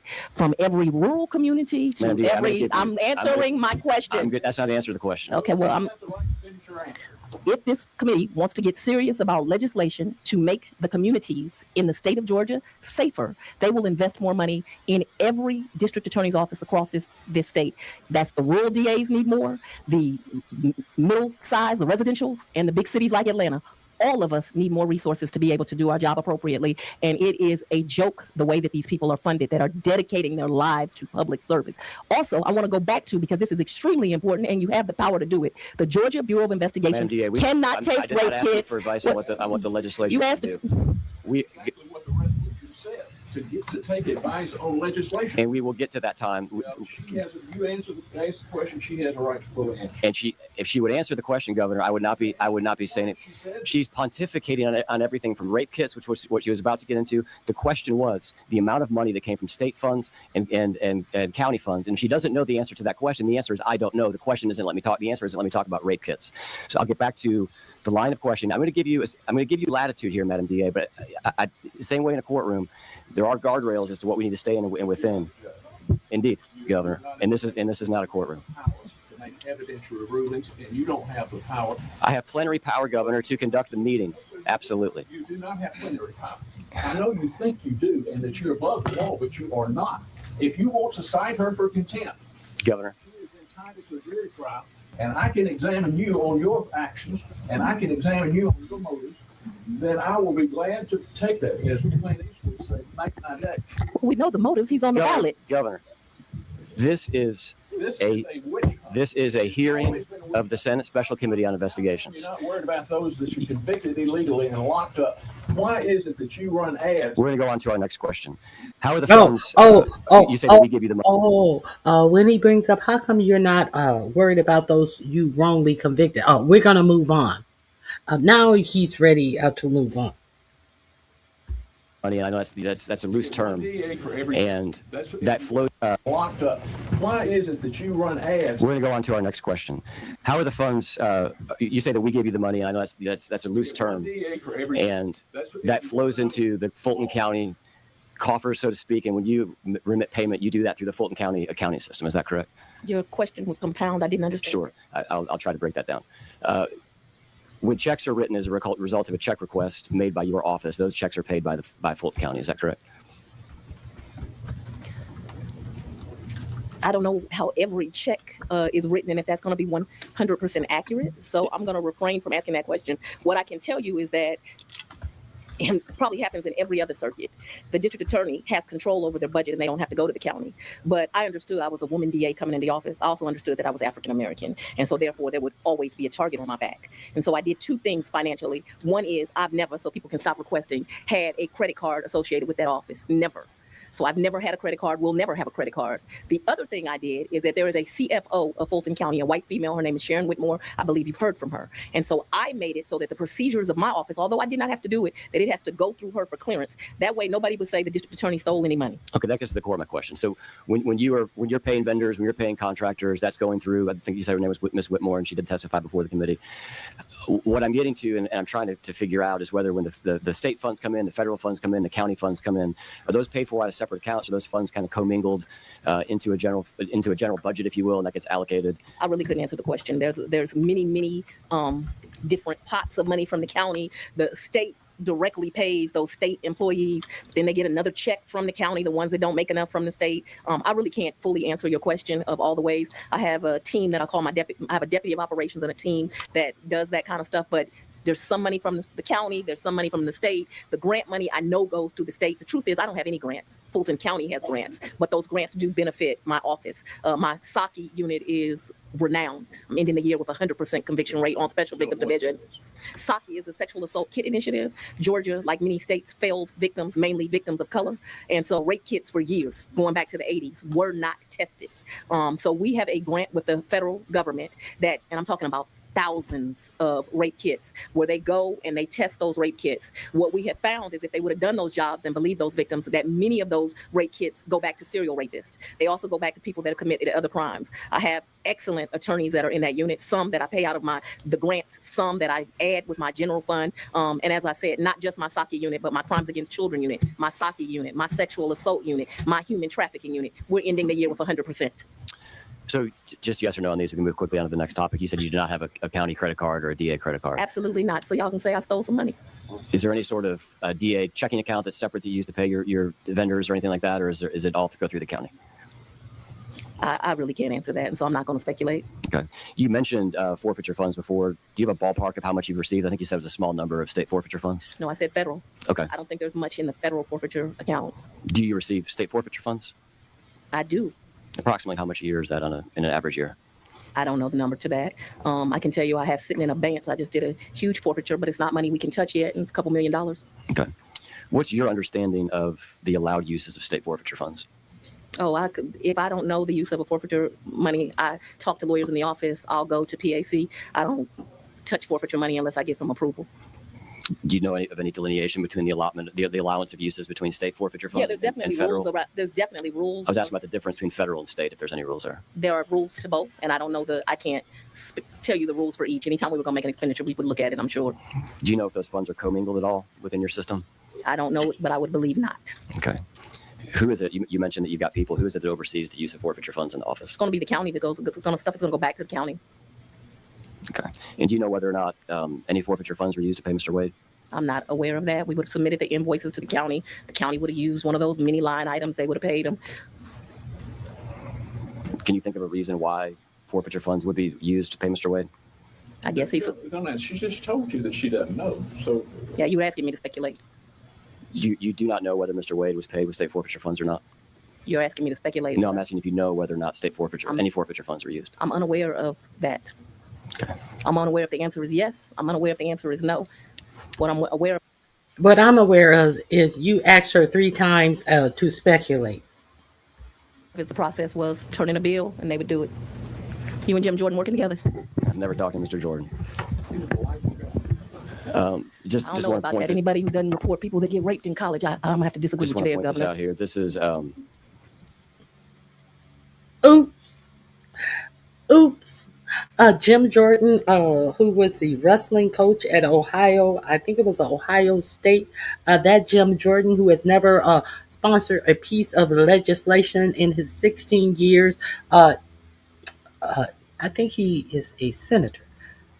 I don't think he's a congressman. I think he's a senator. Senator Jim Jordan, are you guys working together? She asks. Let's go. You recognize? Never talked to Mr. Jordan. Just I don't just know want to about point that. Anybody who doesn't report people that get raped in college, I'm gonna have to disagree just with you want to there, point this Governor. out here. This is you recognize the bottom form here, Fulton County Court Payment Voucher. I don't. Is this you've never seen any document in this format before? Never. Okay. Well, this shows a number of things here. It shows what fund it was paid from here, which is 440, which is your the forfeiture fund account. You can see at the top the unit name confiscated funds for the. She never said it wasn't paid out of the forfeit account. She said she did not know where it was paid from. She never said it wasn't paid from there. So what are you showing? What exactly is this exhibit about? You asked her 3 times if he was paid out of the forfeiture accounts, and she told you she didn't know and wasn't going to speculate. But you're trying to prove her wrong, that she would not speculate and did not know? Oh. Do you see a problem here? Do you see a angle here? I do. This invoice, and then here you can see that this was a payment made, and I apologize, you can't see my mouse. On the left side there, right in the middle, you can see that this was a payment made to the law office of Nathan Wade. In reviewing for your testimony today, we just did review the bills and look through different sources of funds that were used to pay Mr. Wade. I know your testimony is you were not aware that forfeiture funds were used. We saw Mr. Wade was paid from forfeiture funds and from the county general fund, which is Fund 100. And that's why I was getting to the uses of forfeiture funds to pay independent contractors. Do you have any knowledge of any restrictions that may be around the concept of using forfeiture funds to pay independent contractors? I do not. It was my understanding that Mr. Wade was paid out of my professional services budget. Okay. She must know. She paid him. Did she pay him, or did the person who is hired in her office pay them? You think that she sits down and make out payroll for the attorneys? You're stupid. You're very dumb. You're making no points other than the point that you're an imbecile. Let's continue. What's the accounting process? That's kind of what I was getting to earlier. Of kind of, if it was your understanding he was paid out of the professional services budget, that would intimate that there's some sort of accounting procedure within either your office or the county office where there are separate fund allocations. And I asked you if your funds were commingled and everything was paid out of the same, or if there were dedicated accounts. So you were unaware that Mr. Wade was paid out of the forfeiture funds. You believe he was paid out of the professional services funds. What would be the process, as you understand, in your office to determine what fund a invoice is paid from? You're in the weeds, and I don't know the answer. Okay. We've already talked about the selection of the special SADA, special assistant district attorneys. I may use those interchangeably. The process of interviewing Governor Barnes, among some other folks, ultimately settling on Mr. Wade. Well, I don't want you to act like he was, Well, after just talking to 2 or 3 people, I think, to be fair, I don't think he's a I'm not lawyer seeing the been bottom. practicing law 25 years. Sure. What was the reason that you chose to use, and I think if you could just unpack this for us a little bit more, that you chose to use a special assistant DA at the rate of $250 an hour versus using the attorneys that were already in your office, or hiring additional attorneys at a rate that you referenced earlier is between, I think you said, between $85,000 and $200,000 a year? Because we were drowning. And each of so most of the lawyers I had in the office wouldn't be qualified to do that work, most of them. I had some that were qualified to do that work, but each of them had a major project. Let me use those two cases that mattered most to me, Kennedy Maxey and Sequoia Turner. I was determined we were going to win those cases. So on day one, those cases got handed to Miss Daisha Young. In addition to handing her that, because nobody has one job, I handed her the Special Victims Division, at which time had like 8 units. So she's doing both these 2 big cases, and she's over the entire Special Victims Division. Same thing with Mr. Carlson, very qualified lawyer, but I handed him 6 units, and I also told him, you gonna get rid of these 250 or so murders that we have. We're gonna do a project, we're gonna set it up, we're gonna go one by one. So every lawyer I had with that level of experience had a huge project. I assigned a lawyer to deal with the 18,000 backlog. I don't want to be sitting here in, it took us, I think, 3 years to get through those, as well as keep up with the 46,000 cases that end up coming in my first term. So everyone had some. So it became obvious to me that I needed a lawyer that could manage this team while I did the rest of the work of the people. And there was nobody else, either internal or that you could have hired at a lower rate that you just lower rate than $250? It's an insult to take $250 for a lawyer that's been practicing law that long. I thought you told me earlier that your range of people that work for you are between 85, not dollars an hour, but $85,000 a year and $200,000. Yeah, but $85,000 is like one domestic violence grant. I usually only hire someone with 3 years of experience. I make an exception with that because that's, an offensive salary. Although I can tell you, I think the state is paying lawyers $64,000. I mean, it's ridiculous. I know a little girl just graduated Georgetown Law, and she's making $280,000, $300,000 a year. We do not take public service seriously, and we need to, because my lawyers do greater work than most of these lawyers in this civil firm. And let me point out one thing. You're using gross amounts. That doesn't include benefits, the perks, the health insurance, and all that stuff. Which way does that have? Sure. So describe for me the experience level of your top paid, or somebody that would fall within the category of the top paid assistant district attorney that works for you at the $200,000 a year. And to Governor Barnes's point, plus benefits, let's just say that that's $250.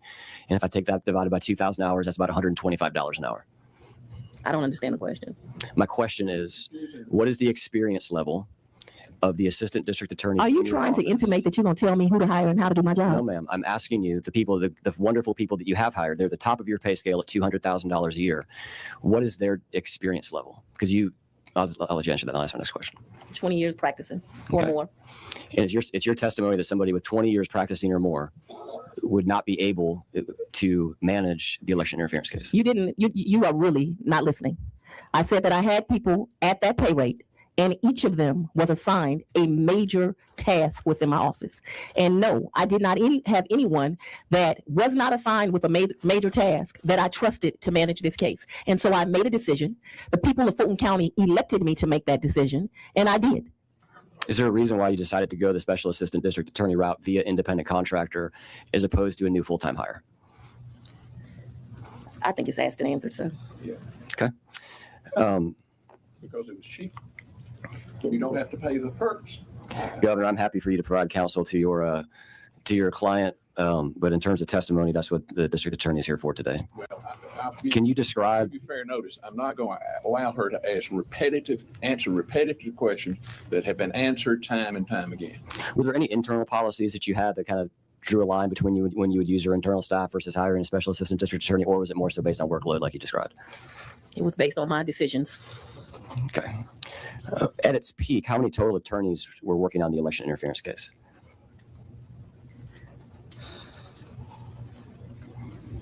Maybe 9, approximately. You referenced to Mr. Cross before. I believe that's who? I believe you referenced to Mr. Cross before. I don't know Mr. Cross. A couple of minutes ago. Ms. Cross, I apologize.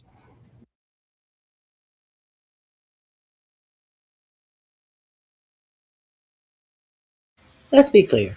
This is somebody who is not even qualified to do her job, questioning her on how she does her job. Couldn't you have done this? How come you did that? How come you did this? Why didn't you do that? You said this, but how come you didn't do that? Because she was elected to do the job that she did. Or what was wrong with any of the things that she did? What was wrong is you're trying to suck up and try to make points for your election and question somebody you're not even qualified to get their job, to have their job. Isn't it miraculous how you excel at your job, and then you get these colonizers coming in and who are not qualified to do your job, trying to question you?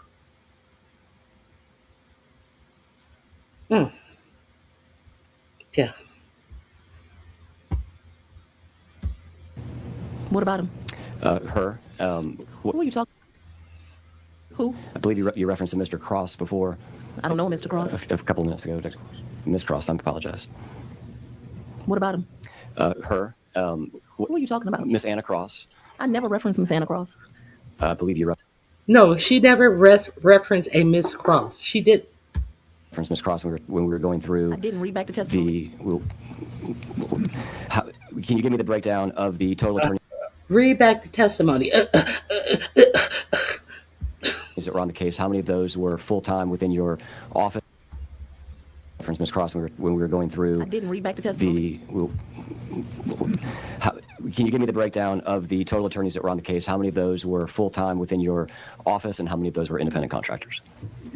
I believe I had 3 independent contractors. One of those being Mr. Wade. Who were the other 2?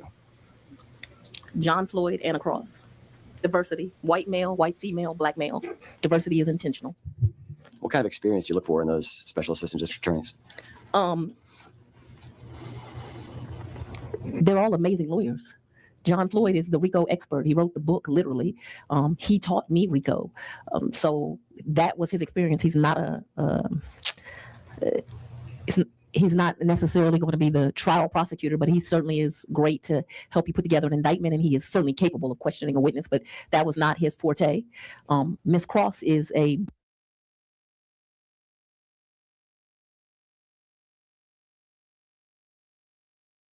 Connie Adams, no, you're a bitch and you're a liar, and you don't come into my chat cursing. And bitch, goodbye.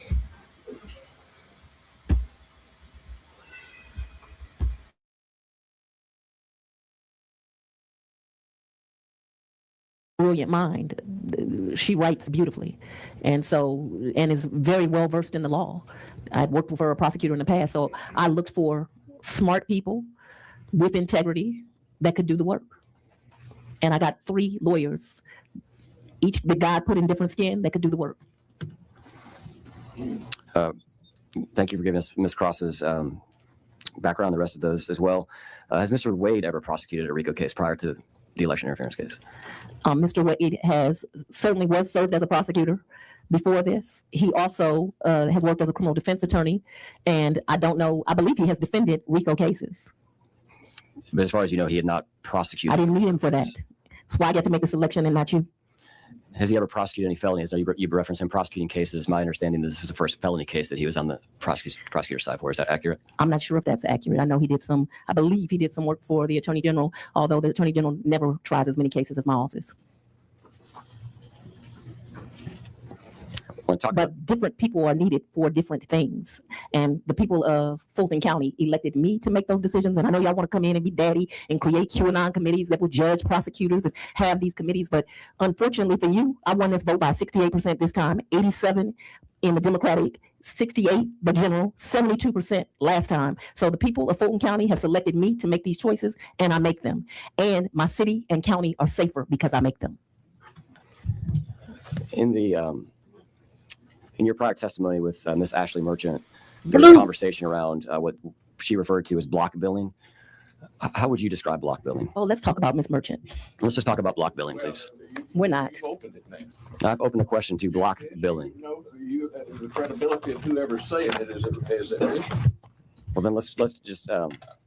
So I'd like to talk about what this committee did the last time we were here, and for the press, I will have 50 copies of this so each person can get a copy. You all, the last time y'all had a committee meeting, you all purported this lie that I had the honor of meeting Vice President Kamala Harris. I'm going to answer this question right now.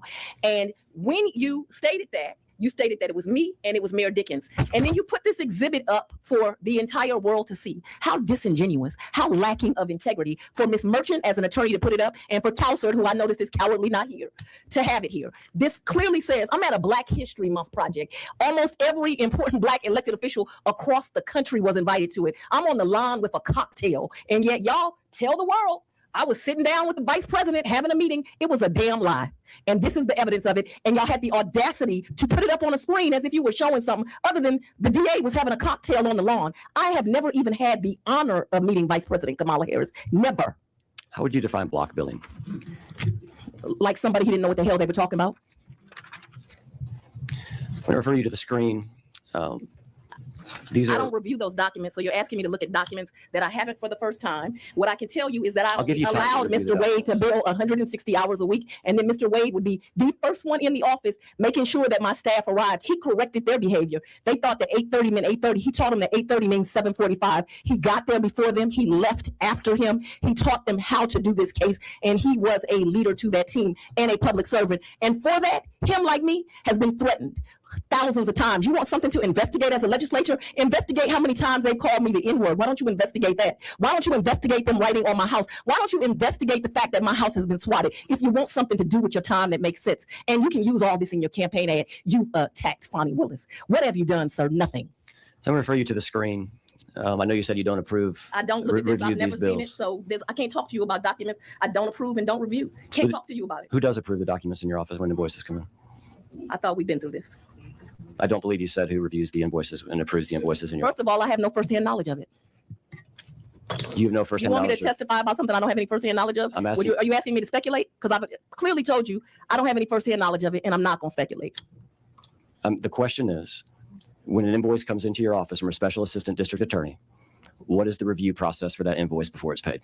She's answered this. She said she has a deputy of operations, and he reviews or she reviews, and then it goes through the county. So it's a repetitive question. What's the name of the deputy of operations? The question has been asked and answered, and I believe it goes straight to the county, so I'm not sure. Dexter Bond. Okay. Do you know who ATG may be initials within your office? I don't. I would assume it's accurate to say it's probably not Dexter Bond. I don't. It may be somebody at the county. What we're looking at here are two bills that were paid by and approved by your department. The one on the left is from the Cross firm, which refers to Anna Cross that we referenced earlier. The one on the right is invoice number 11 from Nathan Wade. And the first thing let me tell you why this is such a damn joke. The first thing that jumps out to me as a non-lawyer, but as someone who has paid lawyer bills before, and I believe this gets to the question, the question which was around block billing. And here's my question for you, Madam DA. Are there rules in your contracts or otherwise when you hire independent contractors? He said, as a non-lawyer, but someone who has paid lawyer bills before. So therefore, because you paid lawyer bills as a person, she should have the same experience as the sitting DA of paying bills the same way you pay your personal law bills. Did that make sense? No, it didn't. That gets to the question, which was around block billing. And here's my question for you, Madam DA. Are there rules in your contracts or otherwise when you hire independent contractors that gets to the billing methodology for your attorneys? In other words, are they allowed to always bill to the even hour? Or is there a professional expectation that they would bill to the 10th? Let me tell you something. I had 3 attorneys working with me that had integrity. For you to insinuate that a judge that sat for 10 years and was the head of the magistrate court judges, that they did something illegal. They were underpaid. I have here documents where in one annual year, because I want you to remember his bills were over the course of 3 years. In one annual year made $8 million, made $5 million. And I'm going to make sure that the press has that so that when you're asking me about this great service to the state of Georgia, that it is understood that these are more than reasonable, actually bargain basement amounts. Ms. Cross would insist that I wrote government rate in her contract because she didn't want anyone to get confused that she would actually work for this rate, but for the fact that it was service to her community. So I don't know what we're talking about here, but to insinuate these 3 lawyers that have great integrity, have served this community well, did something unethical, I don't know why we're having this conversation. I don't know anything about whatever you're talking about. The state of Georgia allocates funding to your office. They hire those 25 lawyers, yes.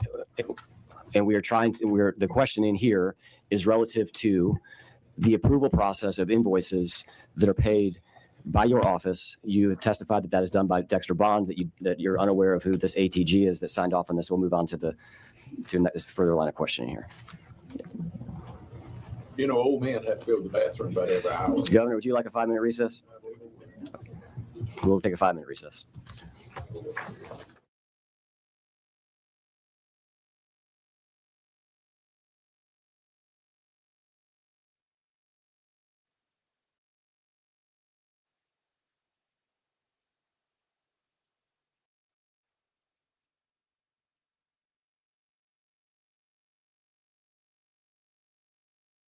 To meet in person. I've never met. We're not public at the time. When in your office received screen.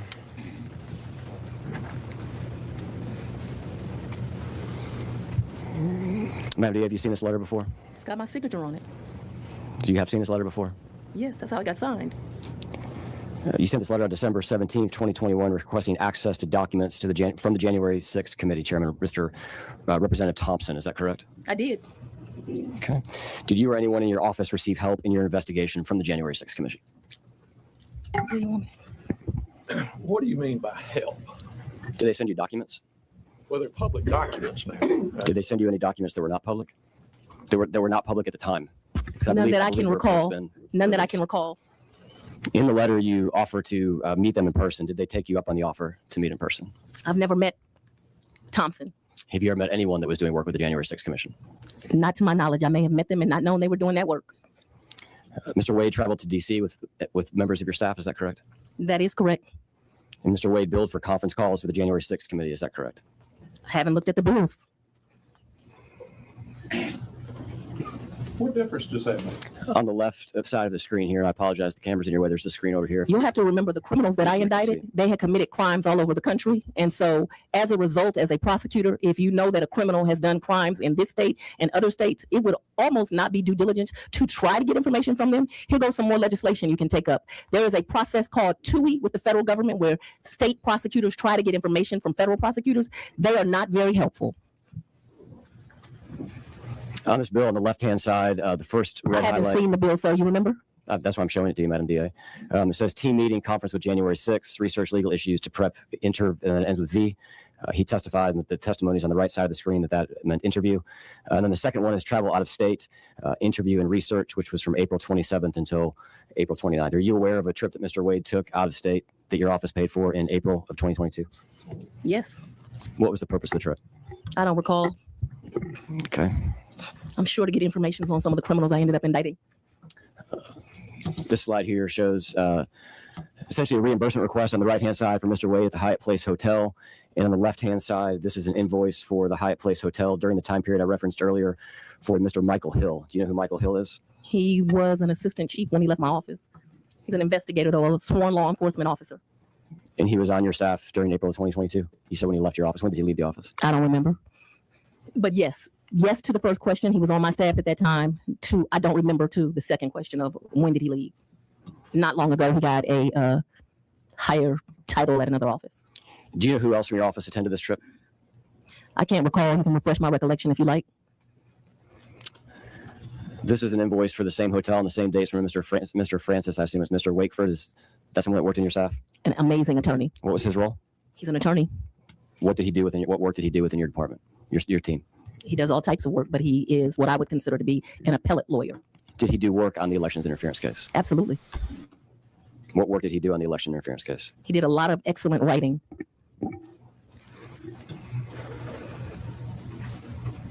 This slide here is for Mr. John Wooten, same hotel, same dates, same trip to D.C.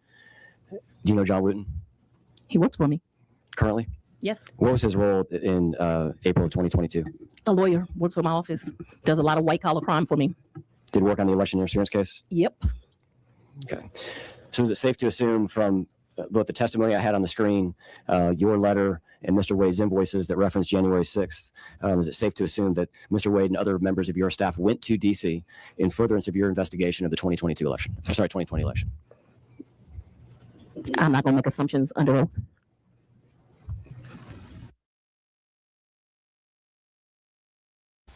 Yes, he does excellent writing. Are you unaware that indictments have to be written up and they have to make sense, and they are being permitted uh, to a judge to review? And if it's a whole lot of that Lindsay Halligan writing that 45, 47 got his pageant contestant to write up against a attorney general of the Northern District of New York. They will be laughed out of court and told not to sign any more indictments. Yes, he does great writing. It is important. If you didn't know, now you do. You are unaware of whether or not members of your staff, 4 of them that we have here so far, or 3 and 1 independent contractor, you're unaware as to whether or not the purpose of their DC trip was to meet with the January 6th committee or members of the January 6th committee or lawyers working for the J6 committee. I know that they went to DC, and I know it was in reference to this investigation. I do not recall who they spoke with, but you all have tried to make this some nefarious thing that lawyers would try to investigate and find out information about people who came to Georgia and committed crimes. And instead of being honorable and trying to defend those people that you take an oath to serve, we're here with this foolishness. Do you know how many trips Mr. Wade took to DC? In his life? As it relates to the J6 committee or the 2020 elections interference case? I believe one, but I don't know. It's speculation. Well, it wouldn't be speculation if he had told you about it. Did he tell you about any other trips that he took? But what you have to remember is it is whatever day it is in December of 2025, and I'm an office that prosecutes 64,000 people, and I know you are somewhat offended that I had the audacity to prosecute, these folks that came into my county and committed crimes. But this wasn't special to me. This was another day of business.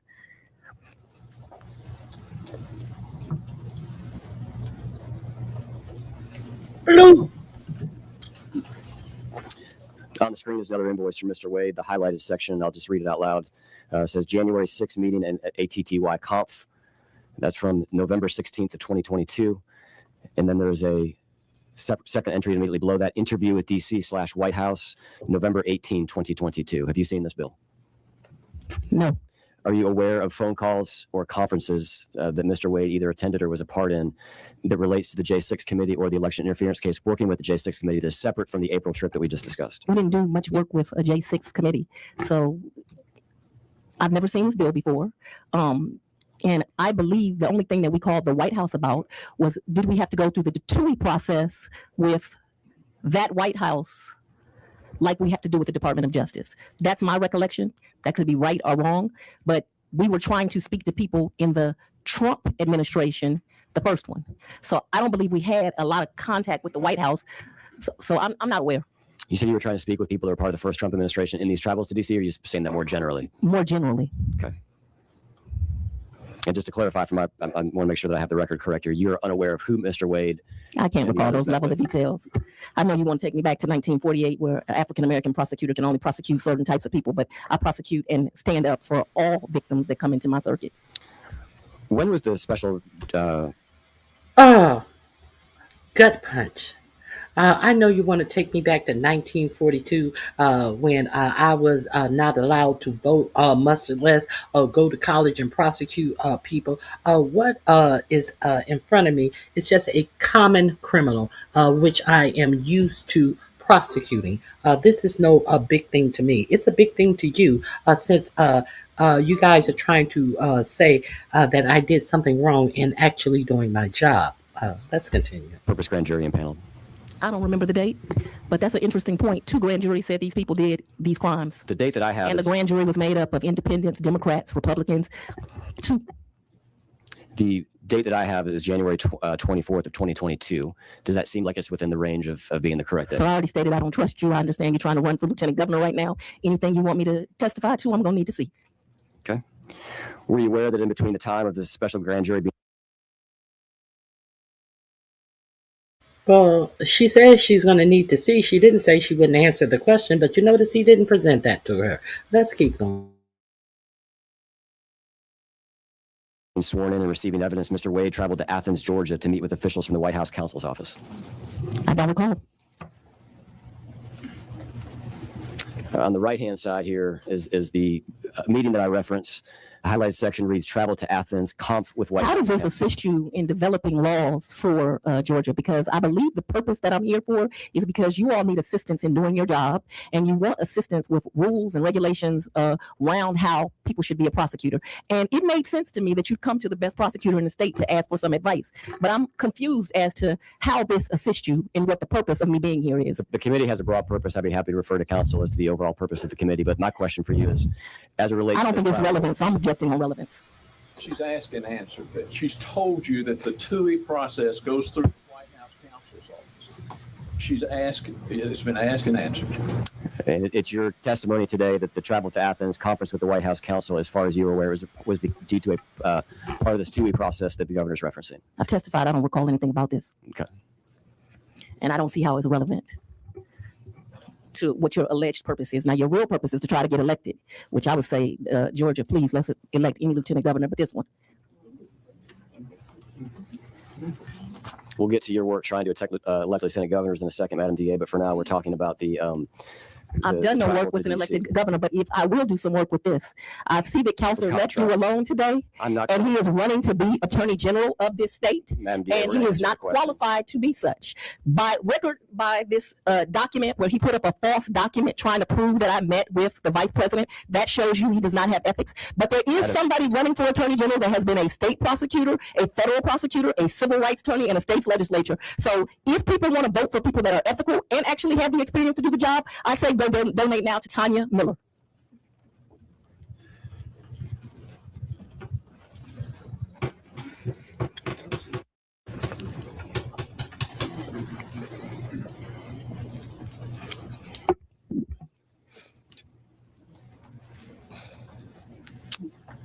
Madam, I've asked you about Mr. Wade.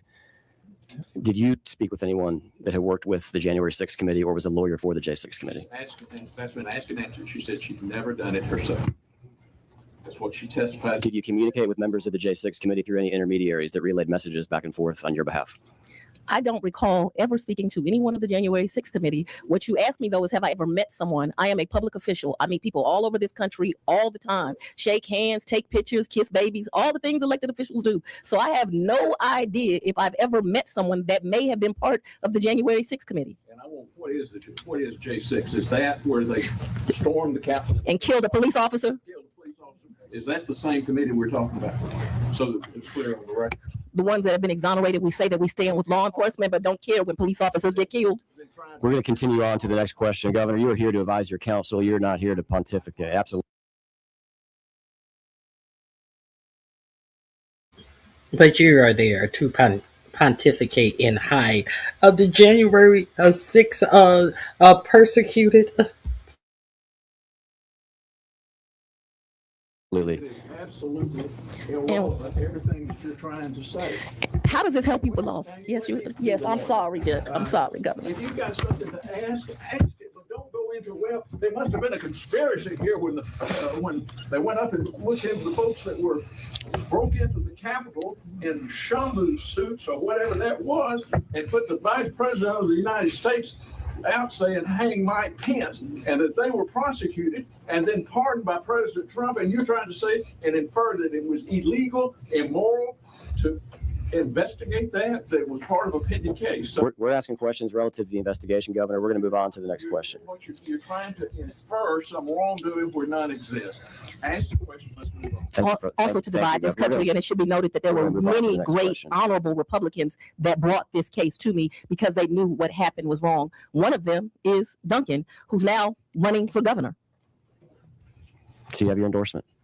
I didn't endorse him. Wait, don't answer that question. So I but I do think it should be noted that although She didn't endorse Duncan, but she surely did not endorse you. She endorsed your opponent. So you see that little endorsement that she gave against him rattled his brain. Yes, she's rattled. She's rattling heads. you are trying to divide this country, that this country is not divided. Most people in this country are trying to do the right thing every day as they get up for work. Most people know when someone is murdered and victimized, you don't act as a depraved human being and tease them and their family in their greatest time of loss. Most people. So I want to talk about a little bit of a timeline as it relates to D.C. And just lay out a fact pattern here, and then I'll ask you a couple questions. On November 9th, then President Biden stated and was asked about President Trump returning to office, and he stated that we just have to demonstrate that he will not take power. If he does run, making sure he, under legitimate efforts of our Constitution, does not become the next president again. Are you familiar with that quotation from the president? It has nothing to do with this inquiry. If you want to subpoena President Biden, subpoena him down here. I'll come. I might even represent him. He's got a fee. I hope he's got something left.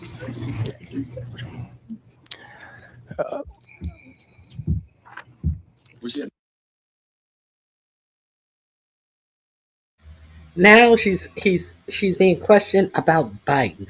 Biden.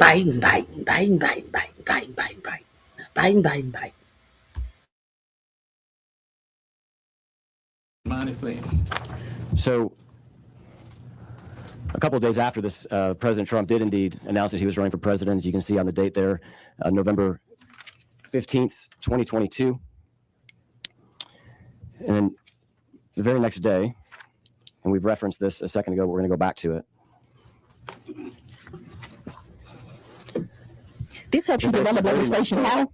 The very next day, there was a conversation between Mr. Wade. I'm sorry, there was an 8-hour, what's described here as an interview with DC and the White House. Interview with who? It reads interview DC/White House. It's on the screen. Answer. They said that they had. Now I'm getting to. I'm laying a foundation here, Governor. Don't answer yet. Let me listen to the question.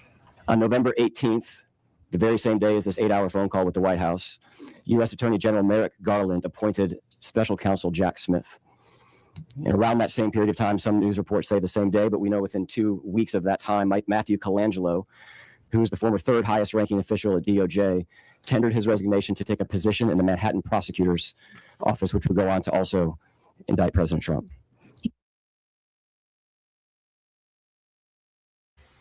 What does any of that have to do with Fulton County and their prosecution? He's laying ground here, is what he said. What ground are you laying?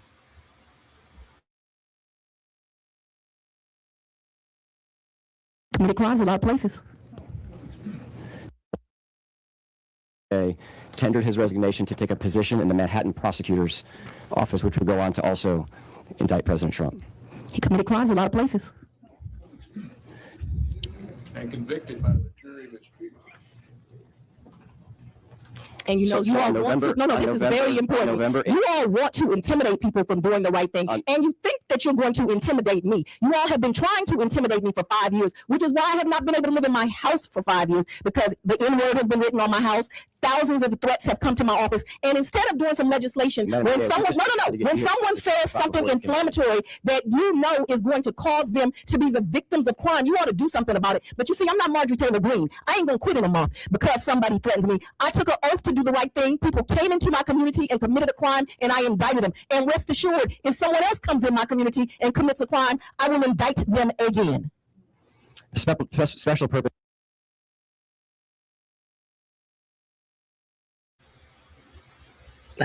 Any questions? I have to run. I'm going to drop the link to this juicy Senate meeting that was supposed to help find out how to create laws in Georgia. Let me make sure there is nothing. You guys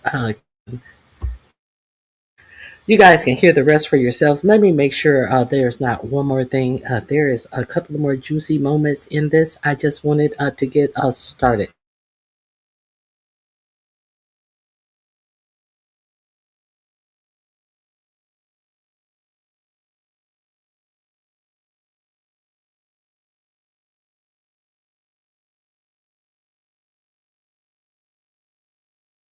to sign off on approving them for that work site, as well as the district attorney. So that is to the law enforcement that report to me, because, you know, I have a police department there, and so they have to get it signed off on that it's appropriate work. I don't like my investigators working in nightclubs, but they can certainly work at a store.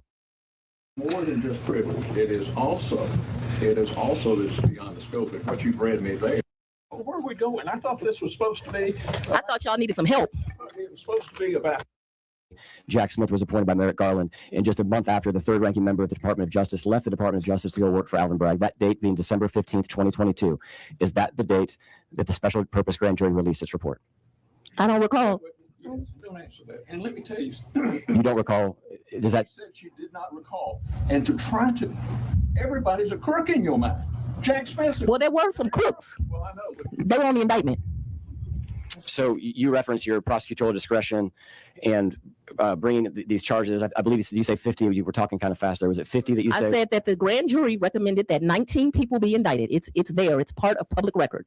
What I did was look at all of the evidence against each of those persons. And I chose to only put forth an indictment that talked about the 19 most culpable. Those 19 were presented to a grand jury. I just want to clarify. Grand You said jury, twice. I just want to clarify your testimony. 19 people were indicted. Originally, how many were recommended? You said 19 for both. 39 were recommended. 19 were presented.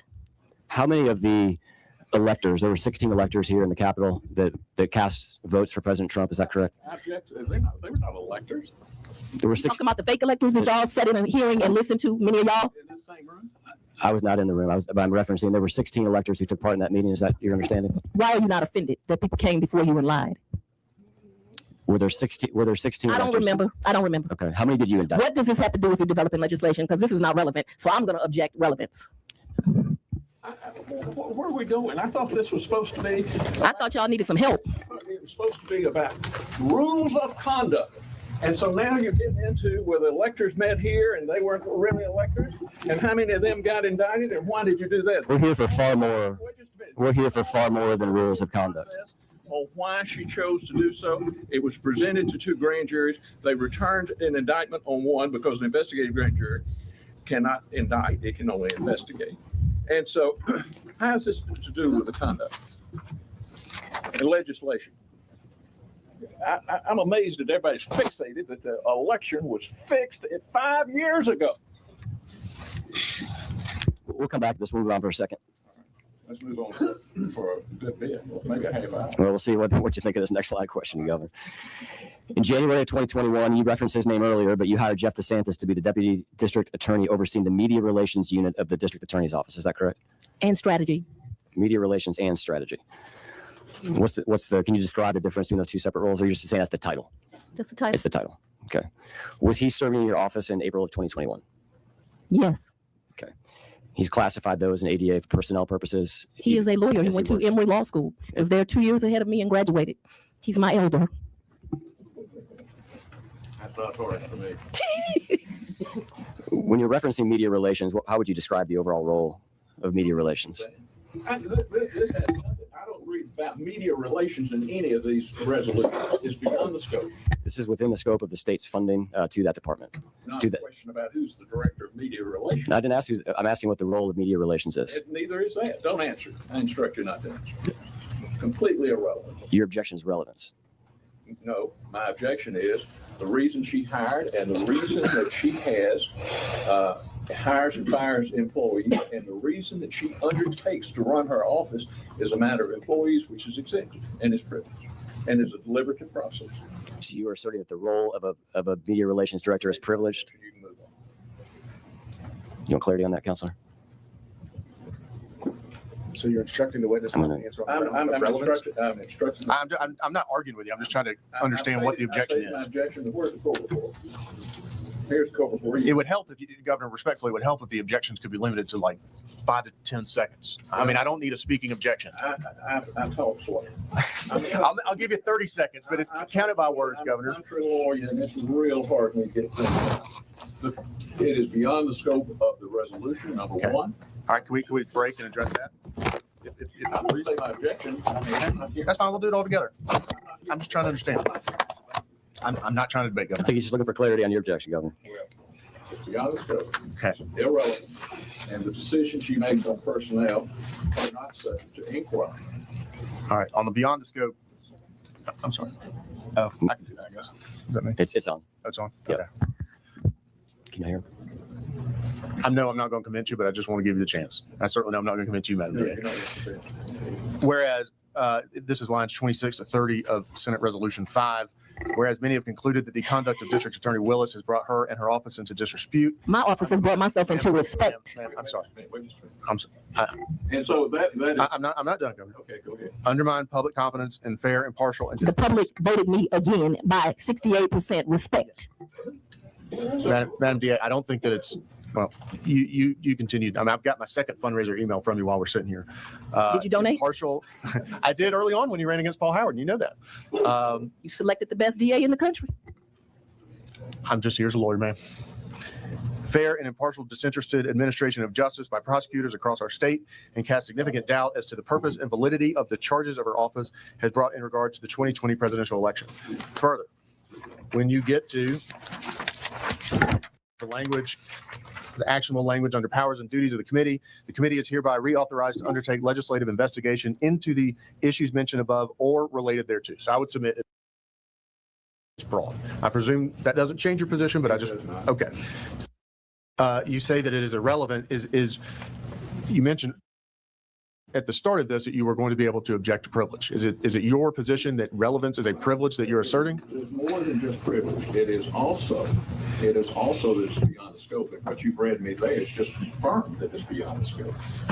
Or related thereto when it speaks to. Related thereto refers to the 2020 election. Correct. And both you and Madam DA have said that her decision to bring the case and how it was brought and who was brought against, the exact things the Court of Appeals talked about, those initial pretrial decisions. Correct. Caused people to question and the fairness and of justice.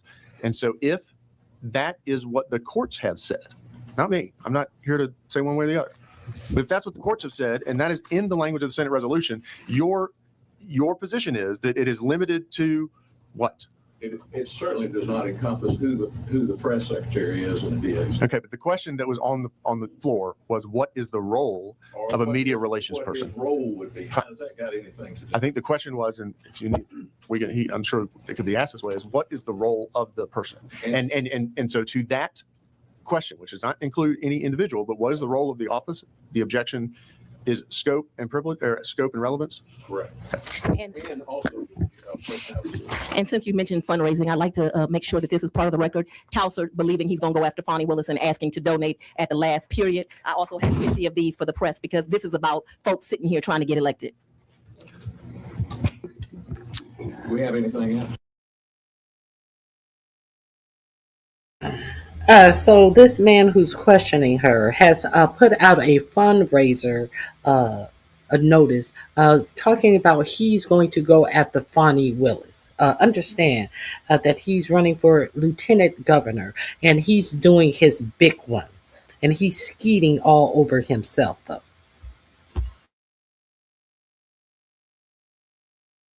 We do have a lot more, Governor. We'll take a lunch break just so you all are aware if you want to make arrangements at 12:30. I'd like to go straight through. We'll take a lunch break at 12:30. Madam DA, relative to your full-time employed staff, such as Mr. DeSantis, what rules, if any, exist relative to other work that they can do, either contract work or employment work, outside of your office? If it's an investigator and they're working We've had prior to your arrival around some and essentially a letter and a warrant. Serves investigation. And where $1 million is it? Conversation. I do not recall. Can you clarify for me? You said you started charging just earlier this year.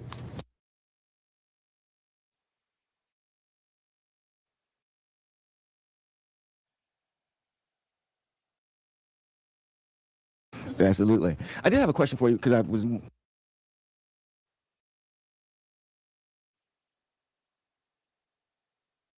$75,744,000 in 2025 to date. So the year is not over. They have spent $80,056,000. What we did was collect the 13 top people that received money, MR, because we didn't think it was necessary for people to know who they were, but you can get this off the made $8,181,000. The 13th person on the list, so everybody else is in between, made $1,050,000. This is in one annual year. And thank you. Thanks for clearing that up. I have a question also about the block billing, and I know that you didn't really look at the bills, but just kind of asking from a standpoint of just, I guess, experience. It could also be just as reasonable that whoever was actually looking at the bills could say, look, I don't need every phone call. I don't need every witness name that you talk to. Just give it to me in one kind of block, and we do it that way. And by the same token, someone else could say, no, I want every single thing. And you just have a difference about how the person can input it into their particular system. Is that accurate? Ms. Whitmore, who is the CFO for the county, is a stickler. If she paid a bill, it was done to whatever the county rules are. But again, you're asking me to speculate? Yeah. I never saw the bills. I don't see the invoices. And that's a good point of clarification. Several documents have been put up this morning. I can't attest to the accuracy of any of them. In fact, it is clear that some of them have been augmented and they're not authenticated documents. So no document that's been shown here today has been authenticated. And it's clear that some of them have been altered. But whether they've been altered or haven't been altered, it was my first time seeing them. Right. In any event, however a person wants to get the billing or not, would you think that this is actually a good way for us to come up with a recommendation on how local DAs or solicitors should actually try to do their billing for outside counsel? That the Georgia General Assembly should decide this is how we should do our billing practices.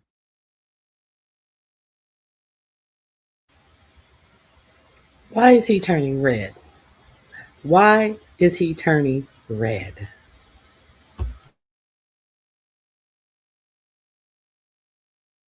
What I think is that the voters should elect ethical district attorneys, and that those district attorneys should do the things that are needed to make their communities safer. And that I always like the idea of, for me, I don't think it's necessary for every DA, but I liked that the county looked at our documents. I didn't have to do that. But I knew I was a Black DA. I knew I was the first woman DA. And so I took extra precautions because I understand what that means. Absolutely. And you also want, I think, kind of clarify on this White House trip where you're saying you were actually on the lawn. I don't know if you want to. I was not at the White House. Right. And so that has been a lie that has been purported by members of this committee. That what happened is, I know we don't like to talk about Black history, right? We want to get rid of Black history museums. We want to get rid of, and I want to say this, we want to get rid of free admissions to parks on June 10th and on Martin Luther King's birthday. But I'll let you know something. I appreciate our president because he made free admissions to parks on my birthday. So I do appreciate that. Hopefully King Petty don't get rid of that day. But right now you can get into a federal park on my birthday for free. Now, with that being said, that was a party celebrating Black History Month. And I was so excited to get the invitation. And leaders from all across the country literally came to not the White House, because I never went to the White House on that trip. And I think I was there like 24 hours. It was at the vice president's house, but not actually at her house. It was in a tent on the lawn. Quite frankly, while we were there, I never got a chance even to meet the vice president, which was disappointing. I thought, you have all these people from all over the country there. You would like kind of do an assembly line and sign and, everybody take a picture, but that did not even occur. She did come on the stage at one point with her Secret Service all around her. I don't know what was going on, but Secret Service was all around. So you had Natalie Merchant at a last meeting showing, holding up a picture saying that, insinuating that, Fonnie Willis and Kamala Harris were having a secret meeting at this Black History Month event that was thrown on the lawn of the vice president. Why is all of this important? Why is she reiterating it? Because they're campaigning and raising money on a lie. Her. But it was still a very valuable trip because I got to meet leaders from all over the country that were trying to service their communities. And so I was honored that I was thought to be a leader worthy of having an invitation to that event. Thank you. And there was also a question about whether, Judge Wade had met with somebody from the January 6th committee and things of that nature. But let me ask you this, whether that took place or not, and there's a question about that, but whether that took place or not, would that have any relevance to the co-conspirators in this case who are going around from state to different states, making up stuff about the 2020 election and actually trying to do things that they were trying to do in this case? We based our case on what we investigated. And as someone from the South and as a Black woman, I've taken a lot of offense to this because there's been this indication that I'm not smart enough or people from the South aren't smart enough to be able to do this type of complex investigation. We did it. It was my team who did it. We did it all. And Dolezal, I hope that I pronounced your name right because I want to Senator Dolezal, asked about ethics. I think he should know if we want a full picture of ethics that Judge McBurney, who he just mentioned, one of the fake electors threw him a fundraiser. So while we having facts, I want to make sure we get all the facts out here. And when we're talking about so did he tell you that one of the fake electors that he had troughed in to lie and not say that they were bogus electors held a fundraiser for him? Let's see let's see what color red he is now. Also with Judge Wade and billing and things of that nature, did that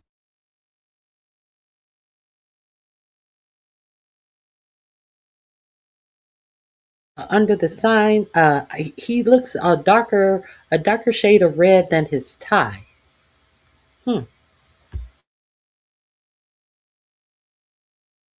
Calls it all. I think the record would show that the vice president's personal attorney, based on what these conspirators actually were doing, actually called a former federal judge and said, you need to send out a tweet to say that Vice President Pence must actually certify this election because he was so concerned that there might be not a certification coming January 6th. Anything about this billing have any impact on any of that kind of thing taking place at all? Nothing about this billing can bring back the 5 lives that were lost on January 6th, to include, I understand that 4 were people that were in the mob, but they didn't deserve to lose their lives. 1 is very personal to me because it was a police officer just trying to serve. And here goes another example of a good American, and this is not about parties as you all have tried to make it. They tried to kill our Vice President Pence. Now, I probably have never agreed politically with anything Pence said, but what I do know is he has a right to do his job and to be free from harm. And we're trying to, we say we're not for violent crime, but we sure like violent criminals if it's helping our cause. And we also talked about, what is it called? Critical measures or mentions, critical mentions. So even discussing that, what critical mentions actually have anything to do with the fact that just yesterday, as a matter of fact, 2 former co-conspirators, because the case has been dismissed, I think Mr. Roman and Mr. Cheeseborough, just yesterday in Wisconsin, was held to answer charges, 4 felony charges for actually creating a fake elector program that was similar to what was prosecuted right here in Georgia. That they're going to be felony charges facing those. And there were 2 conspirators in this particular case that had the same kind of scheme. Anything about his billing or anything about critical mentions have anything to do with the fact that 2 persons that were indicted in your case right now, just yesterday, a judge in Wisconsin said you're going to face charges, 11 charges, based on similar scheme that took place in Georgia. No, and it should be noted that Roman was indicted in 3 separate states, and that many of the co-defendants were indicted in separate states because, and let's be clear, so the record is clear. In my indictment in Arizona, they indicted John Eastman, Gina Ellis, Ruben Giuliani, Mark Meadows, and Mike Roman. Mike Roman was represented by Merchant, who came here and testified. In Wisconsin, they also indicted Cheeseborough and Roman. And so, we could go on and on about, in the federal case had only 1 defendant, Donald Trump, but he was also indicted in my case. So these defendants committed crimes in our state and other states, and there's all this talk about political enemies. Not one of these defendants do I consider to be my political enemy. I'm sorry that they think of me as an enemy. I guess they don't know that their job is to serve me, to work for me, to make life better for me and my family. But they are not my political enemy, and I actually pray for them because I see issues.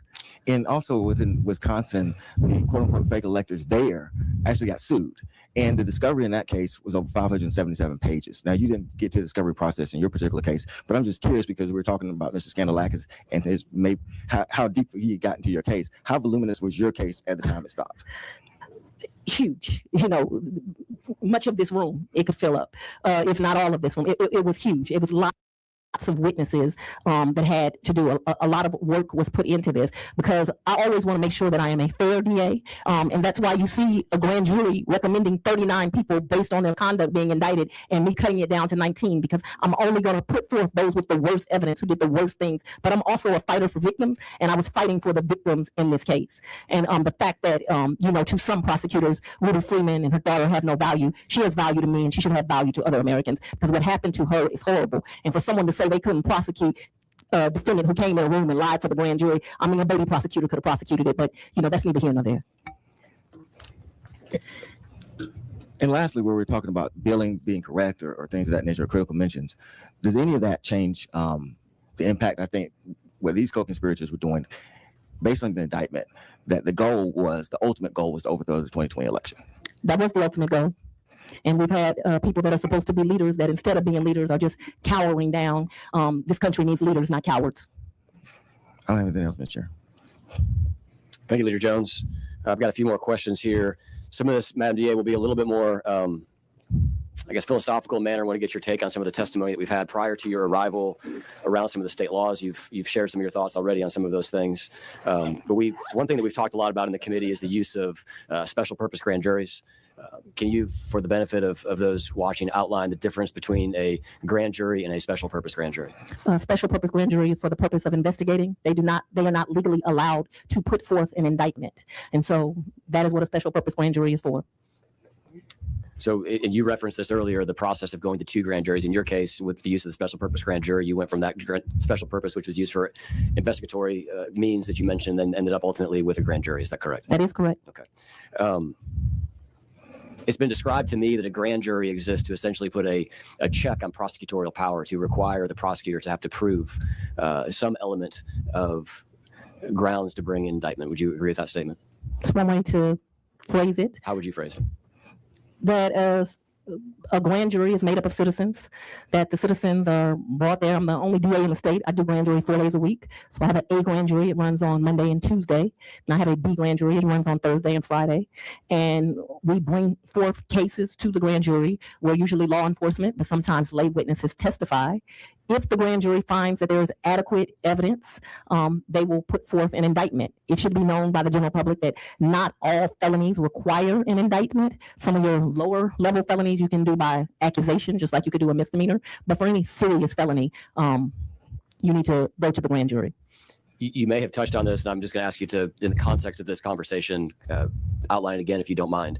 What was the reason for the use of a special purpose grand jury in this election case? To investigate, to make sure I took this matter very seriously. I was not just going to charge people with a crime before I found evidence. And sadly, a lot of people in government, the governor and other officials, refused to testify unless they had a subpoena.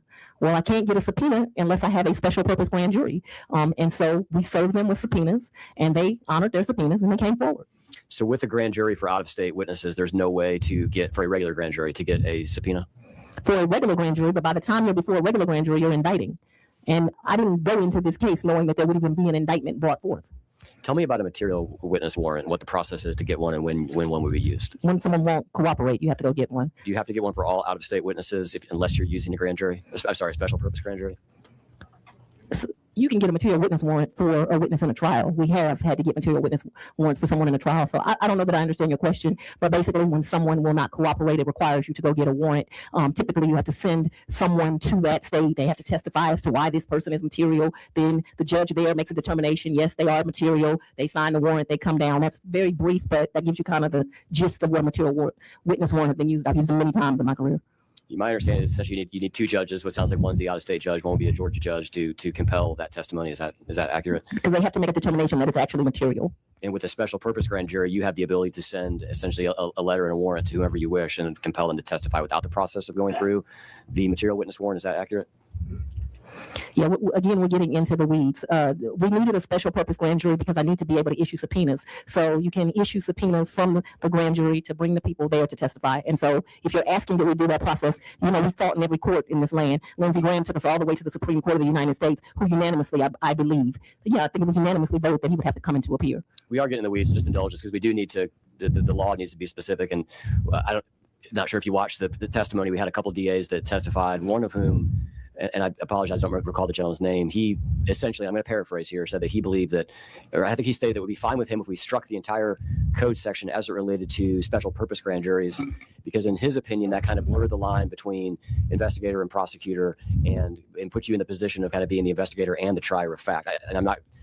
I don't know if you've heard about this testimony or not. I haven't heard this testimony, but what I do know is Coca-Cola and the girl that sells lemonade, they both sell liquids, but it ain't the same work. And so you brought people from jurisdictions that do not do the complexity of cases that I do. Now, all work is honorable work. So hear that. And prosecutors everywhere are trying their best to uphold the law. But to get somebody from a jurisdiction where they got 15 lawyers and, they've been a grand jury once every 6 months, and to ask them to discuss my work where I'm running grand jury 4 times a year and 12,000 new felony cases.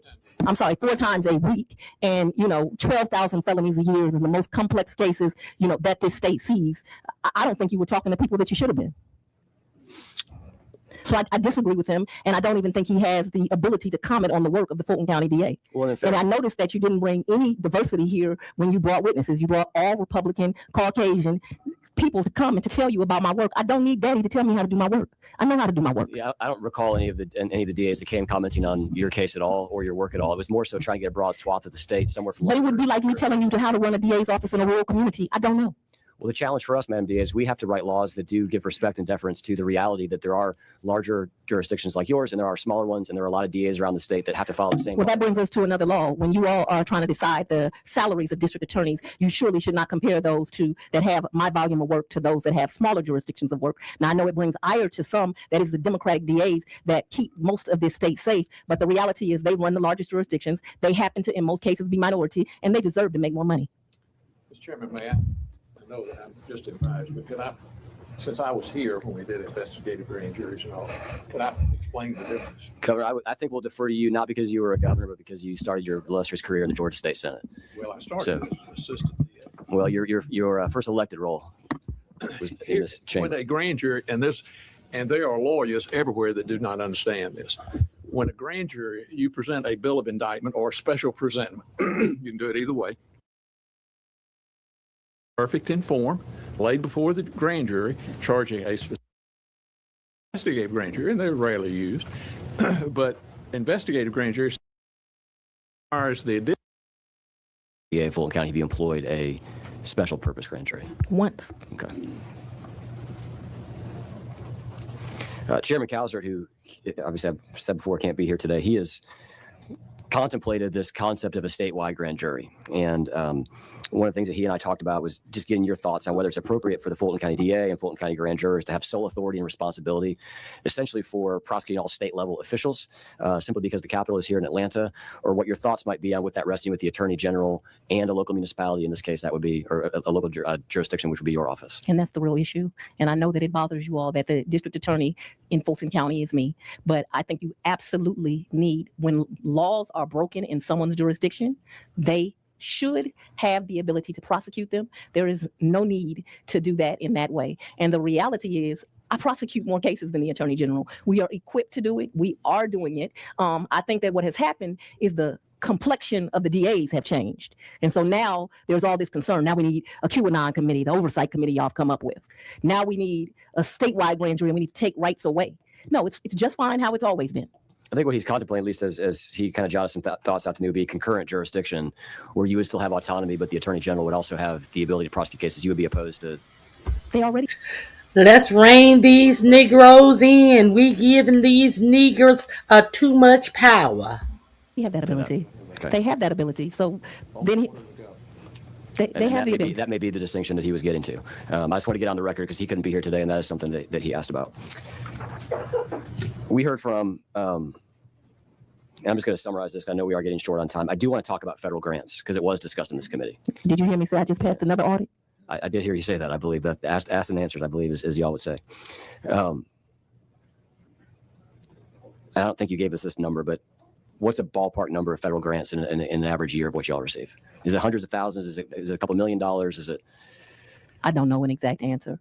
I can tell you we do excellent work with our grants, and because of the current administration, not just in my office, but all over the country, people are losing valuable grant money to do the work of the people. And that is going to require some work of the legislature because the state's going to have to kick in more. This year alone, I lost 14 employees as of September 30th because not as many grants are being given. Grant work that just does excellent things for community. And the grants, so that we're clear, they're actually not the Fulton County District Attorney's grants. They're not the Atlanta Judicial Circuit's grants. They are the grants of the county. So they are not my grants. So that's a misnomer slang.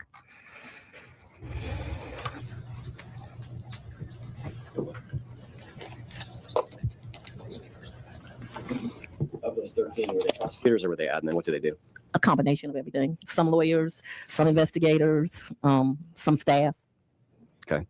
And those weren't all federal grants. I want to move quickly through, and I don't want to belabor this, but there was a letter that I want to ask you about that came from Senator Grassley relative to grants. And then we heard testimony from someone who I believe used to work in your office, is no longer employed, named Amanda Timpson. Yeah, all of her, 5 of her cases have been dismissed now. So I think that you should know that on summary judgment, because she gave this committee information that was incorrect, and her cases have been dismissed. You're not soothsayers. You wouldn't know that as you went into the future, but facts were provided to you that were inaccurate, not true, and those cases were dismissed. And it's about 5 cases. Some dismissed by her counsel. One was just dismissed on summary judgment. I have not misused grant funds. You were given false information. That's not the only witness that gave you false information, but that one certainly did. Okay. I'm going to kind of cross-reference a couple of things that was the testimony from Ms. Timpson. I also referenced a couple of things in the letter. The letter specifically notes that your office received $500,000 in 2020 to open a youth empowerment and gang prevention center. You know, I wasn't the DA in 2020. Correct. I'm just going to ask you if the money for the grant has been used for that purpose, to your knowledge. I wasn't the DA in 2020. I can't speculate. After receiving Mr. Grassley's letter, did you have the opportunity to look into the use of that $500,000? I believe I did. I don't think I responded to Mr. Grassley. Okay. The letter highlights a report that roughly $89,000 of those funds have been diverted to what is known as the Offender Alumni Association. Is that report accurate to your knowledge? I don't have any knowledge, and I'm not going to speculate. Okay. When Ms. Timpson was here, she previously testified that she discovered the office was using these grants and expenses that were not eligible for the grant. Specifically, she mentioned swag, computers, and travel. And didn't know what she was talking about, which is why her cases were dismissed. So is it your testimony that the funds were not used for swag, travel, or computers? Let me speak specifically to the one that I know about. Okay. I bought a computer for a grant employee. I did not use grant funds to buy it. Which I do with all my grants. It's never enough. So you always do things to support the people working on the grants. But what I can tell you is her cases were dismissed because they had no merit. One was just dismissed on summary judgment. She testified that she brought this to your attention in late 2021. Do you recall that conversation? I do not recall it. What I recall is Ms. Timpson being a troubled employee that did not do well at the office, that I moved her. I remember she was one of those people I interviewed. I remember feeling terribly sorry for her because she's got a tragic story. So I was proud of that she had kind of lifted herself up by her bootstraps, but she ended up being an employee that was a holdover employee and not very good at her job. We tried to work with her. Ultimately, she put some of my employees in fear, and she was let go. And that's what I recall. And she was let go in January 2022. I don't remember. I've had up to 400 employees. Well, she was let go, and her cases were thrown out of court, and we're still talking about her. Before the ARPA money was employed with, I literally have no idea. She obviously was not a lawyer or an investigator, and that is the tiers of my office, a lower level employee. I don't remember. Okay. Going back to Grassley's letter. I told you I didn't respond to Grassley's letter. I don't remember it. It doesn't stand out to me. It wasn't important to me. I'll just highlight for you one thing he said, just allow you to clarify if it's accurate or not. He cites a report in the letter that says that in 2023, 98% of these federal grant funds were spent on travel and conferences. I don't know if that's true or not. I doubt it's true. But if it was spent on travel and conferences, it would have been allowances of the grant. But that sounds inaccurate to me. But again, we're speculating. Okay. Chairman Grassley asked you for a series of documents, and based on what you just said, I think I know the answer to this question, but I just want to clarify. He asked for a list of all federal grants received by the office since 2019, complete accounting of all expenditures of grant funds, reports related to planned expenditures of those funds. Have you complied with Mr. Grassley's request? I believe Mr. Grassley was ignored. Okay. Would you be willing to provide those documents to this committee? I think you've been provided documents. What did happen was I provided documents to Jim Jordan. Do you know if federal grant uses and sources and details that was requested by Mr. Grassley would have been captured in what you provided to Mr. Jordan? Have no idea. This is a large office. It's not a rural office. I have a grant team. So if we request these documents, you'd be willing to provide them to the committee? Whatever's been provided is what I was willing to provide. Yeah. Okay. We'll consider. But I think it is included because I went to Washington on the Jim Jordan committee. You say that one more time? I went to Washington on the Jim Jordan committee twice. And they not only did they have all the documents, they sent another team of auditors down and they said everything was spent correctly. I just passed a federal DOJ audit this week. The Fulton County Ethics Code was amended in April of 24 to clarify that it includes elected officials. Is that your understanding? I have no idea what Fulton County did. That wouldn't apply to her. Yeah, I'm not a county elected official. I'm a state. She's a state elected. Right. Okay, so your position would be that the county ethics code, anti-nepotism code that they updated to include elected officials. When they expanded that scope, that would not include you. That would be There's county electeds and there's a state elected. I am a state elected. Okay. I represent the Atlanta Judicial Circuit. Does PAC have any sort of model language around either internal ethics codes for your office to use or any sort of anti-nepotism You have to ask PAC. language? Are you aware of I'm not. anything that PAC has provided? Can you provide the committee with any sort of internal ethics guidelines that you have, as well as any sort of anti-nepotism policy that your office has in writing? You don't have to subpoena them. We'll consider it, decide whether it's relevant to the inquiry or whether it's privileged or whether you've already received. Okay.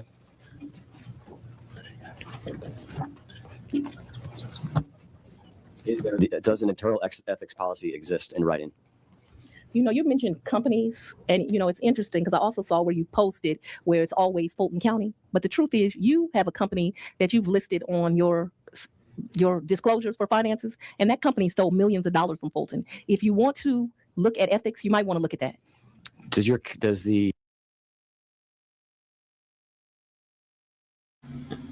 But he's stuck on ethics.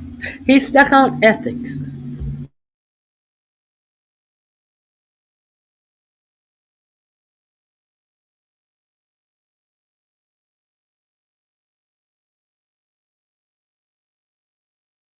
Because I also saw where you posted where it's always Fulton County. But the truth is, you have a company that you've listed on your disclosures for finances, and that company stole millions of dollars from Fulton. If you want to look at ethics, you might want to look at that.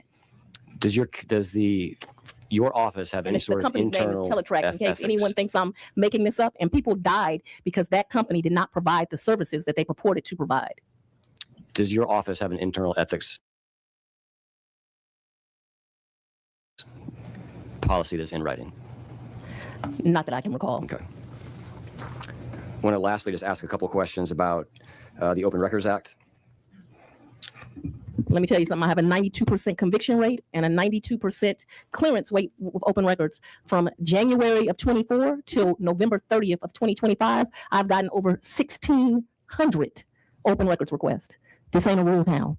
Say that number again. I'm sorry. Over 1,600. And we have cleared 92%. Now, it should be noted that in 24, people were abusing the open records thing. Ms. Merchant, as you mentioned, over 30 requests for open records. Lots of people were abusing it. And it troubles me that in 25, I have to now start charging people for open records because I realize people will abuse it. But 92% of the open records requested, we have cleared.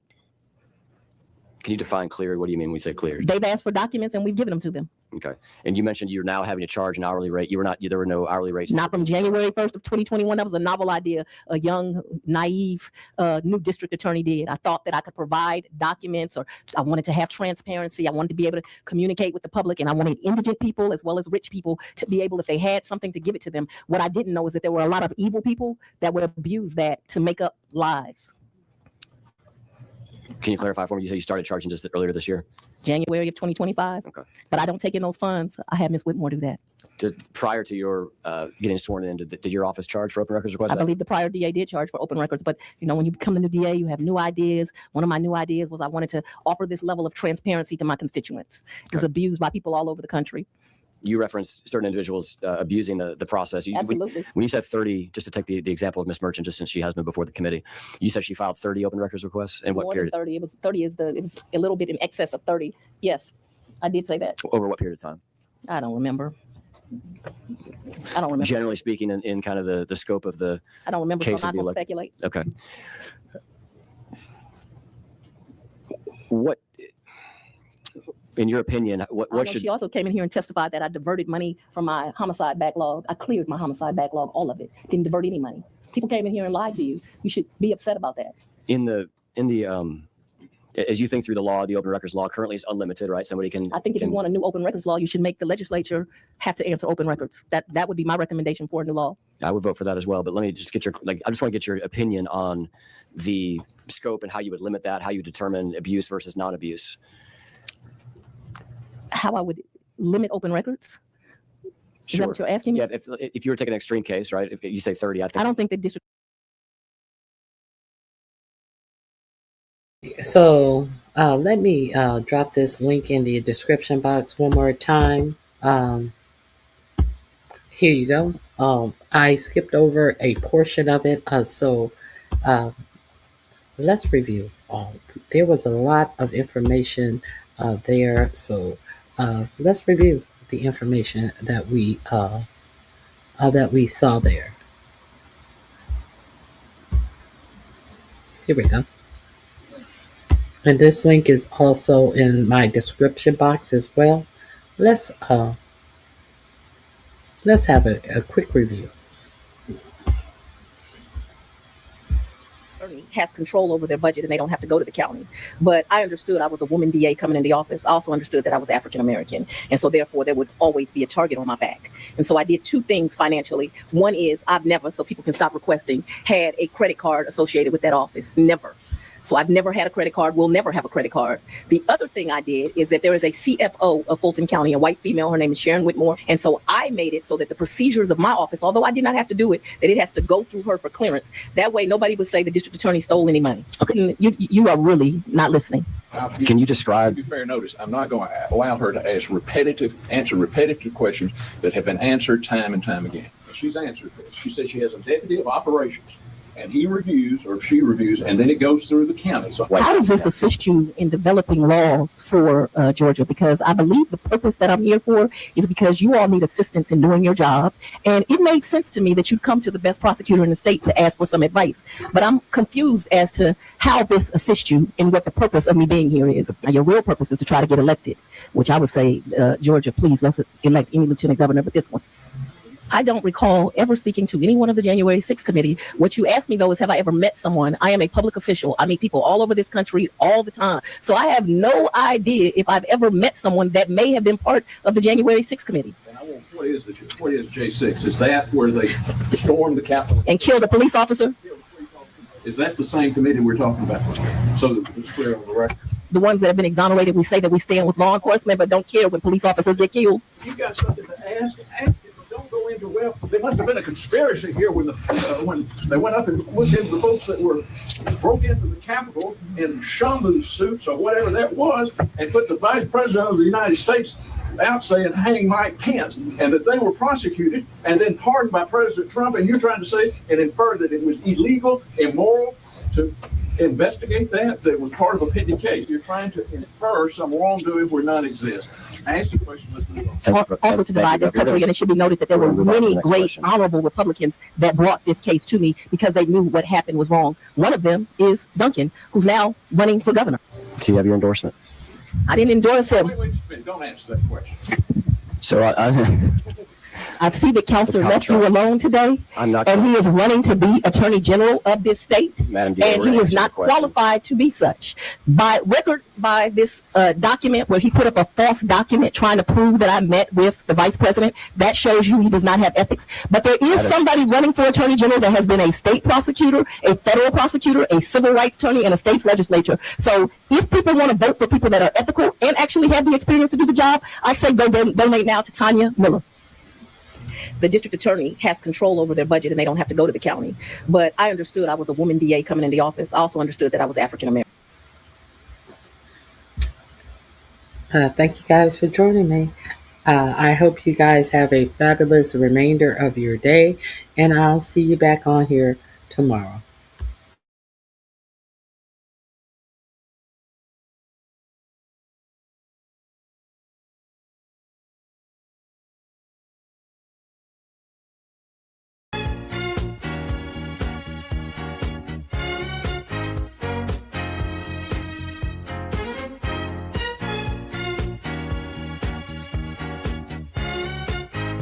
In the morning when I'm driving, I really come alive when I listen to my Ronnie Q. They are rare and they are few who can compare with Ronnie Q. So grab a chair, she's coming.